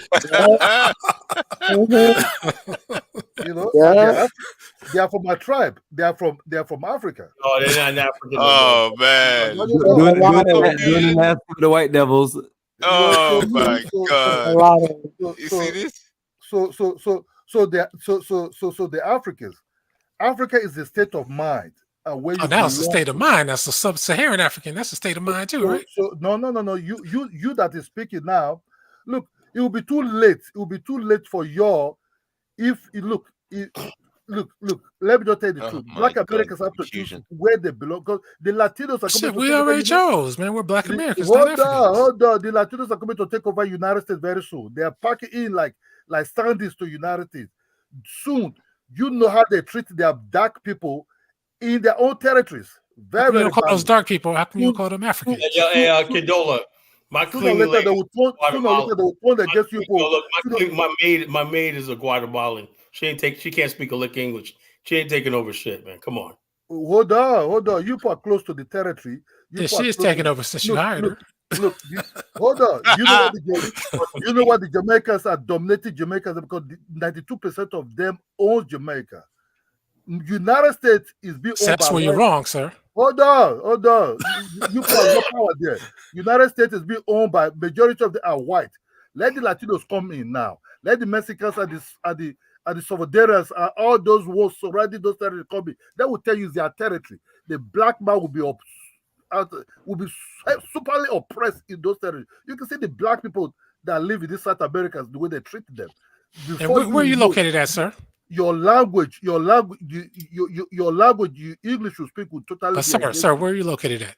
So that means he's not in the United States. So I asked the question. Oh, he's in Nigeria. He lives in Nigeria. So why are you worried about what's going on here? Is because you people are knocking the ones who want to go to Africa. Let them go to Africa. 20 years from now. Again, sir, we don't have a problem with that. They can go to Africa, but they're not leaving. No, that's the problem. Africans. Yeah, that's the problem. They won't leave. We want them all to go, Condola. I swear to you. I don't want them to stay if they want to go. But the problem is they keep pointing at us about why we're not wanting to go when they're sitting up here in America looking at us. Why can't they just go already? Why is Kala still here in America? What is he waiting for? It's good. Person like Kala is trying to reinforce about the heritage of some of Black Americans. But you just told us to pick a side, and we picked our side. So why are you trying to get us to pick another side? No. I'm not talking about you that is speaking now. Because possibility you might not even look like Kala. Kala just trying to talk to those that look like real African descendants. But why is that important to you? Worry about Africa, though. Worry about them. It's not like I know. Why don't you worry about the Fulani? I don't care about how people look. I wouldn't care about hair. I'll take somebody that's pale, high yellow, over somebody that's a stupid ass coon and a bootlicker any day. I don't care about what they look like. You know, I don't care. Actually, dudes. He's a bootlicker. I don't like the Ooga Booga Africans. Yeah, the guy below you a Damn, Ooga bootlicker. Booga. Pan-Africans are bootlickers. No, we're not Oh bootlickers. my I swear, man, if you had your picture taken off, You I guys would swear I worship was listening to a KKK member. I would swear. No, All of us. I don't know. But what point I'm trying to make is I don't care about color and all that stupid stuff. We're not. It's what's in your heart. You know, if you That's believe good. in your African ancestry, that's all good to me. You know, I don't care about what you look like and If stuff you're- like that. if- You know, if- How you'll can be- we work together to stop getting sacrificed? They're lining us up for sacrifice. we have to So- the truth of the matter is this: we have to find ways. Look, the if you check now, if you check this geopolitics, what is going on now, this is the first time in Africa ever choose a side and said we're not going to be involved with this your mess. We don't want to be involved with this nonsense. That's why you see coups that are going on. The coups that are taking place, it's just people are just fed up of particular country. You're talking about Nigeria is trying to invade because they want to kick out the Arab president. What are you talking about? Nigeria is not invading Nigeria is not invading nobody. They're the one who put it on the table. but they want to run a pipeline through Nigeria.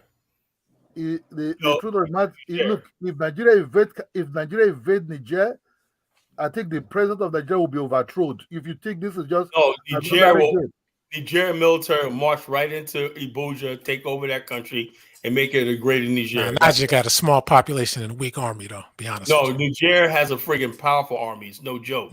No, they don't. The American military said these guys are monsters. These guys are ready for war. That's what they said about Saddam Hussein's army too. When they bottom invaded, line- they cried and gave up. The bottom line is this is different. This is how. You know, these guys are cut from a different cloth. Nigeria couldn't even deal with Boko Haram. How they gonna go invade Nigeria? I would love to see that happen. No. Nigeria will take Boko Haram is for even their causes. You guys, Boko Haram caused you guys to abandon police stations. What are you talking about? No, man. You guys said, Nigeria Obama, give us some weapons. We don't have, Nigeria doesn't even make its own weapons. Come on, big country like you guys. Now, see, I'm not a Pan-African, but Nigeria does make a few weapons of its own. They don't make weapons. They don't make weapons. Kala. You see, the problem with Boko Haram have a hidden place, and Niger is part of the whole show. You understand me? Niger and some other part of Nigeria, they are causes. It's like you asking them to go and fight their grandfather's children in the other side. You understand? These are family related people. These are not just, it's just the French and the English that just share them up. Sokoto, Zamfara State, Kano, these are all people who share the same ancestors.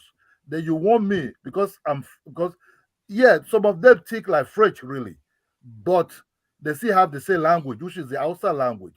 Then you said a Yoruba man should send an Hausa man to go and fight his relative in the other side of the border. If you come to Nigeria, you see a lot of the Nigerian people. That means you guys aren't really a nation state then.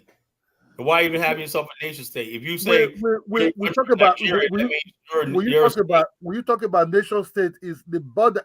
When you talk about border, it's just the passport that is different. But these people still have root, an old ancestors' root to see their people. It's just like Benin and Togo, which are part of Yoruba in Ibadan. They see it a link. They see whole meeting. They see whole traditional things together. It's just the government that just is the white people that came that just share it. I said, okay, this is Togo, this is Nigeria. Just power play. So it's not really a border. How come you guys have not taken and saying, you know something, let's redraw these borders and make them make sense, or don't have a nation state at all? All those all will take time. So it's been 60, 70 years, man. Come on. Look, Carla, look, even a Yoruba man in Lagos will not go and fight somebody in Togo because they're very related. You understand me? So we talk our mind, there's no border because they still have to, they interlink with each other there. But you guys, what you're saying is you have not progressed into the idea of a republic or nation state. Republic for Africans, I don't think they have kingdoms. In other words, basically, there is no real nation state. What I've been saying for years, right? these countries are propped up by Europeans and they're given maps and everything, but these maps and borders and governments really don't really mean anything. It's just like the Mexicans being born in United States. Mexicans, Would the Mexicans being born in United States reject their Mexicans in their own country where they are some of them do. Those Chicanos. No. A lot of Mexicans out there have nothing to do. They're the ones that's your border agents. Most of your border agents cracking down are people of Mexican descent. Hold on, the Mexicans in United States, right? The Mexicans in United and most of them, they're the ones that's against the illegal alien the most. Because you know why? Because the white man is the one paying their because they basically said they're the Mexicans don't have to become my people since they're taking over, and I'm still here, so they don't have to become my people. For rights of black people don't matter in this. I have to learn how to speak Spanish. Dos, tres, cuatro, cinco, seis, siete, ocho, nueve, diez. As a Nigeria, you never use me to go and fight somebody like Jamaica, person like Usain Bolt. If you look at Usain Bolt, you know what Africa celebrates Usain Bolt? Because Usain Bolt look like them. Yeah, because he doesn't brush his hair. I don't look like them. I don't know what you're talking about. So when we Africa celebrate, Kadala, you must miss me. Just tell me you miss me. Don't go all over the place. Just tell me you miss me. That's all.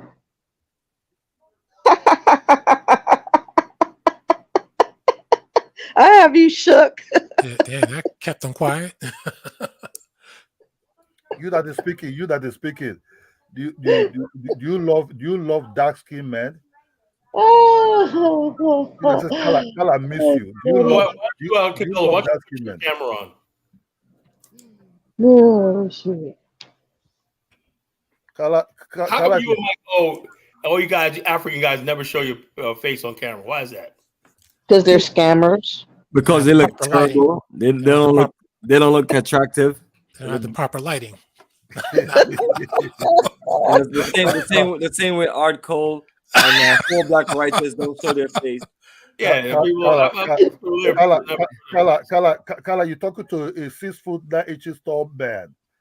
Yeah, okay. I'm not a short man. I'm a 6'9". Old time basketball player. You're not too far from my age. Show us what you look like. I look like Kuta Kute. How do you want to know what I look like? My voice. Show us what you look like. Shows you're a real person, man. You know. I look like Kuta Kute. You know what I mean? No, I don't want you to, you know. I like to see what you look like, you know. I'm taller than you know. Maybe taller than you, Kala, a little bit. I'm taller than you, I think. Yeah, I don't want to see him if he doesn't brush his hair, though. I look like Usain Bolt. Yeah, I want to see how you look, Kadala. Instead of skin bleaching cream in Africa, man, they need to sell some brushes. That's what you need to do, Kayla. Just real quick, Kadala. You ain't gotta keep it on long. These are Disney talk people talk about. There's no bleaching. Everybody, even United States, you put bleach over there too. No, we don't bleach over here. Forget that. Maybe having black hands and whatnot. Maybe having black fingers and whatnot. Adi Makajasi become black, whatnot, you know. become like that. Forget those things. Talk about you gotta be a pure African and whatnot. They got, hey, come on, man. We've seen it all, bro. Adi Makajasi become a bleach man. Where did the cream come from then? You know, it's the United States. You say if you cannot have it, you buy it. That's the terms of United States. You cannot have it, you buy it. So Makajasi bought his skin color. You know, skin bleaching is big in Africa, India, and the Caribbean. Not big over here. But black Americans also bleach it too. No, we don't. No, we don't. I forgot this thing. Most of us are born like this. Nah. I'll be honest with you, black Americans, if they want to get lighter, they just go find a white person. Start having kids with them. He was like, I'm getting a white woman, man. I ain't trying to have no black kids and whatnot, you know. Nah, man. You know, to be honest, man, I think if Africans want ever focus on people that they might think that might easily fit into them, or if they want to look for their lost children, I think United States should be forgetting. They should have to just focus on the Jamaicans. They have the Right. accent. They have some of the they have the languages of the food stuff like them. If you go to Jamaica, they eat similar food like Ghana. I don't see any differences there. Right. I agree with you. So Yeah, why should y'all need to go retrieve them. so Y'all we know should. That we should know be retrieve y'all. everybody, Y'all go to get IC3 in your camp since he's Jamaican. You know, have him go to Nigeria and kick rocks over there. What's Jamaicans up, are IC3? You're Jamaican. Jamaicans have been coming to Nigeria. Jamaicans have been coming to Nigeria for a very Black long time. African diaspora, the Black African diaspora, and the mixed Black diaspora, we have to unite effectively, strategically, in order to counter the planned sacrifice of the Black American. We have to save the Black Americans if we from get being sacrificed, because if they're sacrificed, it will take out the whole. No, we just gotta world. sacrifice you and your type. We gotta sacrifice y'all first. Bro, Y'all got to all go bye-byes. If you talk about Black unity, just forget United States blacks. Focus on the Caribbeans. Those are more because they still have the names of our foods. They still have the names of societies. If you will go to Africa, the most but Condola, all due respect, man. You went out and married a white woman, though. The most progress ones are the Jamaicans. You can't talk there. about unity and whatnot, and you went out and married outside the race. Yeah, but because I don't have a problem with that. You Oh my God! That cancels you out. You're not Tom.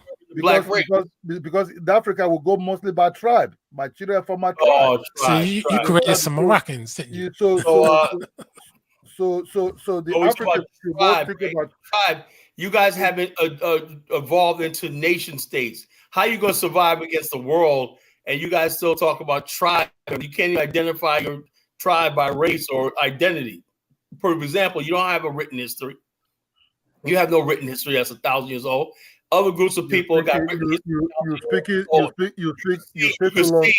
You can see the manifestation. You take too long. You stay too long in the United States. Written history for thousands of years and whatnot. Yeah, they have great cities. They got their shit together. Where I'm coming from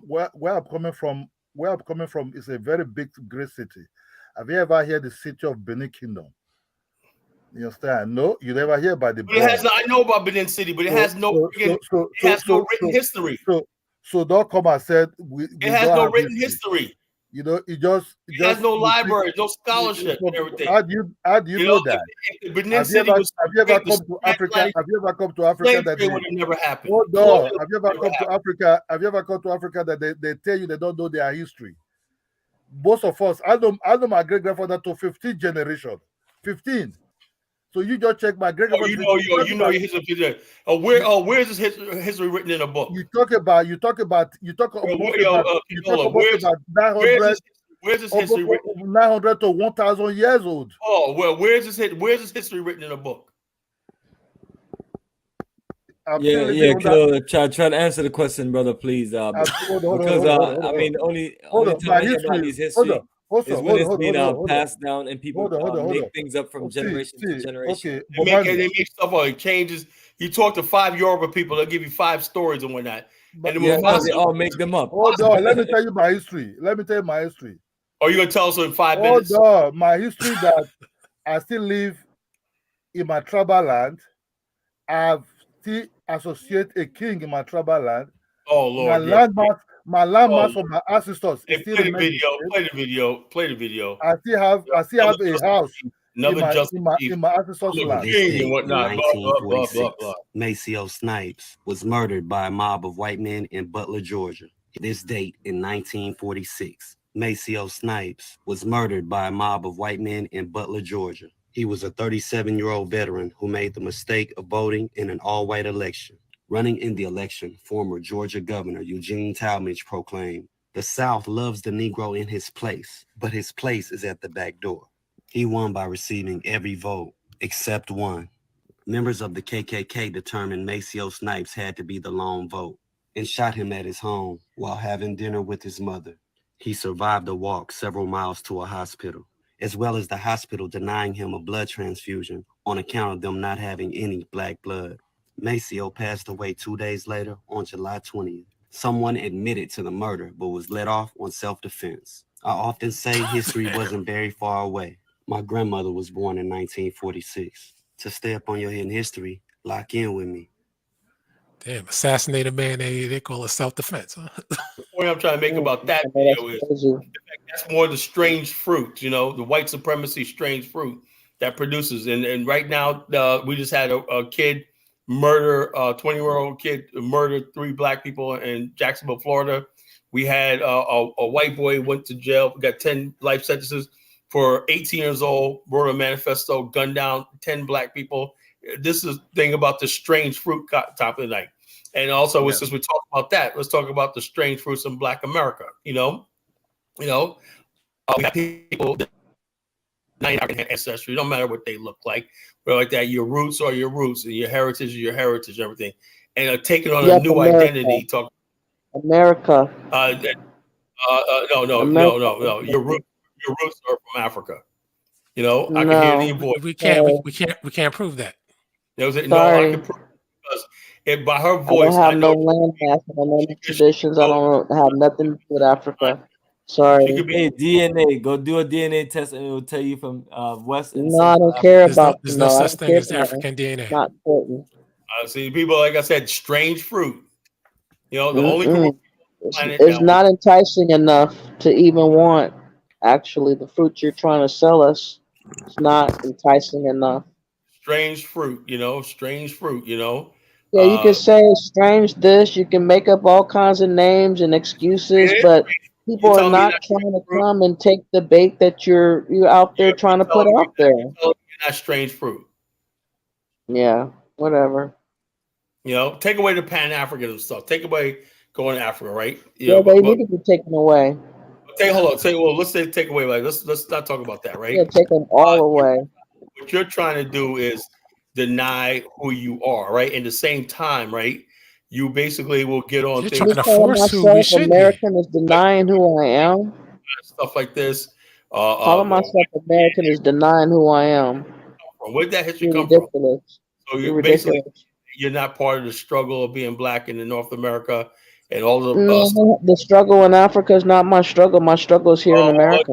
You're denying the struggle in America because America is everything it can to destroy. And I asked you earlier about the image. America's trying to destroy the image of black women right now with through the music industry. And you have I agree. I agreed. You know, so the and he's using Africans to do it.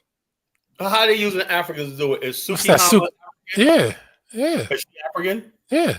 Is Sexy Red African? Could be. I don't know what the hell she is. She's trash though. Whatever she is. Hey, that's what Black America is allowing to represent them to the world. And that Somali lady with the brick. Well, so I'm not talking about the Somali lady with the brick. I'm talking about why was she impersonating the black woman in the worst ways? Black men in America, right? That's what they do. And everything like that. They're fosters. Also, this is another thing, right? Every other group of people, right? Not Africans, because I'm not going to hold them to this standard, right? Indians, you know their history, everything like that. Them films, everything. Korean, Chinese will tell you their history through their films and everything like that. Black America, for the most part, and Africa too, right? They choose to take the worst part of their history, right? And we're celebrating series like Power, the Black Mafia family, and all those kinds of. Every time you look around, there's a new streaming movie about. I seen a clip on YouTube the other day. I want my revenge and whatnot. Okay, I'm like, these look like they're struggling actors and whatnot. Got to play a gangster role and stuff like this. And who makes these productions? Netflix is making all these black productions. This is what. Look at the psychopath right there in the screen. Look at him. What is going on with him? He got to go. Black Americans are being set up for sacrifice. We have to save. We've got to mess up the ritual. Yeah, I'm gonna do a video about you tomorrow. I gotta do a video on you tomorrow, buddy. It's better to concentrate on saving Africa. You're on the menu to be examined tomorrow on my video. You're gonna be featured tomorrow on my video. we got to work together. We've got called look. I know your examined. position is different, but we've got to work together. Is examined. Hey, Huh? Kayla, let me ask you this, Kayla. If I were a blonde-haired, blue-eyed white you're man, not. I'm asking you a question. If I were one and I was in the United Kingdom and I took a DNA test, where would that tell me I'm from? If you took it in the UK and your ancestors came from the UK for many generations, that's what will show up. Okay, suppose I was an Anglo-Saxon. Where would the Well, DNA? it'll probably put you down in Normandy, the Anglo-Saxon, where the Anglo-Saxons came from. Okay, see, that's my whole point right there. They didn't come from that area. So Well, the bottom line, it'll show you your trace DNA from thousands of years, where exactly you originated from. but you just said it'd be in Normandy. Well, it'll say the Anglo-Saxons came from Normandy and settled into England. No, they didn't. Islands and stuff like that. Then you had the Saxons, the Jutes, and all these other people that settled on the British Isles and whatnot for like the last 2,000 years. But if 2,000 years will show you as British. No such thing as British. British existed before the Anglo invaded. No. The British Isles were there, but they were unconquered till Rome. No, they were called Britons before the Anglo-Saxon invaded. Well, no, the British were a bunch of scattered tribes, right? Rome is the one who built London and all the cities and made it a civilized territory. Right, but it was called Britain before any Anglo-Saxon Called ever went there. Brittany.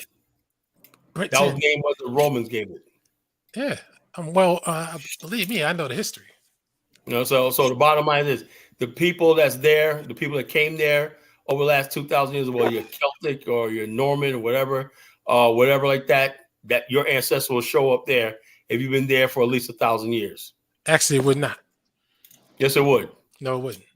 Yes, it would. It'll say that your ancestors came from there because it'll match DNA that's already there. Unless you have just one ancestor that never made it with nobody and that didn't pass their genes on, your genes will say where this DNA came from. You know, it's accurate.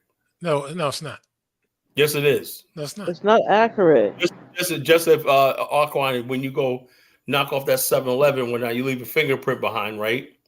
And they come bag you up. So I didn't do nothing, right? Well, Aquan, we got you on videotape, man. We got your fingerprints, everything. You'll be sitting there. I ain't do nothing, man. Yo, where's my lawyer at? When you better take a plea. Okay, well, I guess it's similar to when you go buy your lunch at a 7-Eleven. You might need some greasy fingerprints. And then they might take a DNA test from you. So the bottom line is you can't get around DNA, bro. Actually, you can. No, you can't. Carla, can I ask something? Yeah. Why is it that the white Europeans have brought a lot of people to that territories? Understand they are Europeans. I never see a European who said they're indigenous to the United States. And Europeans are the ones that ever brought any type of color people to United States by boat. The Europeans, the Spanish, the Portuguese, the British. White Americans are just made up of group of Europeans that are from Holland, from Britain, from Italy. Norway, from all those territories. But those ones will tell you straight up, oh, my great-great-grandfather from Norway. My this is from that side. But they're the one that brought any color people to United States, apart from the Mexicans. Right? But the color ones that they brought will tell you they are from Turtle Island, they are Cherokee, that they everything. How do you think the white people will see? Because that's why I said we have a tree, this American tree of strange fruit. The white people's tree produces an innate sense of superiority that a lot of white people walk away from. They say, look, I look at logic and reason. I'm not superior because of my race, and they walk away from it. A lot of white people do. Some white people cannot resist the fact that their ancestors did what they did. They colonized the world. They built the Industrial Revolution. They did the mercantile system and everything. And so they they suck the juice of the fruit of white supremacy, and they become intoxicated with it. And they say, yo, look, white people deserve to be ruling of the world. That's where black people take the tree of ignorance, self-hate, self-denial, and all stuff like this. There's two trees. You know, that's a. Did you guys try to copy that with Pan-Africanism? Oh, Well, Lord, I have don't, but the bottom line, I don't see where Are you gonna Pan-Africanism. write a sorry pamphlet about your new theory about the tree, the strange fruit? Are you gonna write a little pamphlet for us to read later? Yeah, well, yeah. These are them Black Americans, Black Africans, Black Americans. They're setting the Black Americans up for sacrifice. The white supremacists are setting the Black Americans. We have to save our brothers and our sisters But in we're Black not your America. brothers and sisters. Oh, look, my brother, my brother, with with your knives and everything, I think you're in this. I don't know. I think you live in London, right? Yeah, yeah. Okay. I He's think not you quite. see. He's not well. I Obviously, think he's we. not What do well. you mean they're not well? He needs to facing some We type of a actually, mental asylum and take a yes, nap, a long yeah, one. because sanity is white supremacy. Sanity is white supremacy. So yes, I'm insane. Like the runaway slave. Like the runaway slave. Hold on. You must be mad to run away. Why are you running away from the plantation? You should be happy. There's food. There's clothing. Why are you trying to run away? Which Caribbean country are you from? I'm born here, but my parents are from Jamaica. Yeah, that's good. Jamaica. I could see. Yeah, please take him with you, Kadala. He could fit very well over there in Nigeria with him and his little knives. We're coming to save the Black Americans from sacrifice. I see him as somebody from the sub-Sahara, West African. I see him as somebody can be the next dog close to me. I see him as my tribal man. I see him as somebody I can call a brother to if I'm in the midst of other. Yeah, crazy brother, cuckoo brother, huh? No, he's not crazy. He's not crazy brother. This is a normal brother who expressed himself in another form. You understand? And he never denied his ways from. That's why I love the Jamaicans, because the Jamaicans still carry some African. Yeah, because they came with this Pan-African stuff. That's why. You understand me? The Jamaicans still carry some. They still bear coffee. They still bear all kind of African name over there. You understand? They still eat the same type of food. You know, compared to the other side, I can't blame the Black Americans. You know, Puerto Ricans eat some of the same African food. They eat pancake and peanut butter and some other Scottish type of food. You understand me? Yeah, you can't blame them because they be isolated for a very long time.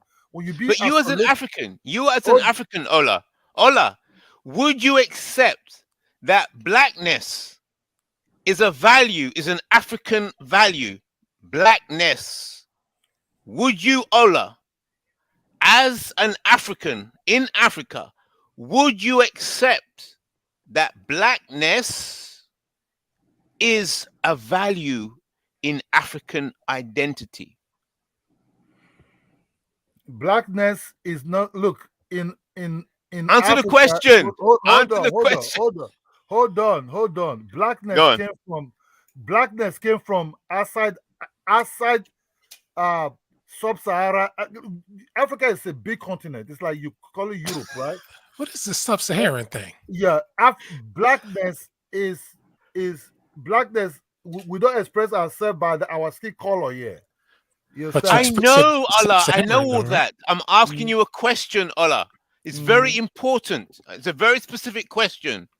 Do you, I understand all that what you're saying, but do you see blackness as a value in African identity? Do you understand the question? I have to think about blackness. I have to think about it. That means no. I don't understand because you said blackness, Africa. If this is why you can never have Pan-Africanism. Oh, hold on. If you're both black parents, father and mother are black, sure, you're from the part of the dark side. You understand me? You understand? So I grew up here seeing my father and my mother as the same type of color as me. And they're my parents. I look like them. I share the same thing like them. So I've never really, through YouTube or coming to United States, that I noticed that you have to purposely point yourself black. You know, because I grew up, I went to school here. I went to university inside the early 90s. I've never really seen myself or call myself black. I know I'm black, but I call myself the territory where I'm coming from, my tribal territory, my Ola, region. all right. Oh, let me ask you another question. Do you see the dominance of France in Niger as a racial issue? Yes. Ah, so do you see the power of France and the power of America anything to do with whiteness as a value?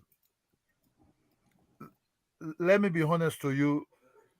We have some politicians we want to send off from this place that are far more wicked than these white people you put talk about, that we want to even deal with in a way, you know, than You this should know white the people, answers to these questions when he married a white woman. because love have nothing to do with color, bro. Where'd you find her at? So Walking we around want to deal, Lagos. so we want to deal with some politicians that are bringing us down than white people. We're not really seeing white people like that. You understand? We never come across white people that is ruling us, that is taking the money.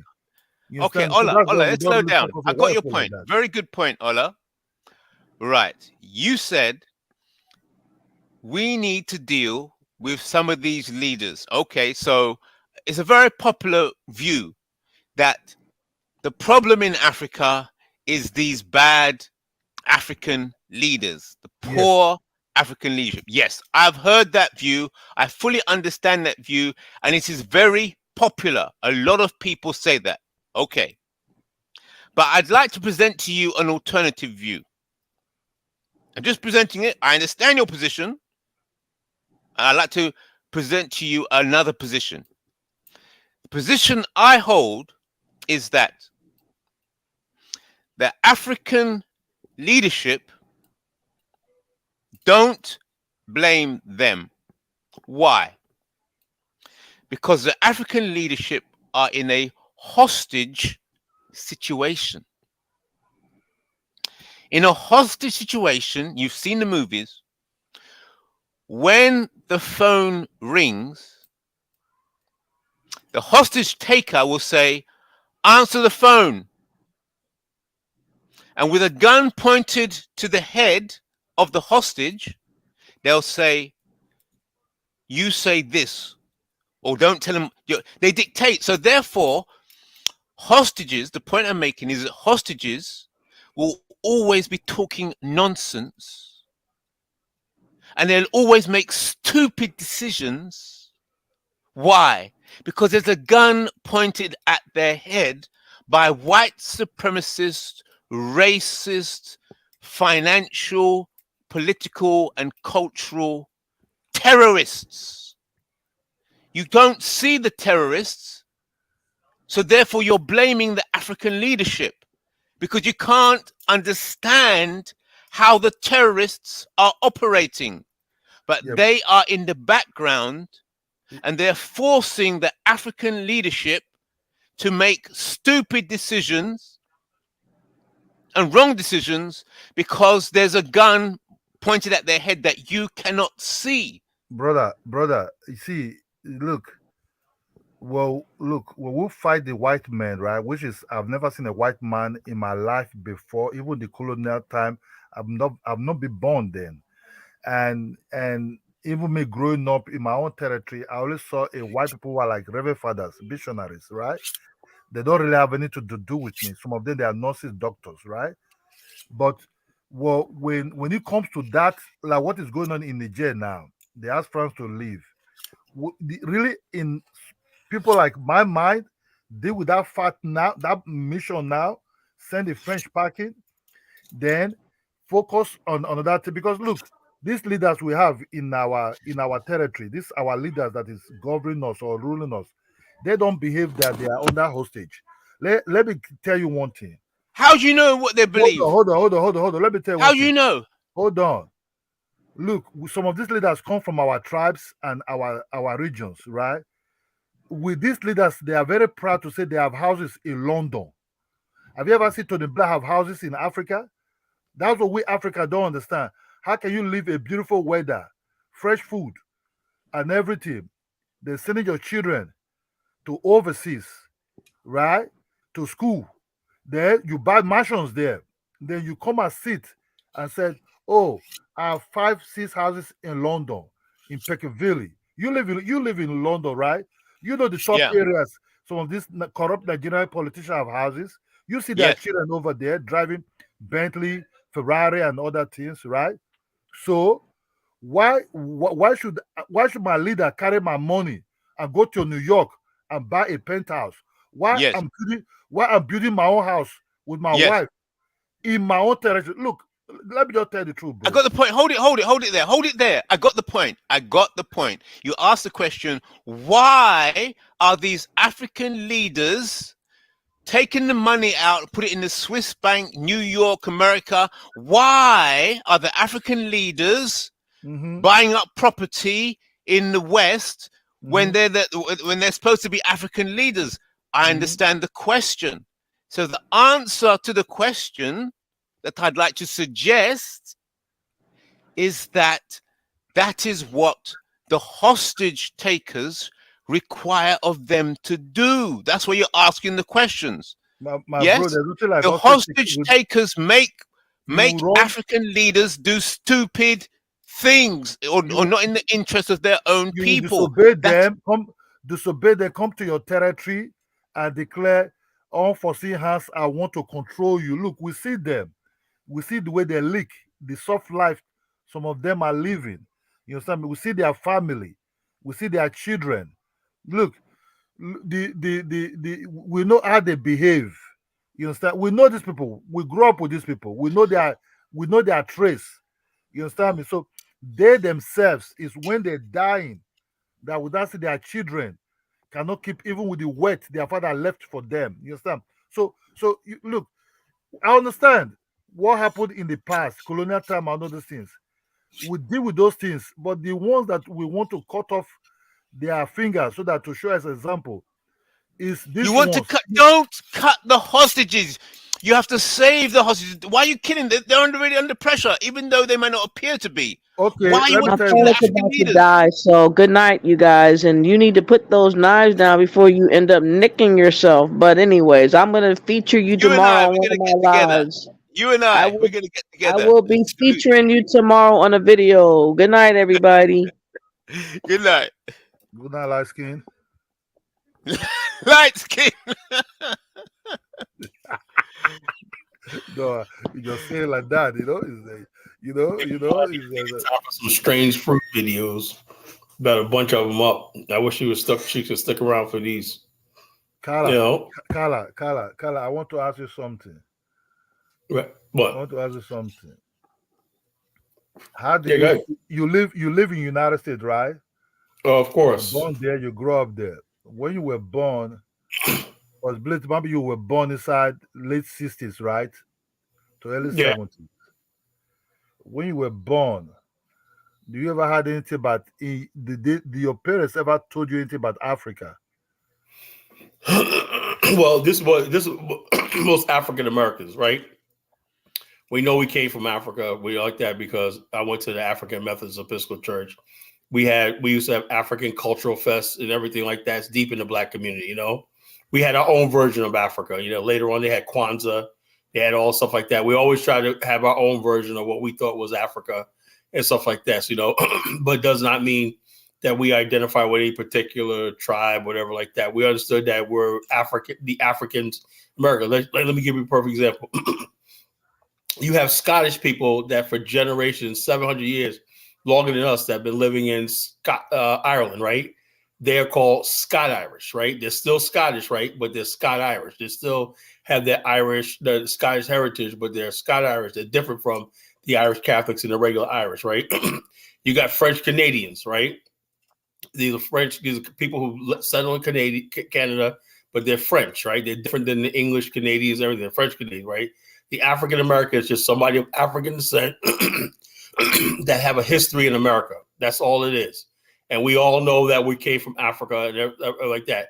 When we was growing up, you know, we had people that used to go on missionary work to Africa. We used to send money to Africa.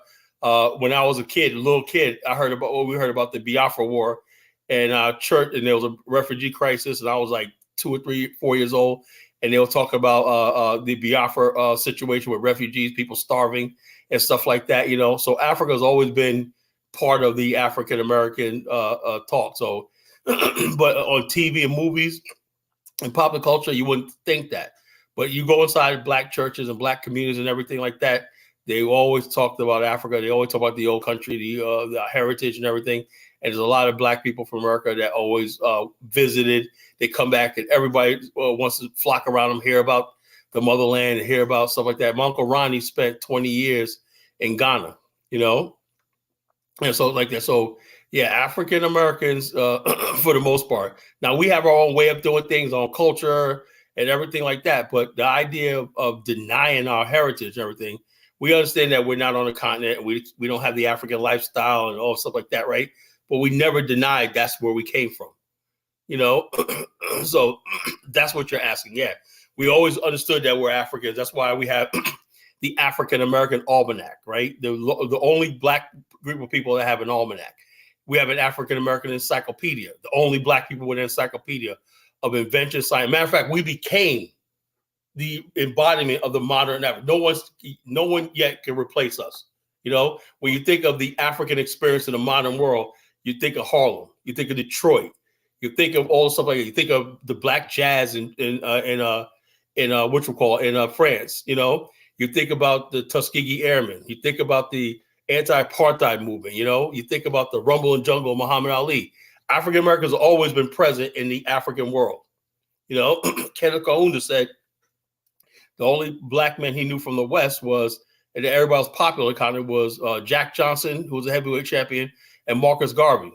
You know, so the idea African Americans have always influenced what was going on in the continent, you know, always been a part of the continent, always part of the heritage. Now things have changed as Africa's coming up a little bit. They're seeking their own way and stuff like that. Those bonds and stuff like that are being severed, you know? And so we're living another geopolitical reality. So we don't know how to fit into this new Africa that's modernizing and going their own way. And they're seeking new relationships like BRICS and the Commonwealth and the French Union. And a lot of Africans are reaching out to China now and stuff like that. So it's complicated now, you know? But back then, all the African heads of state, what do you think they were educated at, Kadola? Britain and No. Nnamdi Azikiwe graduated from America, from Howard University. Kwame Nkrumah graduated from Lincoln College in New Jersey. You know, many African heads of state were educated in America. Thurgood Marshall wrote the Kenyan Constitution. Which is, look, for me that I didn't really have TV, because I think the first time I saw Black America, really, Black people in TV, was Good Time and Good Time. You know, I've never really seen. That's not the whole representation of Black America. I understand. No, I understand. But you see, sometimes when we Africans, or I say African, I call it more sub-Sahara, it's like some of us, the history, but because most, like you people, have more knowledge because of what happened to your history, you people have more knowledge about a lot of things. And you know why? I'm gonna say something, Kadola. You know what the thing is? Most Black people in America, we go to the library. There's plenty of books on African history and stuff like that. I asked a lot of my African brothers. Do you guys we never be told actually about you've been told about this transatlantic slave or something? We never be told that. Well, how come you guys? Let me ask you a question, right? Let me ask you a question. This is very, very thing. I think I asked you this one time before. Do you guys have novels and read somebody? Have you ever read Huckleberry Finn or Tom Sawyer? Okay. See the books. See the books. You talk about when we like in a secondary school, let's say in the final year of what we call forget about school. Forget about school. Do you guys have a literary history? You know, because let me give you an example. You go to Japan, right? As a matter of fact, I'll be perfectly honest with you, right? I went out one time. This is back in '99, right? Some white friends of mine invited me to a gathering from church to go to Busch Gardens, right? And I was with this. I said like a play date with this Christian Romanian girl, right? And I'm sitting there talking to her all day, right? And I asked her, "How do you know so much about African Americans?" She said, "Those books." She goes, I said, "You know more about our history than a lot of black people do." She goes, "Well, I read books. I go to the library. We got whole sections of a book on African American history and stuff like that. I know all about the civil rights. I know about slavery. Okay. I read many different authors, African American authors and stuff like this. I'm saying why Africans basically brag, like Nigerians always brag about how smart they are. They're completely like you go to Japan, Japanese, they spend everybody got a literary history, right? They got popular books, authors come out and stuff like that, history, stuff like that. They know their history so well because people fictionalize stuff and stuff like that. So that reinforces stuff. That's why I wrote my first book, you know. Where is it at? Oh, I wrote my first book, Journey to Rwanda. I'm an avid reader in history. I know a lot about Africa from reading books. I read a lot of African history books and whatnot. I have tons of African history. I got tons of Asian history, Chinese history. I got a lot. The only history I really never studied was Native American history. I never did.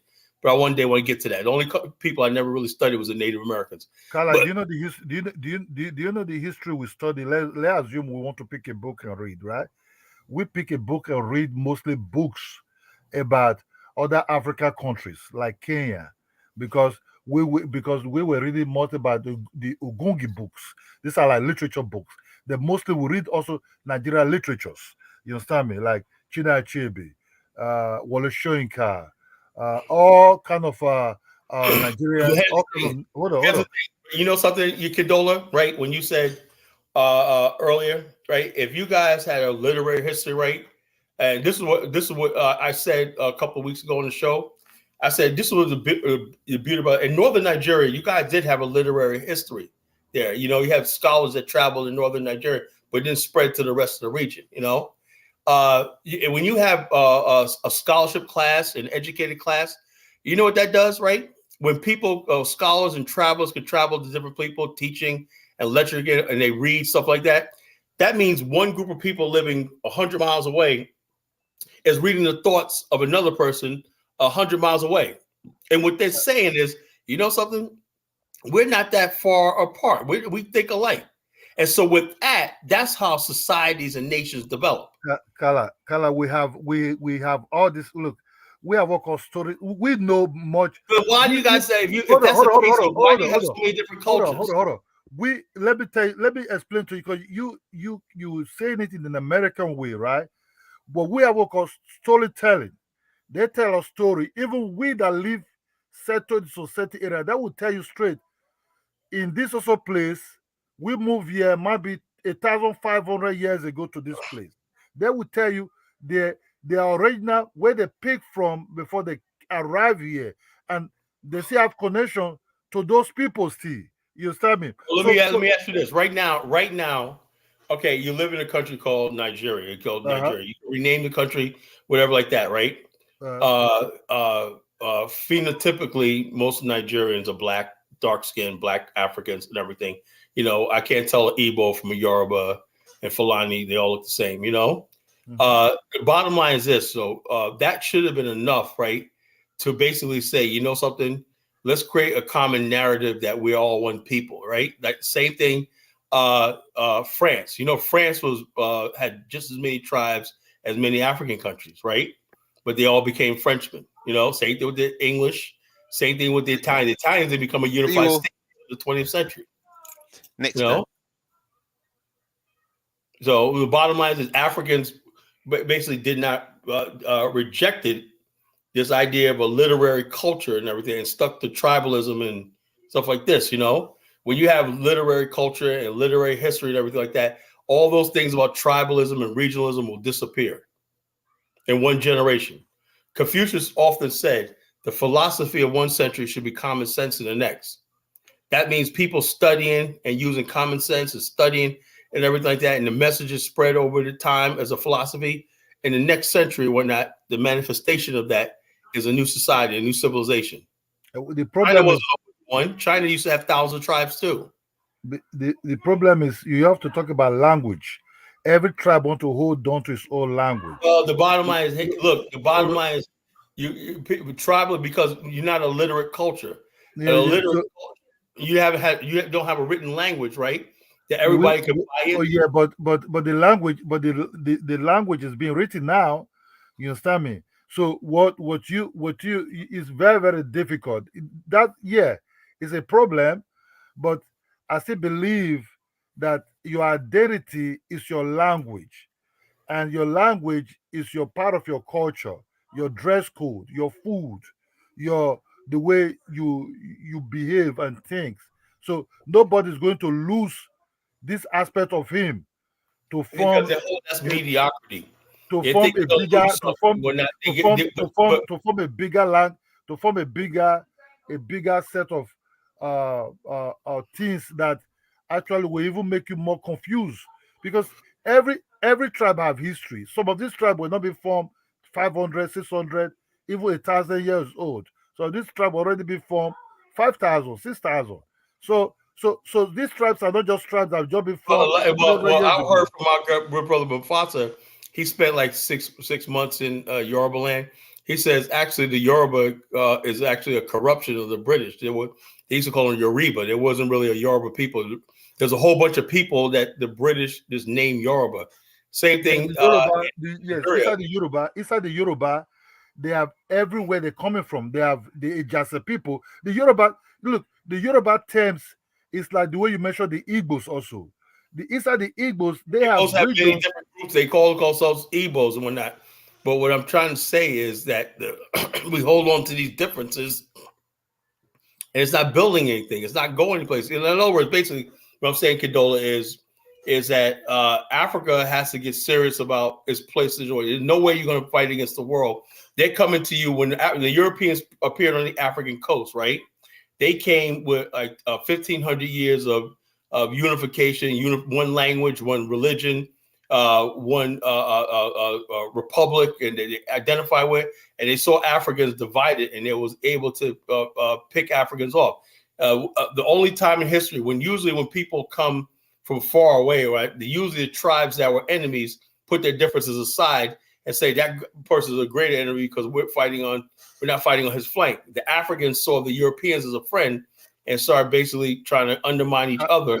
Kala, yes, it's true. That's why it's changing slowly, but it's still there. This intermarriage look, Nigeria before we did intermarriage in 1960s. You have to understand the Igbo will not remarry people from our side. You understand me? The Yorubas will stick to themselves over there. The Hausa, if you cross and marry to a Yoruba person, even to Hausa and all these people, whoa, it's going to be a very big problem. But now, since 60s, the intermarriages have been, that's what you see. The problem they have is still because the Fulani are still the less people to even get married with. Actually, the Fulanis, nobody really, apart from the outside, something that come across and marry them, but the other ones are not really marrying Fulanis like that. So that's why the integration between the Fulanis and other ethnic people is still a little bit hostile. But the Hausas is different from Fulani. But the Fulani, the Hausas, they have some kind of intermarriage there. But the Hausas also marrying other people now. So that's what I said. It's changing. To fight each other will be very, very difficult. That's why you see Boko Haram is just formed set of people that came from somewhere, but they are Nigerians, but have influence from Niger, Chad, and all those areas. You understand me? But what I'm trying to say, Nigeria has never sold an idea of a national identity, to the Boko Haram people. That's how they could buy into this this stuff they get into. They don't have Boko Haram formed by the people that formed Boko Haram was not from a violent something. It was like Western education is bad, based on their own leaders that is ruling them, that were very, very corrupt, that they build houses with golden gates. Their mansions are like unended land and everything. That's why the guy that fought Boko Haram is a well-educated guy. You understand? He's a well-educated guy. He just said, my people are suffering. Why the leaders? That's why the northern part of Nigeria is kind of still behind, because few are just taking the money and living large, while the set of people there are really suffering. Maybe that have to do with their religion and everything, compared to the south, whereby the overtaking is allowed. You are like, the sky is your limit. Nobody, you're not obliged to bow down for anybody, but they have to respect some of the rules and the culture. So Boko Haram will never really be formed at first to start attacking people. It's when Obasanjo killed the leader of that Boko Haram, then the radical ones have way to take over. So, whoa, we're not even fighting. They even kill us. That's how Boko Haram be formed into a very violent group and be sponsored by Assad hands who want to destabilize Nigeria in one way or the other for their own political means. You understand me? So it was never really formed as a religious court to start chasing people. It was just be formed to attack these politicians. Because when that group was being formed, some of these politicians used them to win election. After they finished using them, they dumped them. And these boys, they didn't like it at all. They thought that's how Sharia was in the territory. So it was never really formed as a violent group. Only later part, when these governments started seeing them as a threat, they started attacking them. Then they now form as a very big time violent group and started attacking the government. Now the people, you understand me? So to fight them, they also use the people who know them, to start attacking them too. So it's all because by corruption. Corruption causes problem in Africa. All this coup you see now is not going to end in Niger. Other places we have coup also. Sooner or later, you start see coup coming around also. But I don't think they do it only coup because of colonization, but they hold it coup because they want to throw away some of this. Not these ones that overthrowing, they'll be good, because once they test that money, they will be as bad, even more worse than the other ones they even took over the power from. So what I'm trying to say is I want to really know the mindset, because I don't really understand the mindset of Black Americans, because sometimes when I'm in the States, I don't really communicate really much with them. But let me hold up. Maybe in America, right, it was very rugged. I don't communicate with most Black people in America. We don't. Everybody's to themselves. Everybody's doing their own thing. We don't have that in America, just the way it is, And the only time Black people in America see each other is at funerals, at weddings. Okay, Kala, let me tell you the way I see Black Americans, right? When I come across Black Americans the first time, my father studied in United States. He studied in Florida, Tyehimba, AM University over there. He brought books. He brought books about anatomy and physiology. He brought books about all this kinesiology, right? And it happened to be, I studied what my father studied also in university, but in Nigeria. So before I opened these books, right, I was reading a book about psychology, right? That's before I went to university. I was still like in high school, we call it secondary school. So I was studying, I picked a book called psychology. I wouldn't know what's the meaning of this psychology, right? After seeing Black Americans in good time when I was 10, Jenny Jackson and all these guys, people. So I was more curious to know more how they get there. So I started reading the books. I saw Black Americans in those books. They have something to do with psychology, sociology, all those things, I forget really what I was reading. I was checking the pictures of the Black Americans, really. So I was thinking, curiosity, who are these people? I asked my father, how did these people come over there? Really? He explained to me in a way that would not to get to me. Because my father never really taught me about racism. Even when he studied in US for about 10 years. He never really taught about racism. He never thought about things like that. So I don't know nothing about racism. So I was start curious about, because when people say, oh, Africans hate Black Americans, kind of look weird sometimes. But we're just curious, like, how did they come there? We like the way they dress. We like they wear Converse. I'm telling you, as an old school, right? You know, as an old school guy, I like the way they dress. I like that Converse. I like they slowly. I didn't really read about the psychology that I picked the book that I wanted to study about psychology. I think they were talking about genetic development of black child and a white child. You understand me? So I can see it's all about genetic.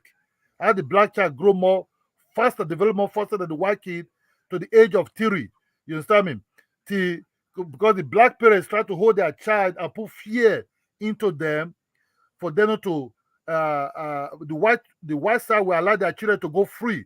Even when they fall, they'll say, stand up. Stand up. Oh, stand up over there. But the black ones will say, no, oh, you fall. They will pick the child and start hugging the child. So, oh, I'm very sorry. Oh, you fall. So this artist I was reading, that psychology at that time, that some of this thing hidden the black child not to develop as fast as the white child after the age of 3. So I still remember what I saw, what I was studying that time. I was in high school.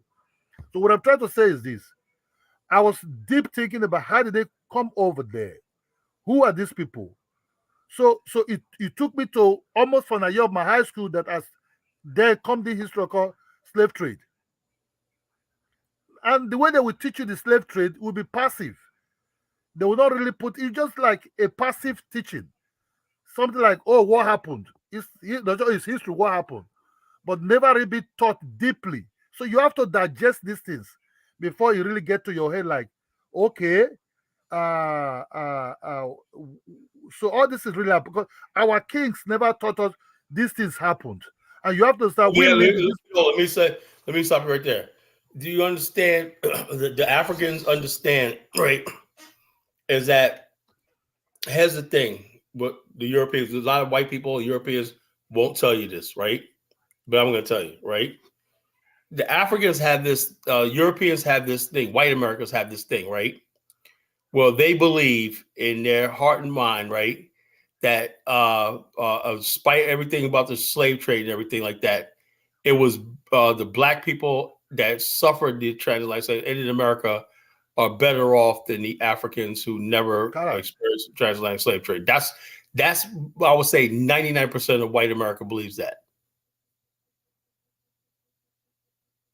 They believe that. They believe black America is more educated, more civilized, more like them. And we're trying our best to say, no, we're trying to be ourselves because we don't want to be part of that racist thing. Because that always them. We live in America. We know white people aren't superior. You know, you got black people in America who are conquering every aspect of industry, everything in America, going head to head, fighting racism, everything, breaking barriers for everybody. It's black America that's leading America into this multiracial society. Is right. We're breaking down the barriers and the doors to let the Hispanics, the Asians, everybody else in. You know, we're the ones that's doing this. In politics and everything like that, it's nothing for an Indian guy or Asian guy to run for office right now because we paved the way. You know, so what I'm trying to say is this. A lot of our African brothers and sisters don't understand something, right, about the transatlantic slave trade. Your Africa is just as much a victim. Why? Because Europeans look at it as how could a continent, right? Because they don't see, like you say, you don't see color and race. I get that, right? But they do. And they say, they always threw it in our face, right? Your people sold you, you guys let it happen. Africa is weak. Africa's dependent on aid. It can't help you. It's powerless. We can do whatever you want with it. That's why we want Africa to be strong.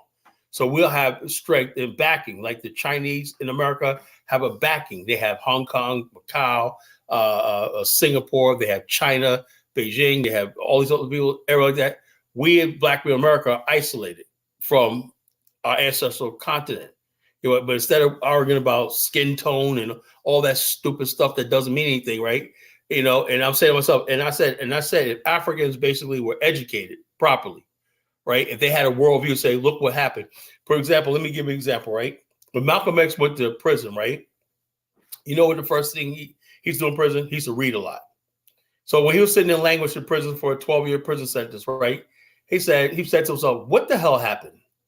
how the hell did I end up here? You know? So you're gonna go in the library. He said, how did this white man get his power? How come the black man, every black person I know is a drug dealer, pimp, everything like that, and a white man? How did this happen? Where did this all come from, right? And you start reading books. This is how it started, right? This is how it progressed. It's the same thing what happened when the first Africans were landed here in the 1600s, right?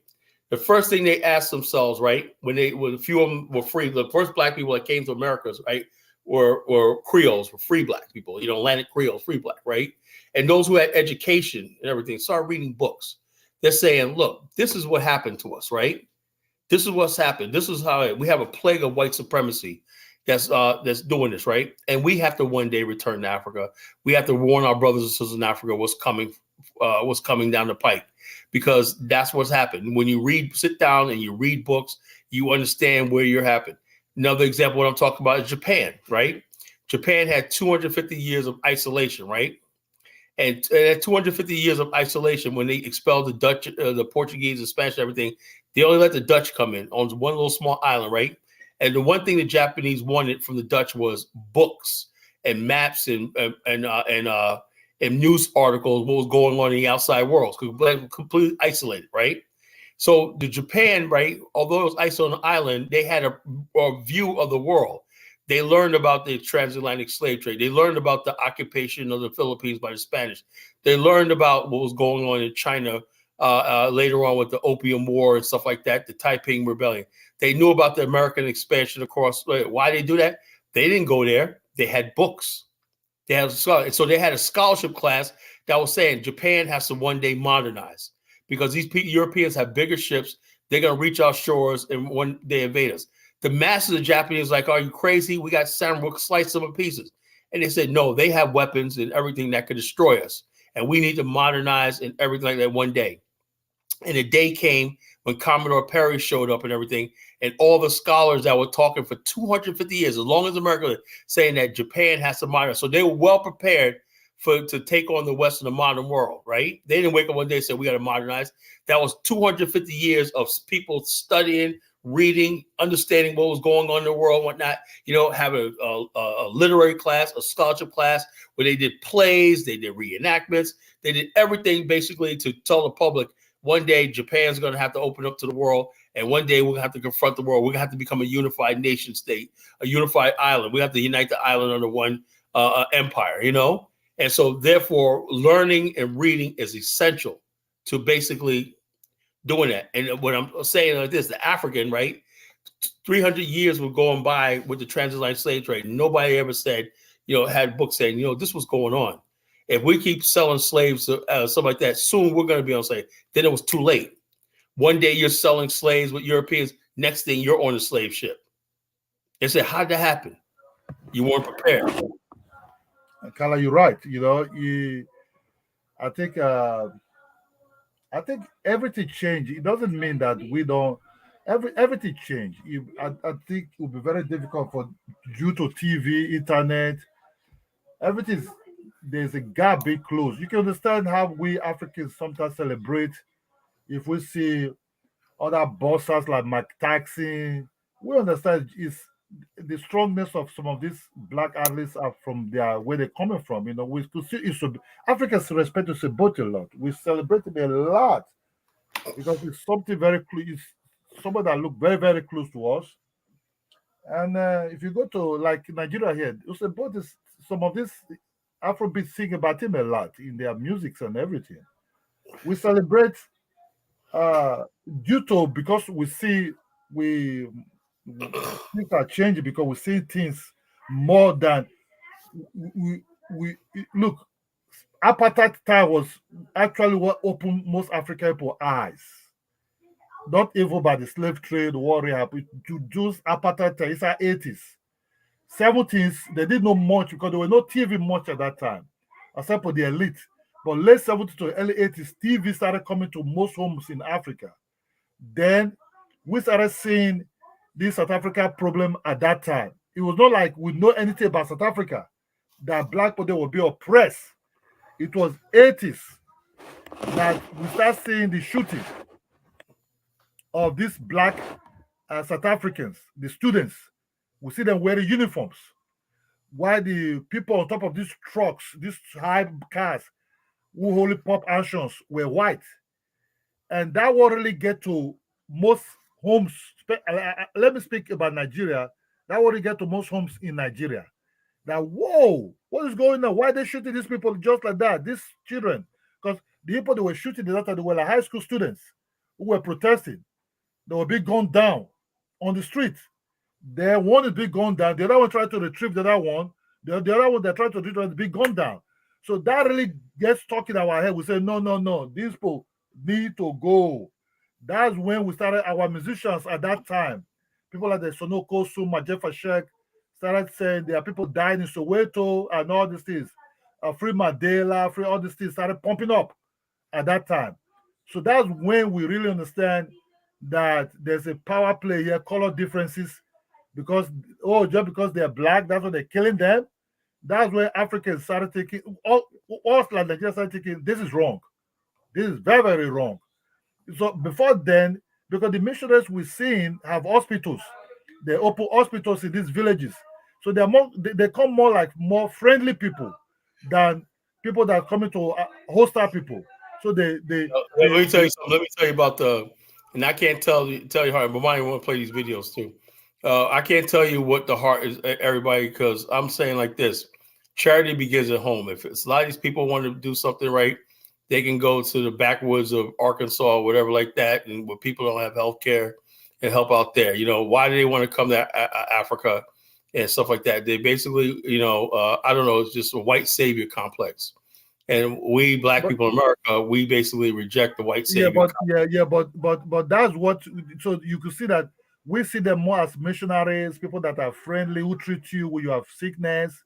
This I'm telling you, this is inside the colonization, So we see them as nurses, because it was women really. Some of this they call it sisters. These are Catholics, sisters. So we didn't really see them as hostile people. Sometimes they'll come and greet you in your villages, sit with you, ask you to hold on to your culture. They really ask us, hold on to your culture, hold on to this. They allow these traditional men to come with their traditional things to the churches. So we didn't really see them as people that are very hostile, because we don't know what is going on with the other people they took in the other side. Nobody know nothing until 80. So when somebody like person like Ghana or Nigeria or other African countries are saying that, people are saying, I don't know what happened to you, your history. They don't, no, you are just trying to ignore it. You are whitewashing. No, we don't know. We don't know until sometime come this kunta of a film and other things that they were showing that actually get to our heart. And like, whoa, this is how the way they treat these people. Man, what really happened? We never thought our kings ever participated in this strategy until recently we started, okay, so how did these people able to get to the inner land? How did they form this? How did these people able to get to these people? Then with the deeper you look, we start seeing the footprint on some of these kings. Or when you talk to some of these people that are close to these kings, they'll tell you, oh yeah, we sold you people. You understand me? So we start seeing things started coming up that some people will say, oh, if it was those days, we slave you people. If it was those days, oh, you people are slaves. But then take us out. Understand something. If you sell another black person, say you're a slave yourself. So what I'm trying to tell you now is there are some people, the whole hegemony is still about dismantled.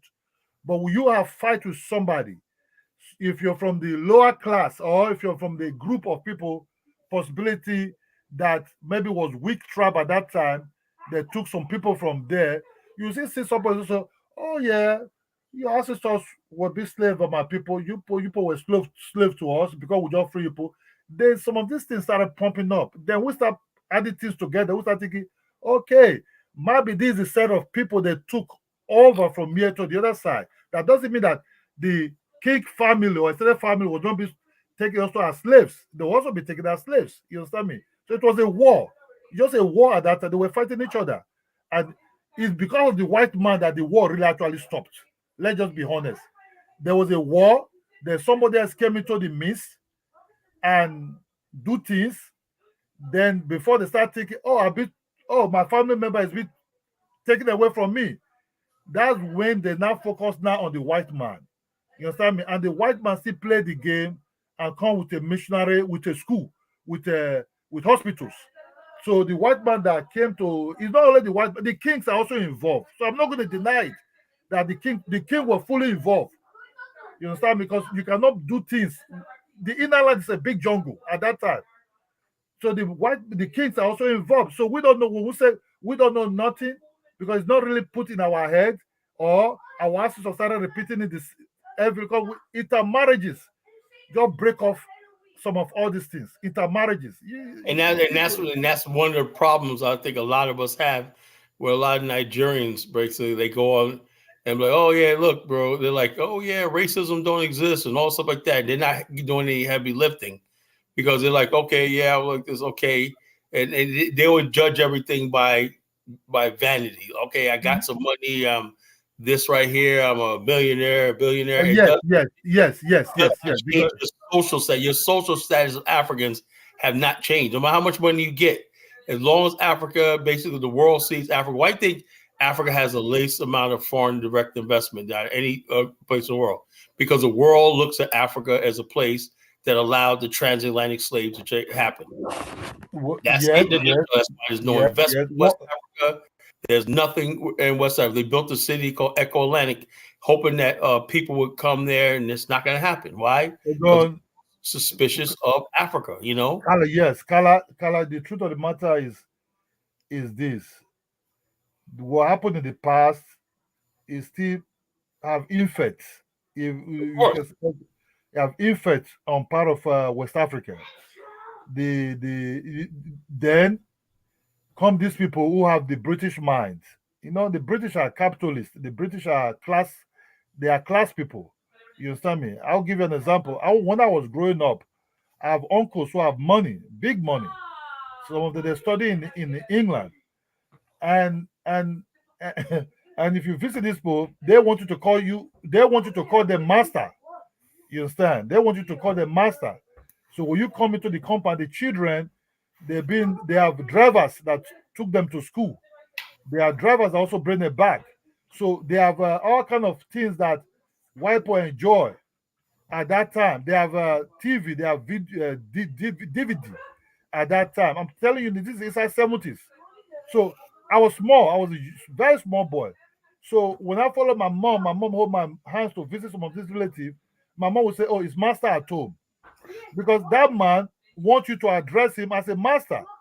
But the man now, and when you come over there, so when I'm telling you that we went to drive away some people, even me, that was even in the university at that time, it's at 90s. At that time, and because I was not so rich, my father is not so rich like that, and this man is a multi-millionaire who have all kind of Land Cruisers or everything at that time. I will sit on the ground. The wife, it's not the man, because the man is the one related to me, but the wife will tell me to sit on the ground. I cannot sit in the same chair master is sitting down. You know what I'm telling you? So this is a very big class system. But what happened? And that I reject poverty. You know, that really have effect on me. What happened? The first time I got my job, I went to France to study for my job. When I came back, I bought the bigger Mercedes Benz that man was driving. I drive straight to this man's house. I wear my shoe into his living room. I sit on that chair. You guess what? They could not say anything to me because I have the money. You get what I'm saying? That's sad. That's sad. That's what shows me that the African basic things of humanity is not there. You got to have, you judge people by money. One thing about African American culture, right? We have people that floss money and everything like that. But we are, as a culture, what I'm proud of is the fact that when you go to a typical African American church, you'll have somebody there that may be worth $1 million. You have a couple $1 million, and you'll have somebody that may be a blue collar worker. They'll sit down in the pew, they'll socialize together and stuff like that, you know, because we learned over the years that being together is more important than now we do have class and stuff like that, but it's not as extreme. Yeah, but Carla, that's what I'm letting you to know why they are the way the Nigerians people think. Because in Nigeria, you have family member who will even oppress you. You get them telling you we oppress you just because they are rich. So I'm trying to tell you that based on this actual what happened to me, I don't talk to those children to today. They just we just greet. The house, the man. That's why I said color for me is very, very difficult for me, because when I met my wife in my job. When I met my wife, we do a lot of things together, right? But the houses that man was saying at that time I should not get into are far more bigger house than that house. You understand me? But these are what the children. Some of the children are even useless. You understand me? Some of they're useless. You understand me? So we fight classism. This class system of the man is very old now. He was very corrupt. The money that he was riding on was money that's supposed to develop my community. That's the money he took and become very rich out of construction company. I'm very, very rich. But the construction company, what happened to the construction company? Everything wiped out like a water. You understand me? He cannot even feed himself. The children he took to United States, to London, they're not coming to feed him. You understand? So you can see the whole thing. So that's why I said when I came back inside 2001, when I made myself up heavily, I bought the Mercedes Benz that he was driving. I bought a bigger one. I'm talking about S-Class, S-Class, SL. You understand? That was my mind used to buy that car, the bigger car, to oppress him also.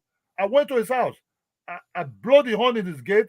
They didn't know I was the one. I came down, I said, I'm the one. They opened the gate. I came out of a Mercedes Benz with my wife. I went straight to his living room. That chair that they refused me to sit on, I walked in with my shoes into their living room. I dare not do that if I were poor. You know, I sit in their sitting room on that chair with my shoes on my leg. Then my wife was sitting in the other side. They were looking at me. I was looking at them. I have the money now. They cannot tell me no nonsense. You know, when I came there after a few years again, the man gave me. He said, "You should sleep. Let's eat together." They will not ask me. I will eat in the kitchen. In the kitchen. You talk about the way you call house Negro in United States. That way is. I will not sit and eat in the dining room. I will eat in the corner in the kitchen with a rubber bowl of plates. So that's why we Nigerians we like to make the money, because without this money in Nigeria, that I don't know whatever, because I'm no longer poor like that. You can call me a middle class human being. You know, you will see that things yeah, that's what we chase the money. We go after the money. We go after the money. But money the sad thing is, a lot of Nigerians, because they love that money so much, instead of developing their country and developing their human character, right, they get themselves in all kinds of trouble around the world. Hey, Bomani, you want to play the videos? Hold up, Kadola. We want to play some of these videos of strange fruit. You know, we got like 3 of them. These are shorts.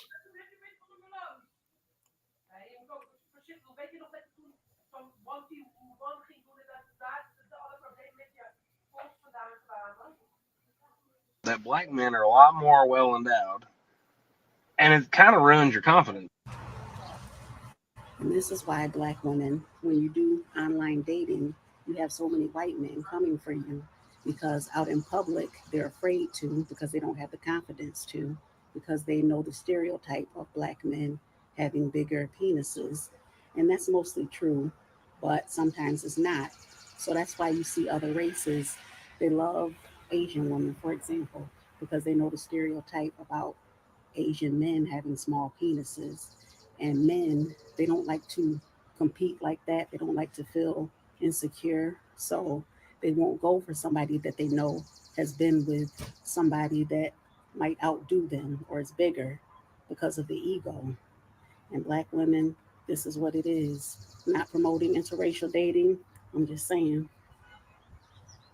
That black men are a lot more well endowed, and it kind of ruins your confidence. Yeah, see, like I said, strange fruit. But bottom line is this is what we have right now. You know, not black families and everything. It's we divulge into. This is what we divulge into. You know, people talking about penis size and stuff like that. Black women really think. Play the other one, Bomani. Black women really think that white men are after them and all this kind of stupid stuff and everything. You know, and you're gonna tell me it's not the strange fruit does not exist. I got Four Righteous really triggered, man. Ooh, she was triggered.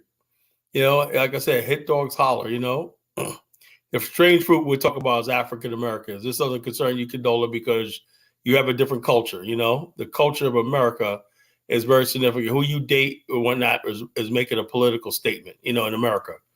You know, somebody, like I said, when I see people from other races, I don't really care about Nigerians and other white people. That I don't see them the same thing as Black America. You know, Black America is different. We're fighting this 400-year-old race war. You know, and when people go out, I mean, you date who you date, you love who you love. You know, but when you go out of your way to basically bash your own race to elevate another race of people, that's what I mean by the strange fruit.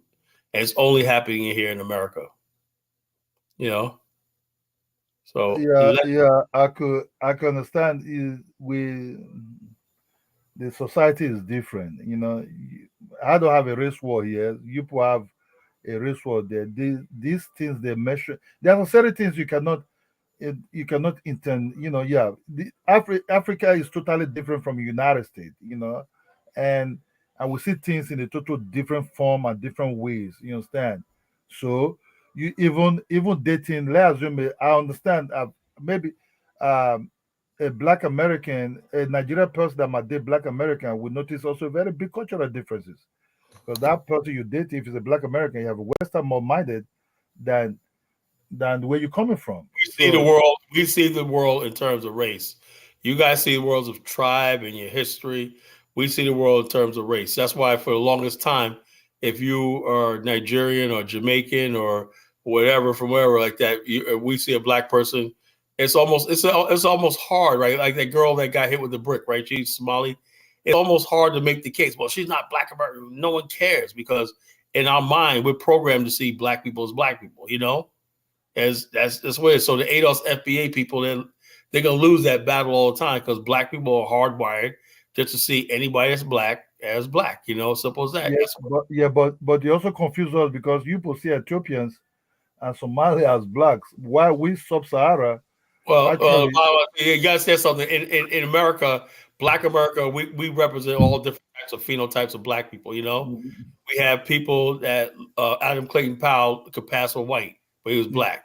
Yeah, you know, but we don't see Ethiopians as part of us. You understand? Well, we have Ethiopians that came to America, settled in Harlem, helped establish the Abyssinian Baptist Church, and they became part of the Black community here. You know. Yeah, I understand. Yeah, because that's why we see things. One of the famous Daddy Grace, right? He was from Cape Verde, and he had one of the biggest churches in Harlem. If I sit down, Ethiopia might come and say I'm Black. I will ask him to get hell out of that place. I said, go. You're not part of it. Now here in America, right? Yeah, that's wild. Let me play this video, and then we just need to start working on closing out. Yeah. 14-year-old girl, man. Stop it, man. That's a damn shame, man. And then you got two girls with them hyping them up. That's the problem with our women right there. They talk about they want a good man, but they hype up niggas being homosexuality, man. That doesn't make any damn sense. Bring your little ass across the track. I know. We calling our asses out. Come on, man. Look at this young Negro right here, man, over here looking like a damn 14-year-old girl, man. Stop it, man. That's a damn shame, man. And then you got two girls with them hyping them up. That's the problem with our women right there. I think there's one more, Bomani. What is that? Well, that was the Hebrew Israelites going in on the strange fruit. You know, the bottom line, we basically let the strange fruit spread so much that people are eating the poison, right? We got a guy named Bill Porter, right? He's from right here, he's going broke. Dressing like a woman and whatnot, you know. You got little Nas X and everything like that, you know, the strange fruit. of Black America. You know, these are things that's going on in Black America, strange fruit, because everybody keeps eating this tree. You know, and they think this juice, this stuff is tastes good. And look at this dumb one. What? Yeah. They get this whatever that thing they show over there is slowly getting into this country too, because of social media and other things. You can see the influence of about, before I could just tell you, oh, there's no gay in Nigeria, but I cannot tell you that anymore. But if you go to social media, gays, but they used to keep it to themselves and stayed in the house or stayed in the closet, you know. But in Nigeria now, we see them on social media, a guy called Bobrisky, and some of them coming to social media under the guise of human rights. They all coming out. Only that in Nigeria, if they catch you, like the way these guys are standing now, they don't have threat. In Nigeria, the women alone will they grab you and they would naked you over there. So even when they come out in a way, they will come out in a way that they will not be attacked. That means they will be running, scared, because the police will not protect you at that time, because they will not, the men will get after you first, but the women will go after you first. So these things are spreading like in Africa now too. You can see in Uganda, even Ghana, Nigeria, these people are now bringing head out because of human rights and all these things. So we also experiencing not like they're walking around like what you see there in Africa yet, but it's it's there now, so you cannot just have that's why it's important, right? When you have platforms, right, you got to gatekeep who you let on. And I get on certain people who call themselves Pan-Africanists and Black nationalists. They'll have gays on. Oh, let's talk about this. Let's not talk about this topic. Let's not talk about that. Let's not talk about reparations. Let's not talk about George Floyd. I'll talk about George Floyd to somebody else.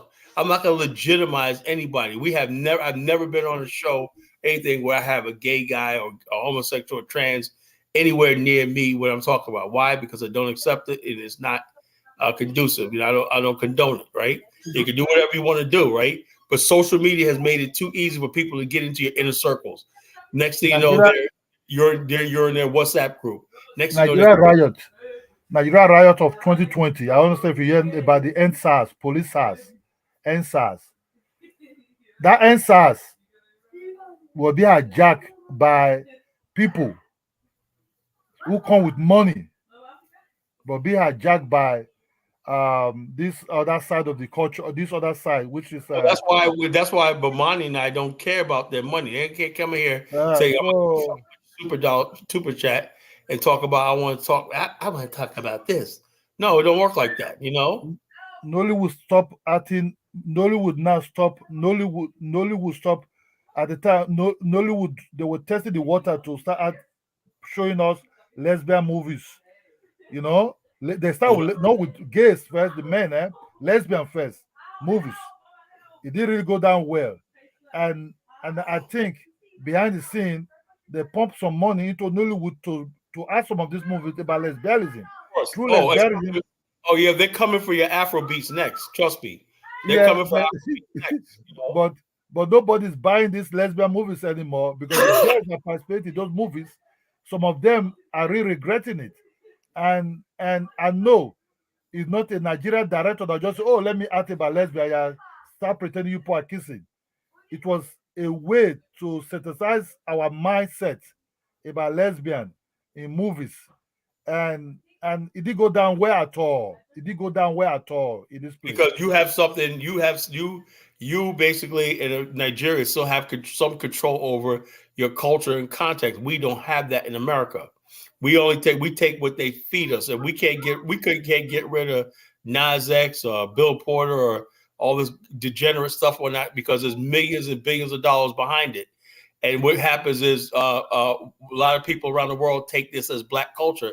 And then when they meet real Black people in America, they're like, oh, they're nothing like I thought what I saw in a rap video or something like that. We're nothing like that, And people are like, damn, what I thought that Black people were and perceive, like people don't come to America and they look at Black America from what they see in the media.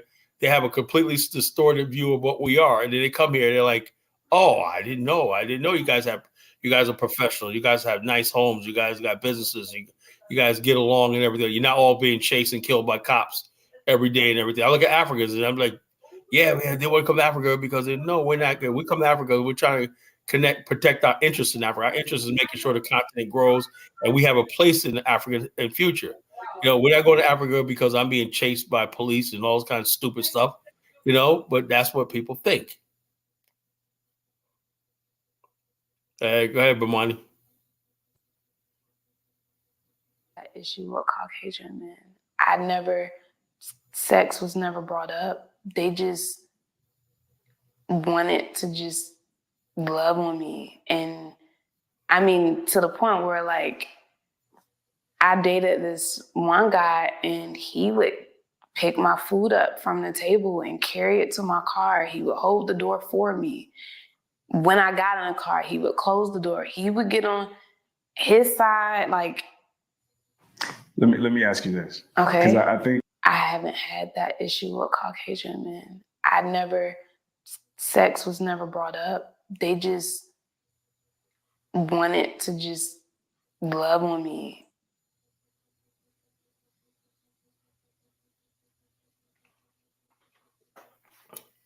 Well, this is a new age black woman now, and people say, "Oh, there's no strange fruit." Yes, this is what America's producing now. No, you will never hear no white woman say that about black men. I've never had an issue with black men and everything like that. I never say that. I've never heard any white woman. There's no white version of the Cynthia G that basically talks and degrades white men and everything like that, and tell white women to divest from white men and whatnot to pursue black men, or Asian men. It doesn't exist. It only exists in the strange fruit of Black America.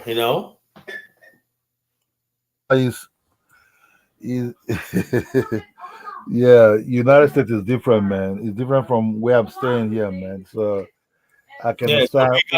What your background is loud, Ola. Okay, you're playing one of those Nigerian movies while you're talking to us, man. That's not cool. No. I'm not. It's far from me. Maybe through the window, I have a neighbor. Maybe it's today's Sunday, so I'm not really. What kind of neighbor you live? What kind of neighborhood do you live in? Where I'm at right now. Okay. It's very quiet. Anyway, I'll go ahead and let me. As a matter of fact, let me play this video and then because it's quick and short.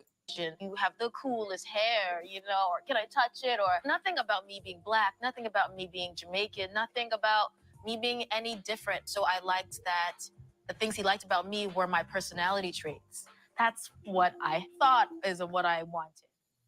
The thing that really made me feel like, oh my gosh, I'm in love, was that he never once mentioned, you have the coolest hair, or can I touch it? Or nothing. Yeah, man. That's like I said, that's the future right there, And you wonder why this black men like Austin Holloman going to the continent having the time of their life, And those brothers, also, you saw when I cornered for righteous. Nobody. I said, well, he's only there for a certain. Well, he's living in Kenya. I thought you said nobody's going over there.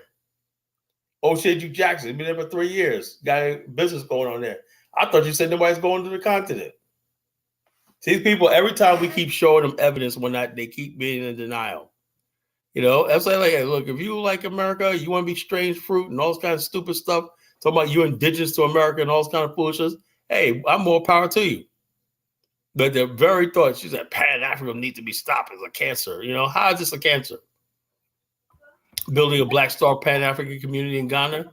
Man, we're really doing it. If any Black American want to marry an African, we can go there and marry, pay the bride price. You marry, I think a lot of Black Americans are married to some African women over there. So, well, there's a lot of dating and everything like that. These African women flock to Black American guys, one like crazy, like flies to shit. Like, oh wow. Yeah, and so you got young bros out there in their 20s and whatnot. You got these African women that are spoiling them and treating them good. That's when the breach will be heavily bridge, with the gap will be heavily bridged. They have to intermarry with themselves. They have to intermarry with married, dating, everything, just friendship. They can date, through dating you can have, know more about the person, you know what I mean? You know much about the interest. Yeah, I would say people in their 20s and everything like that. I would say just have a good time, you know? Yeah, you just know each other and whatnot. know their minds, so there will not be far distance from people, Black American Yeah, women but marrying anything is better than basically hearing every day how you ain't shit and the white man is great and everybody's like that and black men and Kala, everybody is great, you know what I mean? Everybody is great, so well, in this country, like I said, there's one video I wasn't going to say Bomani, right? Do you know on all dating apps, right? The number one preference for all women, everything is white males, black women, everything. And the second preference is their own cult race. I think Asians like the third because Asians date outside their race more than any other demographic. Asian women, they said, but white men, black women's profile, who they want to meet, 90% of them say a white male. They're delusional. They're crazy thinking that white men are going to basically say, so I'm going to pass up all these Asian, white women, everything to choose a black woman. It's not going to happen. Kala, I'm going to church, man. I like your view. You never really change. You're just consistent on who you are. I love that a lot about you, man. You wear knowledge and everything. I've been watching for years now, and you still remain, you still stand on your point, and I like that about a lot of you, man. God bless, man. Thank you, Bomani.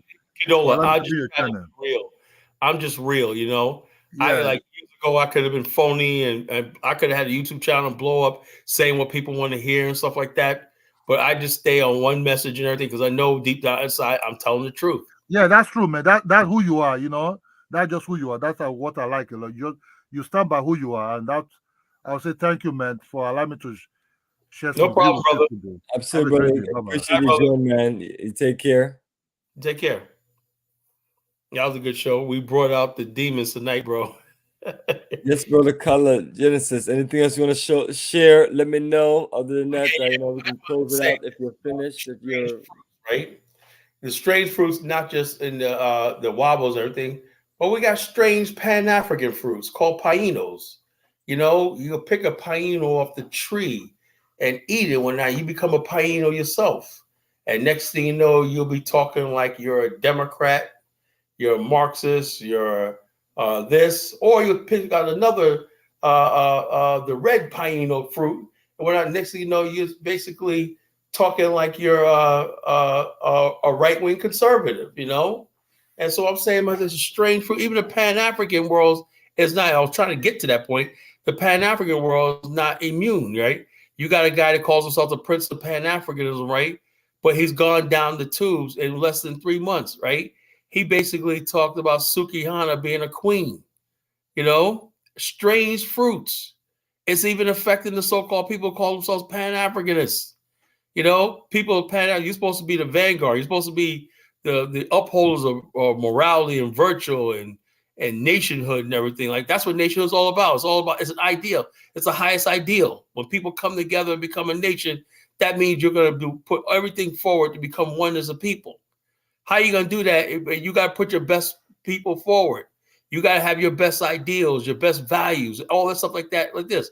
You got to uphold those values and everything. And you got to be an example in your life and what you do. You have to be an example. How are you going to be an example and whatnot if you're going around praising hoes and thought culture and defending thought culture and everything, The American soil produces strange fruits. It's not just the Wabos. We were already here, the indigenous, everything. It's also the Pan-African movement, It's also the Black conscious movement, right? You got people with twisted history and everything. But actually, weirdos.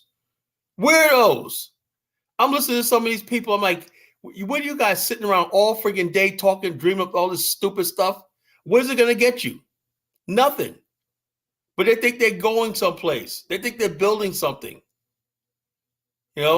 America's soil produces strange fruits, blood on the leaves, blood on the roots, and this is what we have. White supremacy rears its ugly head, You know, white people have two parts of white supremacy. One is they're racist, they want to oppress people.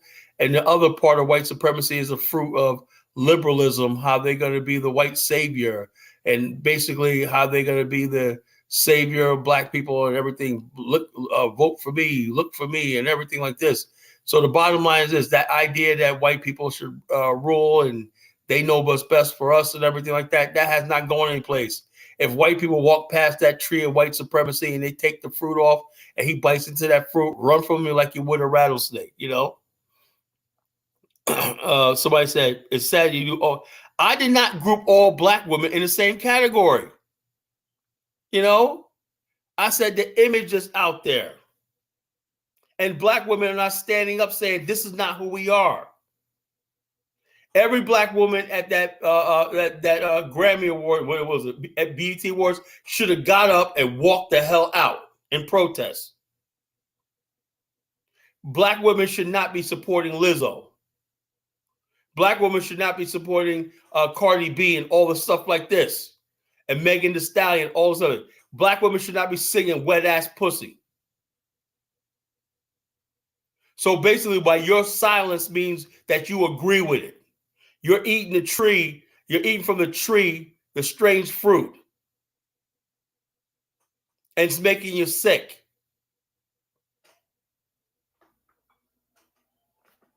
So you have to take this L tonight. Nobody say all black women. Majority of black women are decent black women, but they have no voice. Nobody defends them.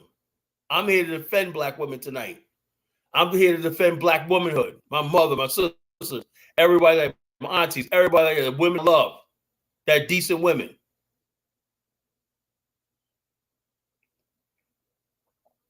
So sitting back saying nothing. Oh, so we're not supposed to say nothing about all this garbage that's going on in our women's name. Other men looking at our women like they're trash. What's up, Jughead? Yeah, Colin needs. Colin's correct. Colin, we need Pan-Africanism the way plastic. Yeah, folks. Yes. The bottom line is this: we have to have Pan-Africanism that's basically rooted in nationhood. If you have Pan-Africanism rooted in black foolishness and mediocrity and stuff like that, you're going to have the strange fruits. You're going to have that funny taste in Pan-Africanism and say, well, I know you say you're Pan-Africanist, but you taste like Paino. You know, this tastes like, you got to know when you're tasting the fruit of Paino, Pan-Africanism. A Paino is a Pan-African in name only. So when you're eating your Pan-African fruit, realize what tree it came from. If it coming from the tree of lies, deceits, deception, and foolishness and wickedness and everything like that, leave it alone. And eat from the tree of righteousness and justice and what's right. Yeah. So I don't support none of this, and I'm silent. I don't support none of this, so I'll take no L's. Okay, okay, that's good for you. You said I don't support none of this, so I don't take no L's. You know, I'm not silent. Well, the bottom line is this: I don't see black women, sisters, calling out the stuff. Now, black women are all over the internet talking about Jeezy and Jenny Mai. That's what's important to them, you know. Oh, Jeezy, that's what's important to them. They're not saying, how dare these women get up there and make us look like whores and everything, because you are being judged. You don't have the luxury of being an individual, you know, as when you're a minority group in a white racist country, you know. I'm glad you said about your female kinfolk. Look, I love my sister. I love black women. I respect black womanhood. That's what reared me.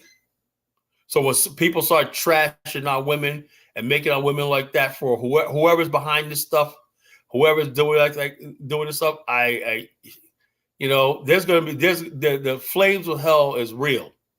I hope you burn in hell one day.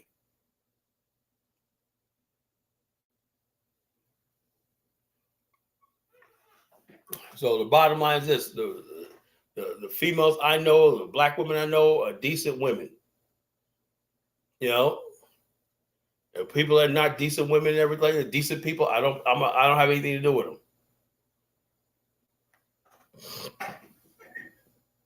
So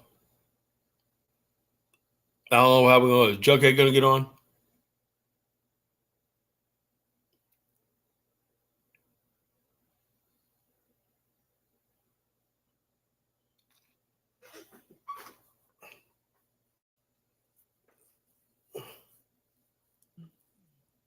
Just post a link. No one else clicked on it. There's no one else active. But it's all good, brother man. We can close out. Unless you have more to share, it's all up to you. Okay, yeah. Well, I think that's it. I just want to say that a strange fruit. We're going to talk about this topic more. You know, we have strange fruit. Bully House said, blood on the trees, blood on the roots. And we look at the Black America, how we act and everything like that. This is the product. They say a tree is known by the fruits it bears. Look at the Black America tree. Look at the fruit it's producing. Now you have to go to the black tree of righteousness. There's still a Black America out there that still believes in family, that still believes in community, that still believes in morality, it still believes in right and wrong. What's right and wrong? We all know. Go ahead. So we're not completely gone yet, but we're still fighting this. You know, Jughead. Good morning, guys. I'm sorry for late arrival. Yeah, so you guys can talk for a little bit and just need to wrap it up. So Jughead, let me know if you have any questions, anything to share. We're about to wrap it up, so we can talk for a few before we close out. Thank you, brother. I do apologize for calling later, man. I just got woke up. Over in the UK, it's what time is it now? It's 8:45 a.m. So I just woke up. I do apologize, man. But yeah, strange fruit. I mean, Bomani. I mean, wow, powerful phrase because we know what's happened. You know, you're behind enemy lines there. Me here in the UK also, we're both behind enemy lines. Both were with foreign lands which are hostile to our existence. Hence why we're in nation building. You know, we have to be strong economically and militarily because the reason why we're killed because our enemies know that we're behind enemy lines with no protection. Look what's happening in Libya now when those Arabs are selling people as slaves. Why are they doing that? Because the African countries are weak. They're militarily weak. Look at how they treat the black men in Arabia. Because the Arabs know that black people are militarily weak. Well, why we gunned down in the States and in Georgia and whatever? Look at our brother. If you remember, color Bakari Henderson. Remember Bakari Henderson, the brother that was killed in I think in East Europe. That's 2017. Bakari Henderson. Remember that guy? 70-year-old. Yeah. On camera, no one's the US government's not coming to protection. That white bitch. Remember that Amanda Knox, that white bitch that killed the British girl in Italy. US got upset, but went for her protection, got out of Italy, out of jail. Now she's free. They fought for her, but they didn't fight for Bakari Henderson. What demands to be both Americans? The white female, Amanda Knox is free now in America, free and living free. But Bakari Henderson's got no justice. He's killed on camera by 10 Greek guys. The guy was a handsome brother. He was talking to a white waitress, and what happened was the melanin envy got activated, the Afrophobia activated, and they killed him. His white friends left him, abandoned him. Cowards. That's why I tell black men, when you walk the streets, know who you walk the street with, because walk you for a coward, they get you killed. Know who you walk the road with, because Bakari Henderson was behind foreign lines, East Europe country with his 8 or 9 white friends. When he was attacked, they ran and left him. Against strange fruit, killed in East Europe. And no one's come for his rescue. US government left him there, you know, no justice. Amanda Knox is free now, Foxy Knoxy, who killed a British lady in Italy, with trying to play a black guy for it. The US government went for her defense, got her out of jail, now she's free now. Yeah. You see? What both be Americans? Well, America looked after its own. Only if you're white, apparently. If you're black, you're on your own. Hey, Jughead, check us out. I said earlier, right? I said the tree of white supremacy is like this, right? a white person could walk by a tree of white supremacy, and if he looks at that fruit and bites it, right, he becomes a white supremacist. Like you say, well, like that kid that killed, heard about that kid that killed 10 people in Buffalo, New York? Yes. 18 years old, right? And so I'm saying this because don't tell me that, oh yeah, well, his parents taught him that. No, I don't believe that. I do believe the tree of white supremacy is there, and a white person could be as young as 6 years old. If he bites that tree of white supremacy, that's going to be in him. It's in the soil, it's in the very soil of America. Just like that same tree, that produces black ignorance and self-hate and everything, and the black degradation. America is a very sick, wicked country. It brings the word. Malcolm X once said something, right? He was talking to a U.S. official overseas, right? And he said he had lunch with him. He was like a government official, a high-level government official from the Pentagon, right? And he just had to talk to him. And the guy said, this is off the record. Just have a conversation, right? And the guy, him and Malcolm X really clicked. There's a white man, West Point types, like that. And he said, look, man, this is what's going on. He said, I agree with everything. So I've been listening to you for years and blah, blah, blah, blah, blah. And he's one thing that basically, I want to get this quote. I think it was in the autobiography of Malcolm X or one of his books. Him and the guy both said, try to say, what is it about American culture and society that brings people to their lowest level? I would argue that even the situation with the blacks and the British, everything, it's on a different level. Black people in France, everything, different level. Maybe because black people in America have never had a treaty with America. America, basically, we have a whole race of people that basically never had any power, any say-so over his life, and America treats them that way.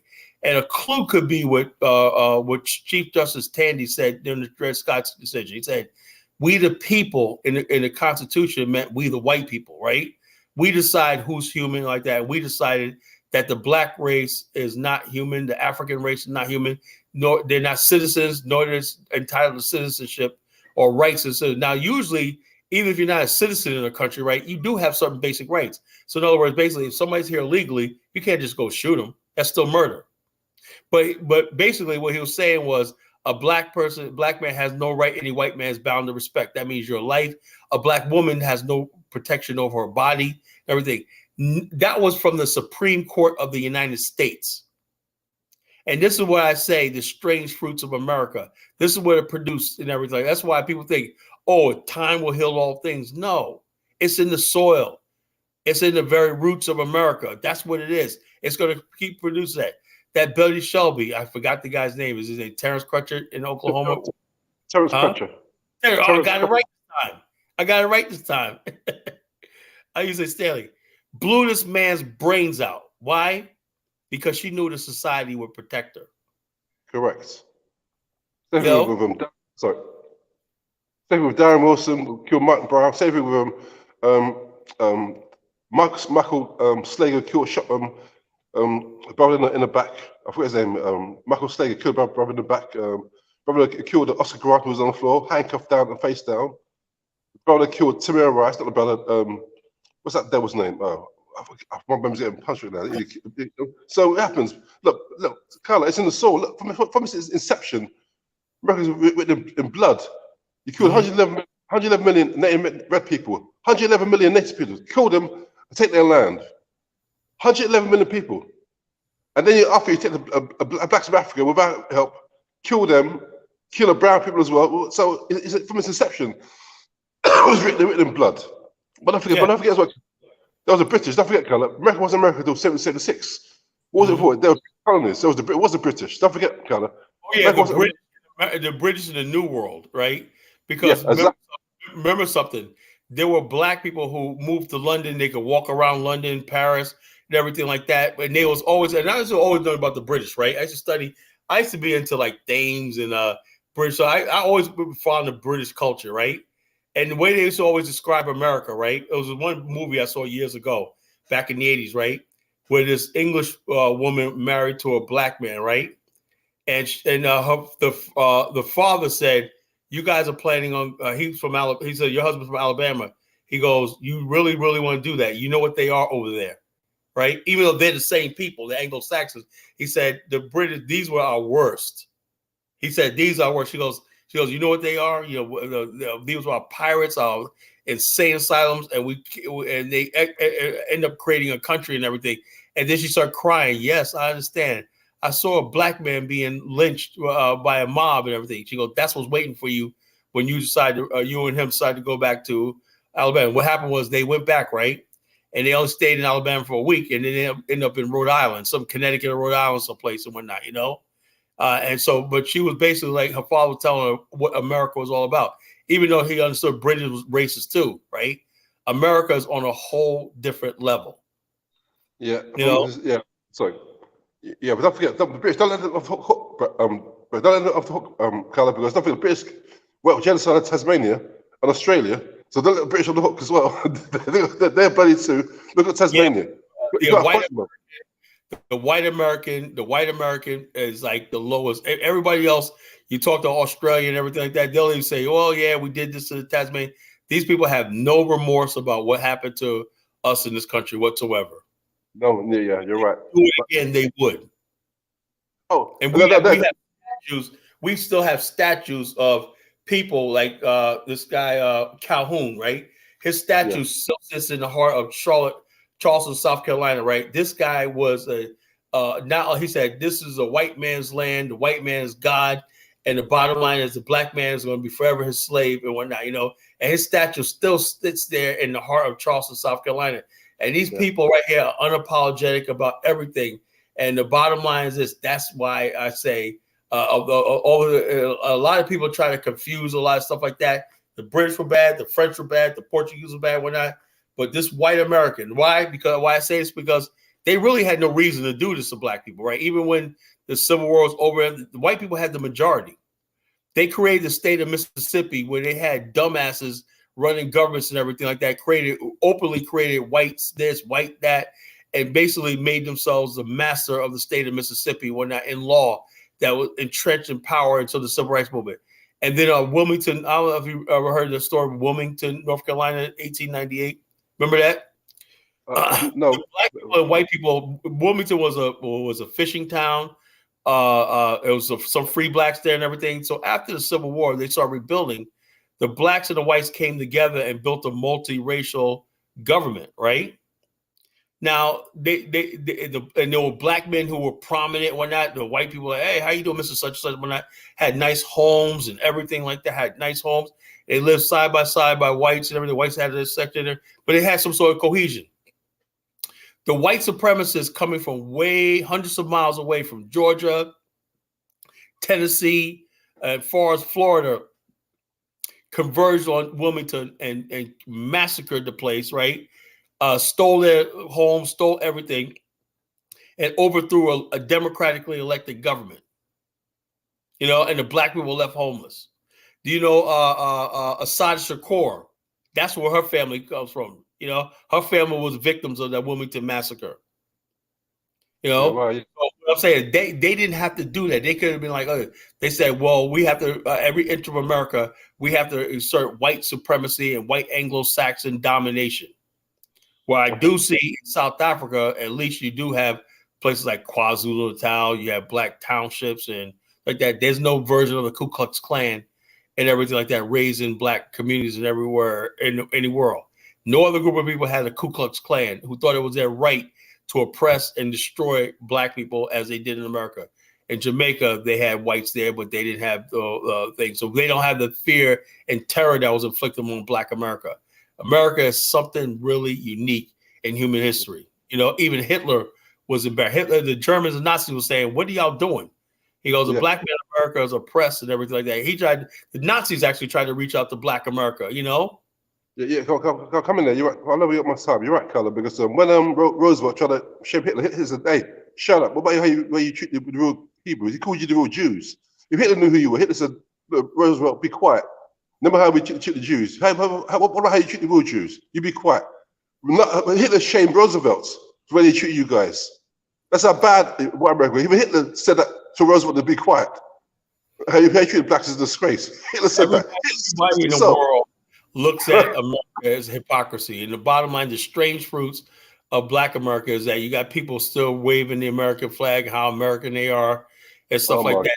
So the Black people want to defend America at all costs, like the Four Righteous chick that was on earlier. I wish you would have got on with her, Jughead. Y'all at it, you know, Four Righteous. Oh, I'm American. I'm American. What? What history? What history?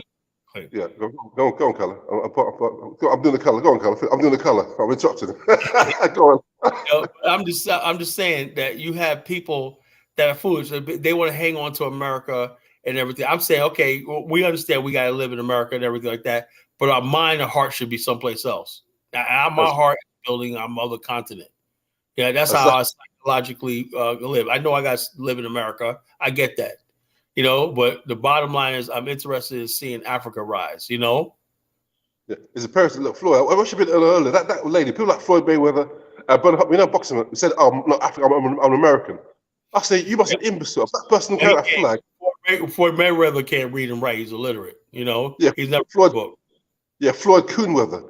See, people like Floyd Kuhnweather, see, if you carry a flag of America, you know, it's like a Jew carrying a swastika. I'm born in the UK. I'll never support this country. Doesn't make the money where I can be comfortable in Nigeria. I'm gone. I was born there, but you know, any black person that's loyal to white country, that person is an imbecile. Because you're not a passport is just a piece of paper. Birth certificate is just a piece of paper. Your genetic heritage is your identity, not a piece of paper. Okay. Yeah, exactly. So Florence was born in Beijing. Will that make him Chinese? Right. If Shaq was born in Beijing, will that make him Chinese? Is that stupid argument? That's ridiculous. Yeah, you should have been earlier, man. We was hearing just that by the strange fruit that called in. That's what that was saying, you know. What did she say? What did she say? The moral. Al Kuhn called in and asked me, what is if an Englishman was in of course, Englishman, he's white, he's English, whatnot. His DNA says that he's an Englishman, right? You, a black person and whatnot, could never be an Englishman. You know, simple as that. Never. British subjects, but Englishmen, no. The thing is, people in England, we are Caucasians. You can be a subject on your birth certificate. My parents came in England at 66. You'll be a British citizen or part of the Commonwealth, but that doesn't mean anything. Your origin is your race, where you come from, you know? Your origin is your genetic heritage. If I was born in Beijing, you see, they all look like. Well, that make me Chinese. If I was born in Seoul, it wouldn't make me South Korean. It's ridiculous. You got people going around because they're using the power of the internet, right? And you got black people who are going to China. They learn how to speak Chinese. I don't know why is it that, no offense to my African brothers, why is someone over in China trying to be like, what do you think about black people? Stop with that stupid stuff. You know, who cares what they think? You know, they're over in China, they're over in South Korea, and they're all over the world, every place but they're supposed to be in Africa building. Or talk about we got to change the racial component and race, you know, all those like that. Or Korean girls open to dating African guys and all this kind of stupid stuff and everything, you know. And I speak Korean now. I'm officially a Korean now, and I can speak fluent Korean and all this kind of foolishness and everything like that, you know. And so the people are proud of their race and proud of their heritage and everything like that. They look at us like we're crazy, you know. We're crazy. Correct, Carla. What is Carla? It's cowardice. I said before, black people, Africans in general, we're constant of cowards. I hate saying that because we're all warriors on this channel, but I tell the truth. I keep saying so I'm blue in the face. I could teeny Vietnam, probably take on Japan, France, USA back to back, and not back down. Teeny Korea went toe-to-toe with America. Teeny Korea. Afghan peasants went toe-to-toe with the former USSR. Afghan peasants. You got big Africa, letting France punk them out. Little run to front. It's embarrassing. Yeah, exactly. I think I said this last week, Jughead. I said, me as African American, I said this the other night, African Americans, France, if it wasn't for us, France would have been taken over by Germany in the World War I. We were the one who beat back the Germans we were fighting the wrong side, right? We went back, went there, the Harlem Hellfighters and everything. We beat the Germans back and everything. Did we get any thanks for it? When we came back to this nasty soil of America, what they do to those soldiers who fought so valiantly, whatnot, to save the U.S. dollar, the Wall Street banks, and everything like that. They lynched us. They dragged us through the streets. Carlos, wasn't it? Carlos, wasn't it? I remember I read one of us, when Joe Louis remember boxing fanatic. When during the war, I mean, when they kept some Nazi soldiers, US soldiers would rather sit with the Nazis than the black soldiers.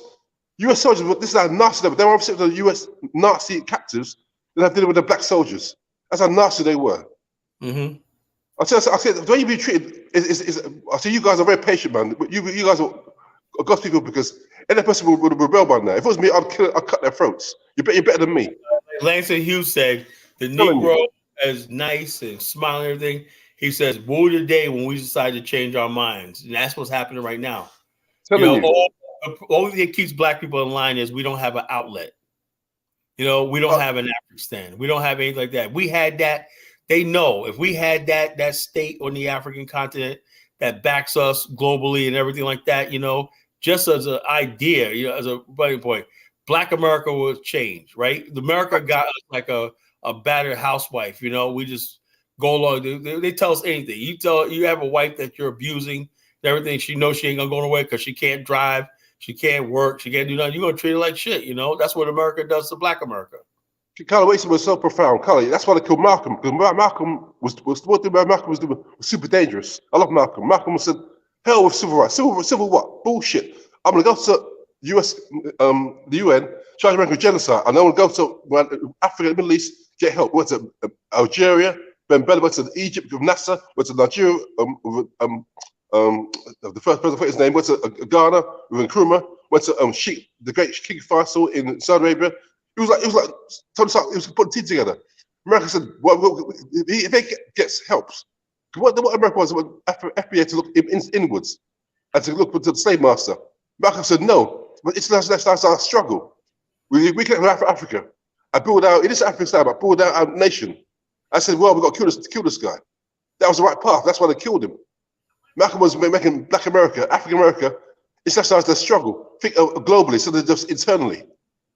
And get allies outside of America, Egypt with Nasser, the crew of Ghana, Ben Bella of Algeria, Azikiwe of Nigeria, King Faisal of Saudi Arabia.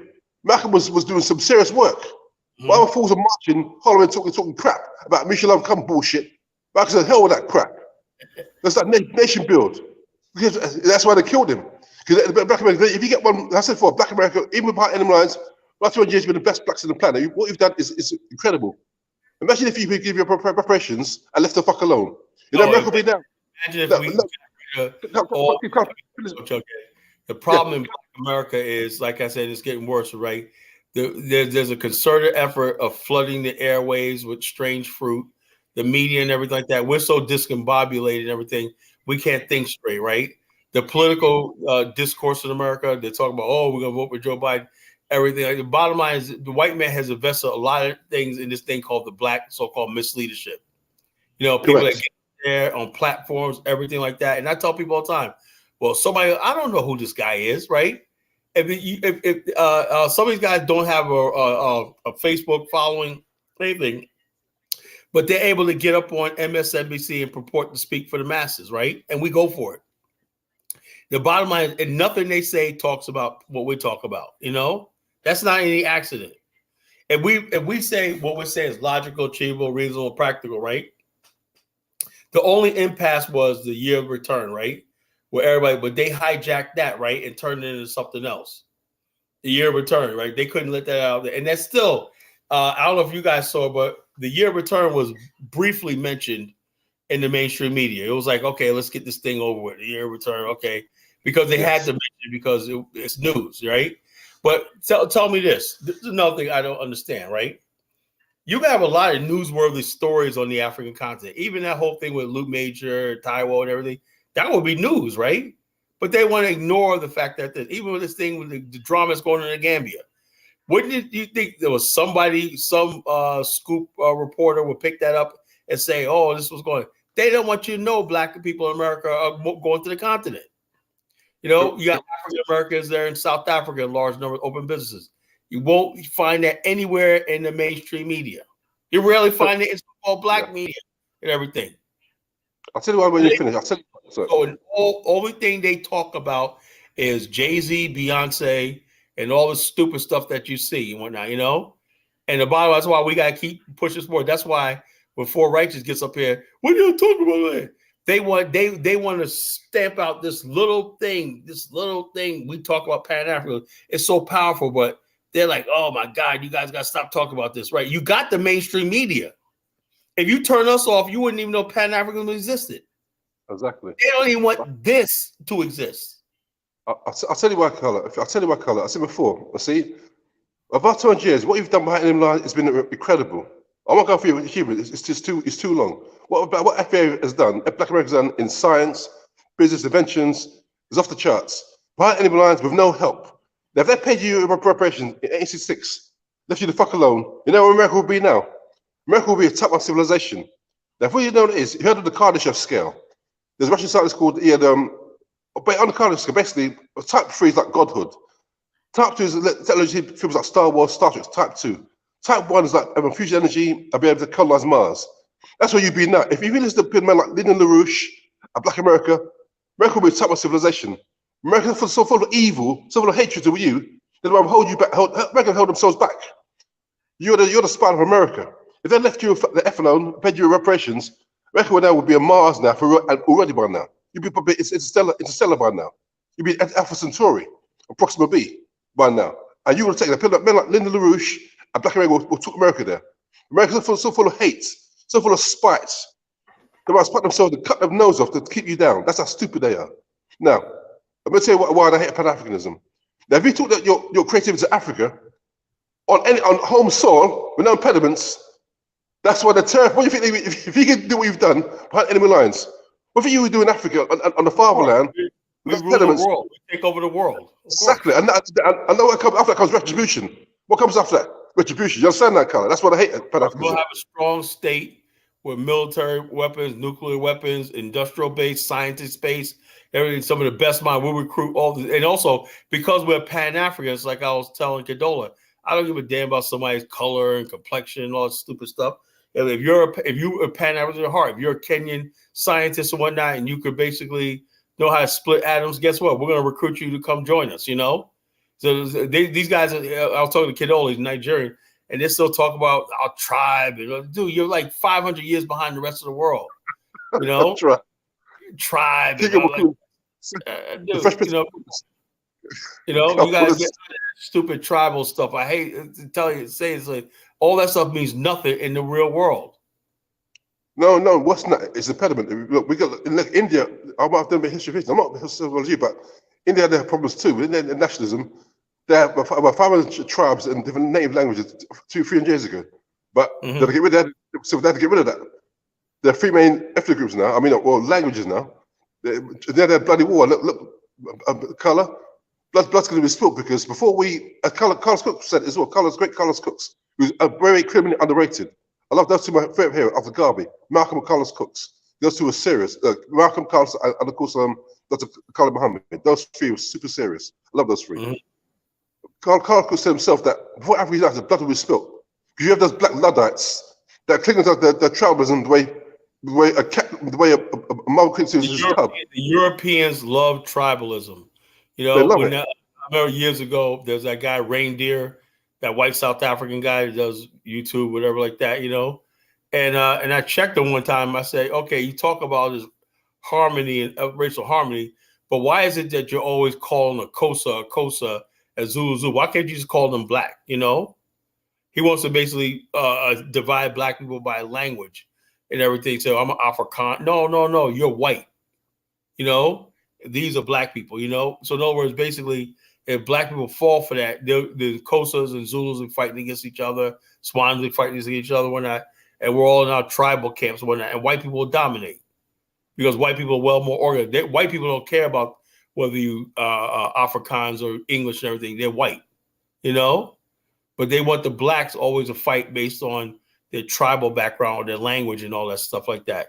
I don't know what the solution is in South Africa because, you know, when you put a country together and you got the Zulu language, you got the Xhosa language, and all stuff like that, you know. But Nelson Mandela, the ANC was formed out of different, but they all spoke English, you know.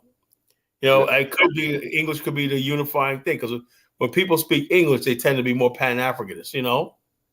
Yeah. Well, Carla, look, regarding the solution is Pan-Africanism. That's the solution. How we implement it is one thing. But anyway, back to Azani. I never thought that Mandela was a traitor. But I won't stay long because we've been on for a while. Bomani wants to go home, but I can't stay long. But I called late. But I'll keep my comments short and concise. But look, back to what I said before. Carla, you made a prime point about if America could do it again, they'll do it again. America, Carla, I've got bad news for you. They intend to do it again. Malcolm warned you that America's country is capable of genocide. He was right. That's their intention. When they bring those illegals in to replace you, with AI now, 2 decades ago, will make labor almost irrelevant. What did you need you for? What do you think in America? Don't forget, we were tried 100 years ago with Calvin Coolidge, Woodrow Wilson, and Roosevelt, the 3 presidents of the 20th century. They brought millions of Americans from Italy, England, and Ireland to replace you. It didn't work, of course, because they did labor. They're so full of hatred to you that after Reconstruction, well, instead of giving you resources that just going to go to you, there were billions of Americans to replace you. But it didn't work because at that time, labor was still needed. But now it's different now. 2023, we don't need labor the way we did now 100 years ago. Plus AI coming now, in 2 decades, maybe decades time, even before, it'd be irrelevant. So what are you for? That's their intention. We have to find where we're needed. That's why building in Afrikstan is the only future. Correct. You know? It's imperative because that way, not only give us security, it give us work. Look, Africa is a continent that needs rebuilding. It's fresh for rebuilding. It's underdeveloped because of mismanagement and cowardice. So it's ripe for rebuilding. We could have black unemployment we get black employment for the next 200 years in Africa. Yeah. Yeah, building Africa will be the biggest jobs program and opportunity program the world's ever seen. I'm telling you, man. I'm telling you. And then I know that. You know. I'm not, Carla. I wish I called earlier, man. That lady. People like Floyd Mayweather. People like Alan Keyes who said thank you for slavery. Those coons really made me angry. Forget the Wazungus. No, that was Wesley Peterson. Who said again? Who? No, you're right. Sorry. Thank you for slavery. Yeah, Alan Keyes said it as well. Alan Keyes said it as well. They both said it. They both have said it. And people like that, I hate them because when I heard that nonsense, I heard that. I heard a coup that betrayed Malcolm. That's what I hear. I heard a coup that betrayed Fred Hampton.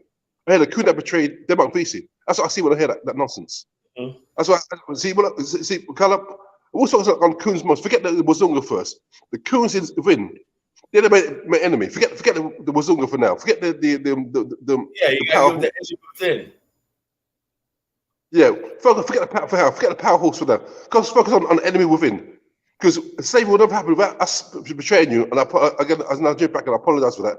Slavery will never happen without blacks, the capturing of blacks and giving them to Europeans. It could never happen. What happened day one is blacks sending each other out. That we're in our current position. So look, if we clean the house first, then we'll be impenetrable. Clean the house first. You know, and that's why when we Pan-Africanism, when we get to and we'll get there, the retribution. Because I said before, Carla, people like Kunda Owens, Larry Elder, Jesse, massively sick boss Peterson, in every group, they'd be dead because no ethnic group would tolerate traitors. Can you imagine, Carla, all for Palestine saying in Palestinian society, oh, defending Israeli soldiers, killing Palestinian men. How long should we be breathing? She will last 5 minutes. Imagine a woman from Afghanistan defending American soldiers, killing Afghanistan men. How long should we be breathing? 5 minutes. Yeah. Imagine an Afghan elder, like just who Yeah. Bottom line is we got people, they're so brazen with their traitor and their treachery and whatnot.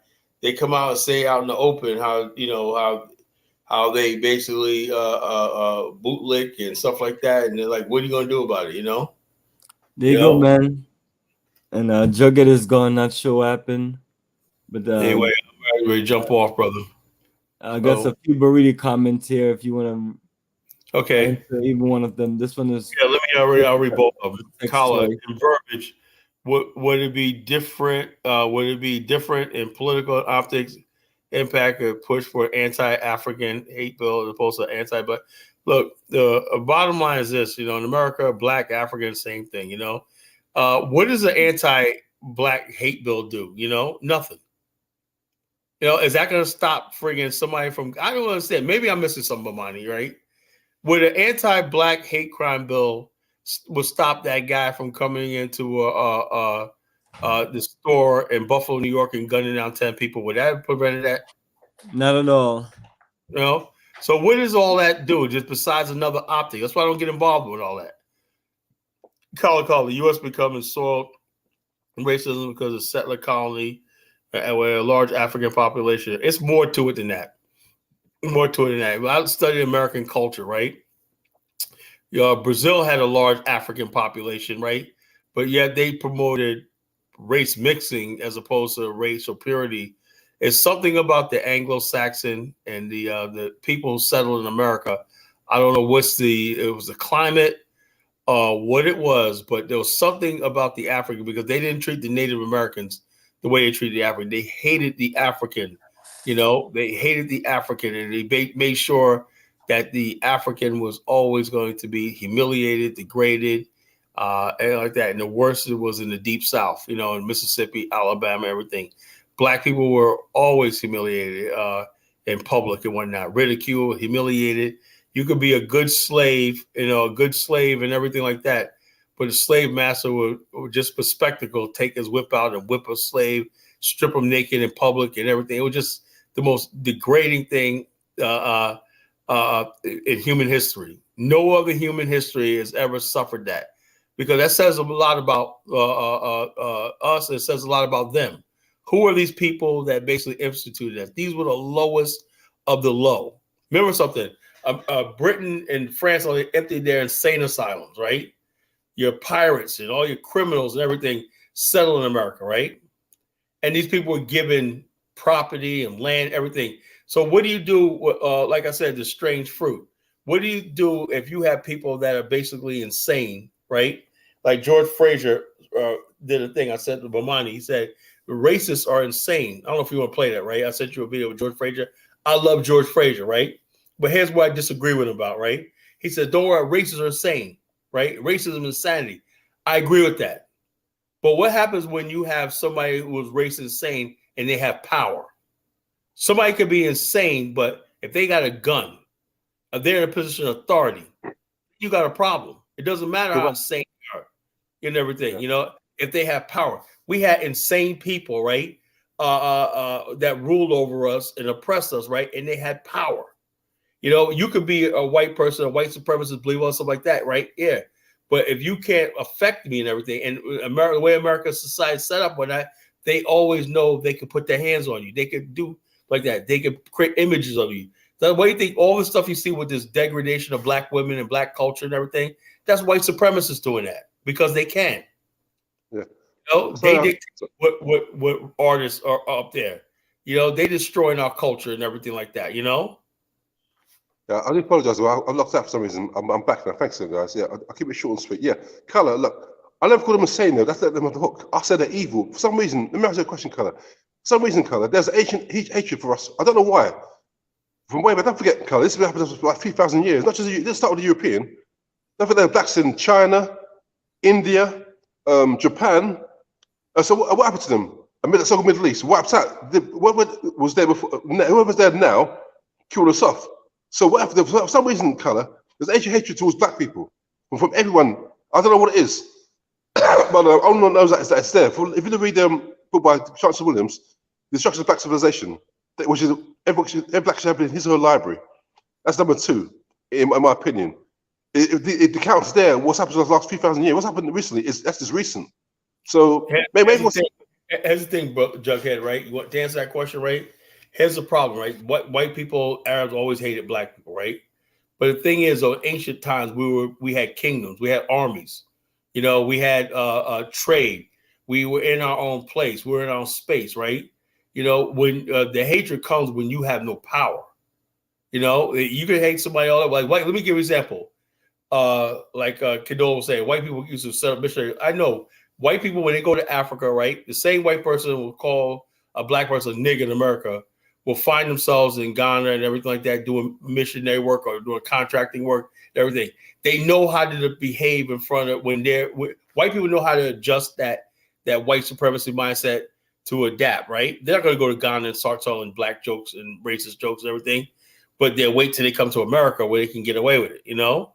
So therefore, what I'm saying, it's all about being in a position of power, you know? White people got a lot of Africans fooled that, oh, these people come over here, they helped us and everything like that. When they go back to America, they don't talk to black people because a lot of Africans are booty clapping for white people. They're like, oh, we got resources, and they're starting to smell themselves a little bit. You know, the white people give them a little bit of favor because they got something that the white people want. So the Africans are walking around thinking they have some negotiation skill with their natural resources and blah, blah, blah, blah, blah, and everything like that. Where in Black America, we don't have really nothing to negotiate with white America with and everything. They at least have to go through their government and channels and everything like that, you know? And we don't have that. We don't have no embassy. There's no Black America embassy. There's no line in the sand. There's no military protecting us. There's no border, everything. And he put up Baruti's comment, and I got to get ready to go. That's the second to the last one. You know?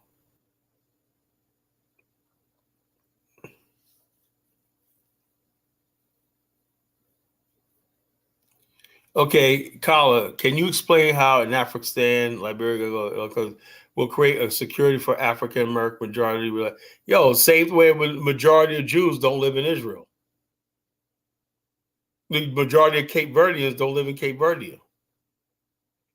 But they have a home base. They have something that basically that supports them on a geopolitical global scale. We don't have that right now. There's no country that basically we could say that we have dual citizenship with or ties to and everything like that. They made sure when these new independent African countries come, one of the things was you don't message somebody else's country. Africans honor that, right? That's why Ghana tiptoe about giving African American citizenship on that. No country, why? Because they know they're going to incur the wrath of the United States. Yeah, I do apologize. So finish, Colin. So good, you know, they'll say, will it create awkwardness in U.S.? Yeah, of course it will. We don't care. So the bottom line is this: when we build the Afrikstan, we're saying the Afrikstan is a divorce proceedings. Correct. It's time to divorce from America. It's time for us to move forward. Long overdue. It's long overdue. It's a divorce proceedings. Now, what I'm saying is, if when we start doing this and we get pushed back from Africans, oh, you guys no country in Africa is separate. We need a separate state to basically to facilitate this immigration. Why? Because we want to basically build our institutions and all stuff like that we could build. And like I said, we could build what we built in America for the last few hundred years on our own soil. We'd be all right, you know. And so that's the whole thing. If we had a state, we had our own embassies, we had our own government and stuff like that, you know. Of course they're gonna look at us differently, you know. Of course we'll look at us differently, you know. And America would have to basically say, you know, we can't do it. Like which one? They give Jews respect because they got the state of Israel, you know. Mexicans get more respect than Black America because at least they got Mexico right south the border. You see what I mean? Everyone gets look. I remember a story, Carla. About 2 years ago, Indian from India, tourists was beating up in America. Indian government got involved. America, he got more because all it was attacked. It wasn't even killed. Why? Because he's got set behind him a powerful state, next superpower. India. Yeah. So you know. So the last question that Bruce said, if you guys equal this, I don't give a damn. Look, Carla, I'm like the black Jews. Even though I hate what they did to Palestine, but forget that for now. Jews, I like the Jews because they're ruthless. Their attitude is we're going to do our interest. You get in our way, we'll kill you. That's how we should be. Ruthless and uncompromising. Nothing of this soft shit. We've been compromised last 4 years. Where's it gotten us? Where's this soft compromise gotten us? Disrespect, genocided, disparaged, disenfranchised. That's what it's got us. So hell with that. That's to be ruthless. It's time to be ruthless, organized, and have an attitude of what John Clark said, the essential selflessness of survival. The essential selflessness of survival. We do what's our best interest for it. If we get in our way, we'll deal with you. Keep it out of our way. Because long overdue now, because all this soft shit of trying to be popular, forget that nonsense. It's like winning, not being popular. It's like doing what's right for us first, with no apologies. It makes awkward shit. Okay, bro. duly noted. Let me answer this. Brody asked, caller, please respond to my last question again on the anti-African hate bill. You may miss the question. Look, I understand content, but I think all this stuff like this, going to the U.S. government asking for a bill or some law, what's that going to do? We had anti-lynching bill never passed into law. You know, what is it's all symbolic? That's just playing games. That's right. You know, like Malcolm X said, you have to take it out of the U.S. court system. You have to say our problem in America, right? We have a nation of people, right, who don't have the sovereignty and everything, or self-determination, everything. It has to be taken to the international court and everything. That's how America has to be judged. You can't do anything in American court systems. You know, the American legislature. What's an anti-African? You call it Africans will make a difference? No. All that nonsense and everything, I'm tired of hearing that, you know? That's just black people playing games, you know? We're going to have an anti-bill, we have an anti-African. It doesn't do a dang thing. It's still not going to stop someone from shooting you and doing stuff like that. It doesn't mean a damn thing in America, you know? The color, like Malcolm said, we get a bill, another bill, another bill. We get is the bill. Like Malcolm said, give a bill, another bill. All we get is the bill, never the check. You just get the bill. Like Malcolm said, you don't need bills, you need power.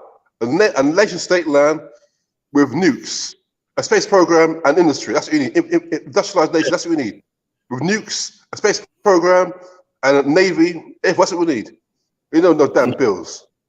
We need we need our Dubai. We need our future. We need our future. You know, we need to design our futuristic cities and everything like that. That's the way we should be talking about right now, you know, as we part ways with America, you know, building our own future, you know, all this stuff like, that's just basically playing games. White people love playing games with black people like that.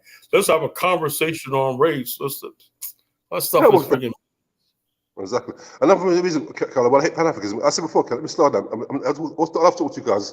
You guys are my brothers, man. But it's Carla, because don't forget, after the nation building, it's called retribution. Look, Carla, I'm not interested. I don't forgive and forget, Carla. I don't forgive and forget. I'm not full of hate, but there must be retribution. George Floyd, Samira Rice, Emmett Till, Breonna Taylor, there must be retribution.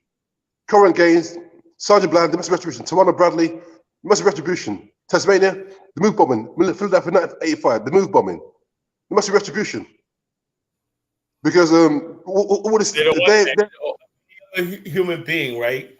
Every other group of people, right? You know, when you do something to them, they know they got to deal with that. America knows it has enemies that dealt stuff with, blah, blah, blah, blah, blah. But the black people, the only group of people they did wrong to, and they know you can't do nothing about it because we're still dependent on them, you know? We're still dependent on them. We're still got us under the gun.